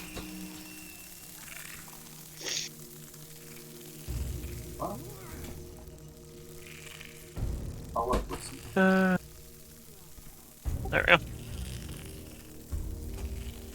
Hey Zale, how far away from me are you? Zarman will use his action to drop 30 points lay on hand, so Rue's at 30 HP. And so it's Oh, yeah. 45 feet away. Zarman put all into his healing under Rue. Rue's Rue. at 30 HP. Wakes up and grabs your arms. She goes, "Buggies, buggies hurt." They're still here. Get up.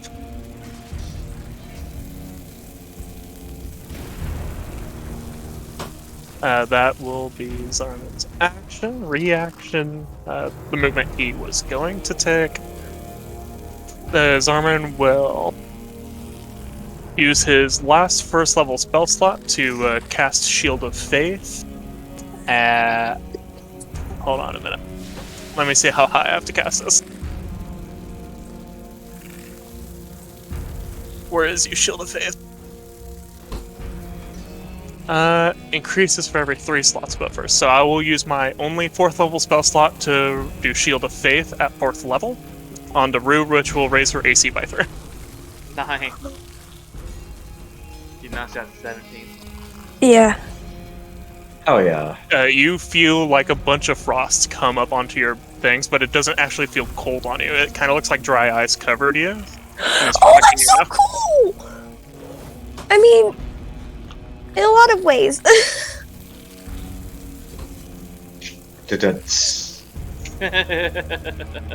Zarman won't say anything, we'll face the bugs. That'll be Zarman's turn. Okay, Frederick is up.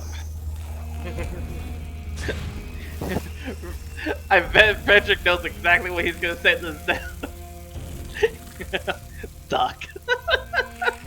Because he still has 1 available left. What is the radius? I need to measure it. Circle. I wish they had a concentration effect here. I'll put blessed because he's an angel. So yeah, he would... Frederick would aim the fireball in a way that you want like hit every like cell of them. Just set it off to detonate in the air above you. Yeah. Basically. Basically then incinerate everything. Yeah. Basically he's hitting everybody in that circle, basically. And the guy too, just in case. Yeah, just roll the sphere. Yeah. Because as long as you could draw it near Zale, it doesn't really matter.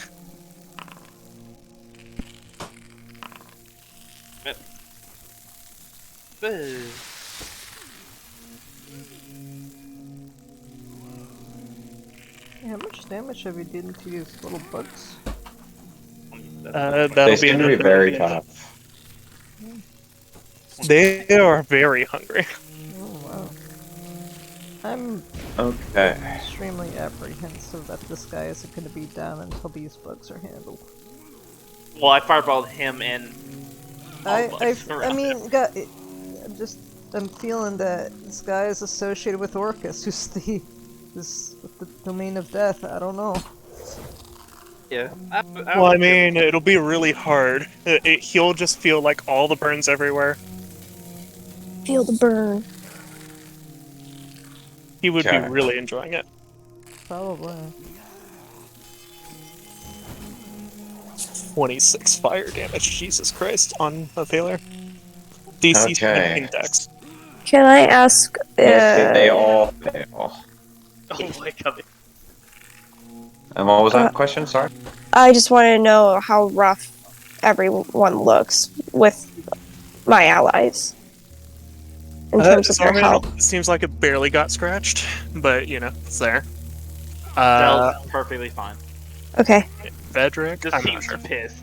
I'm pretty sure Fedric didn't get hit either, right? Yeah, Nope. it was no Nope. self actions.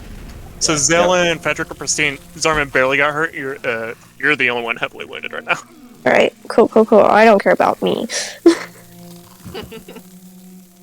Battlefield no. assessment. There you go. How much damage? 26. 26. Okay.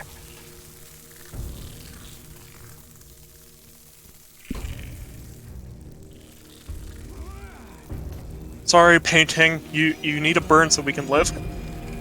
No. Just scorching that fucking painting there. Hopefully it's one of those magical paintings. Fucking Zell and fucking, Frederick just start out fucking large AoE spells. Okay. Almost got all their health updated. Yeah, you scorch out quite a few of them, but there's still a lot of them there. And a couple of them, they got scorched, but it didn't really, kill them. They seem very, very hardy, the bodies on them seem to be like these tough outer carapaces. They're not squishy like bugs at all. Yeah. they seem to be covered in some sort of like, you know, almost like natural armor on them that makes them very tough. Yeah, This one.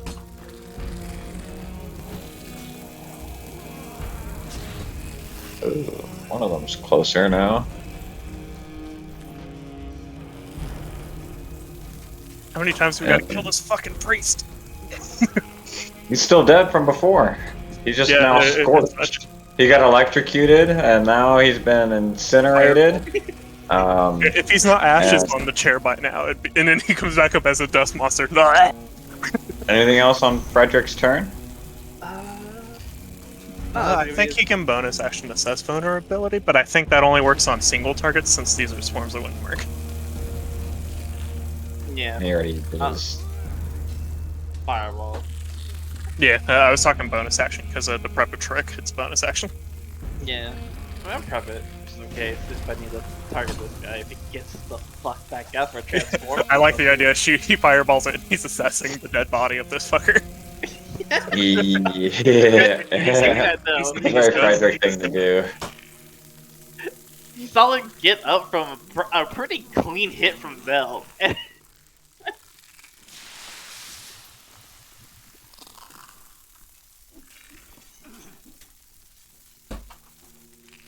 If he gets back up, life will be pain for him. Yeah, he's in a lot of pain. He gets up and he's like perfectly sane. Oh wow, this is great. Ah! True. It's me? Your turn. Hey you! Yep, yep. It's your turn. Oh shit. It's your boy. Coming to the rescue. Mm-hmm. You got 2 swarms directly on you. One of them like the Zarman because he had to run next to it. But there's still 4 swarms near Zale there. Great. I'm gonna move 30 feet. I'll take the swipes because I have a higher AC, so maybe I might survive it. Okay. I'm gonna move here. Her AC's at 17 right now. Because I heard he rolled both of them already. Yep. One hits. Go do low damage, please. 13 piercing and unlucky 13 poison. Oh Hey, my you're God. up by 4. 26? I'm at 4. Okay, I'm still up. I'm gonna do Battle Cry, Ballad, spend a Bardic. Dun dun dun dun. And I get to keep it for 1d10 rounds. Fuck. Oh, nice. Dun dun dun dun. And that was an action. Bonus action. Last Bardic to Sarmin. While he's in the bugs. So then you guys now get a bonus to attack rolls, and it's a +4 bonus to everything. So attack and damage rolls. Well, it starts as a +1, and then each But it round can it go goes up up to by 1. +4. So it gets, yeah, Perfect. this is awesome. I love this thing. It's just so Ow. cool. She like pats Zarman. She goes, "Thank you." Takes a sting as she like pushes past you and starts running. She's like, "I'm coming, Zale!" And then as she's running, she begins to like do like a weird flamenco clap as she's doing it. So I can cast it at percussion. So it's not just 30 feet; it's 60 feet. So actually, I'll go to here since I'll do it at percussion and it doubles the range. Nice. Right. I'll keep back about here. And she's calling to you from the steps of the stairs. And as you're hearing the claps from her hands, it's more like you hear them as like light chimes in your head as they hit your ears, rather than like just weird claps in the air. Nice. That's my turn. Alright. The Bard is at it. We come to the top of initiative. Nothing happens.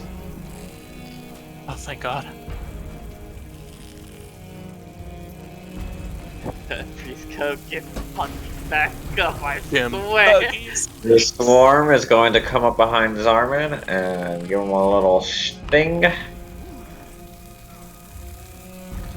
Oh, that's a hit.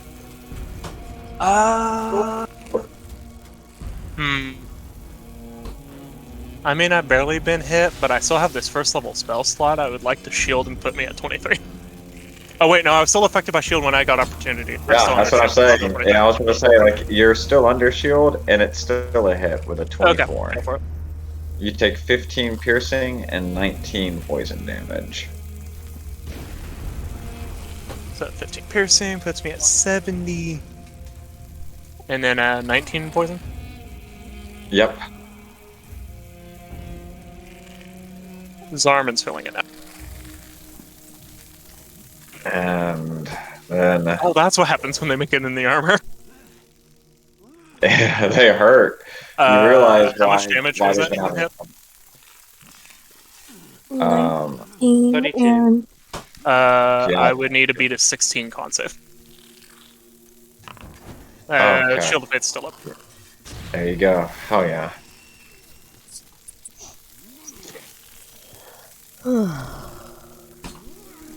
Okay, the other one is going to attempt to make an attack as well.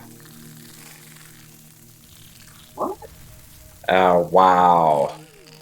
That's Oh my gosh. It's a crit, ain't it? It's not a crit. It's just literally they hit your AC, like right on. Right on 23. Okay. And so it's another 13 piercing and another 14 from poison. 27 total. He's not looking good. He's badly witted. Oh, shit. Yeah, I have a plan. Real Give me a quick, second. get me- Oh, this one hasn't been harmed yet. So you actually take another. 7 piercing and 10 poison. Because they're swarms, they become weaker as you. Yeah. Yeah, badly witted. Not looking great. You better fucking say that, I swear to God. Really badly witted. How much damage was that in one hit? 27, 37, 37 plus 7. You watch as 44. the burnt corpse of I fucking this knew it. priest of Orcus takes in a raspy breath, and he says, Shield of Faith drops. Why? So close. Why must I deal with this insufferable buzz? And let me see what he's gonna do this time. Field of Shape. Oh man, I see. Yeah, Shield of Faith dropped because it was a 22 con save. Because it was 44 damage in one hit. Yeah.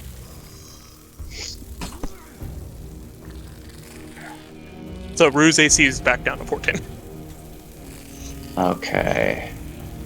You watch as all around him, suddenly skulls kind of burrow their way up out of the ground, and their mouths hang open, and they all start making the same buzzing sound that he was just making, and he says, Why? Tell me the truth. Why must you not relieve me of this suffering? and he's gonna cast Zone of Truth for no fucking reason other than he absolutely wants to know why you cannot relieve him of this suffering. And his eyes continue to roll around madly in his head and the throne glows behind him. And initiative is once more reset. But on that note, as we are in the 5th round on this and halfway through a minute of combat, I think this is a good time to give it a break and pick it up next time. Yeah, I don't think we're in a great situation, guys. This is going fine. I don't think this is great, guys. Me and Richard know exactly what we're doing at the same exact time. This isn't going great, guys. Girls, come on. I mean, the upside of me rolling low means my shield lasts longer. Yeah, that's true. The downside of damn it. me rolling low is I keep waiting for my moment to hit mass cure wounds, and you guys keep having to go through more shit before I can do that. Yeah. I believe it's like a big area, and then you choose creatures within it, right? Yep, 60 feet. Yeah, and plus you don't need to see the creatures. You just It just needs to be in the area. yeah. Mhm. You just be like, I know Yeah, the yeah, yeah. damage, so I'm healing. I'm healing. But last time we did it, everyone was like, "We're fine." I'm like, "Okay, so I'm the only one fucked up. It's fine." Yeah, that specific round you were the only one who's fucked up. Now Zarman is at almost single-digit health. Damn, son. It took 2 hits, and Zarman's almost at single-digit. Yeah, these things hit hard, don't they? Jesus. Shut up. You're controlling them. I don't control them. I didn't make the stats on these things. But you control them. Guys, Yeah, no, fucking 2-tapped and almost fucking down. 2-tapped rude, she went down. Yeah, I'm guessing It's the one of swarm- those things of damaging the swarms is always a very important thing in level up, seems like. Yeah, it makes them a lot weaker. So as long as you damage them, like how I hit 4 with a Thunder Wave, that was Yeah, a good call. like So it these- made all of them way weaker. These ones over here are like super damaged. Like they've been hit by. Yeah, Yeah, one of them is Yeah. at full health on Zarman. Yeah. Yeah, because there's like about I'd say probably 6 to 10 of these things. They're tiny sized aberrations, but that still makes them, about the size of your forearm essentially, with stingers that are bigger than your hands. And and you're seeing a swarm of about 6 to 10 of those things floating around for each one of these. Ting, ting, ting, ting. Oh, Yeah. fuck! Oh, fuck!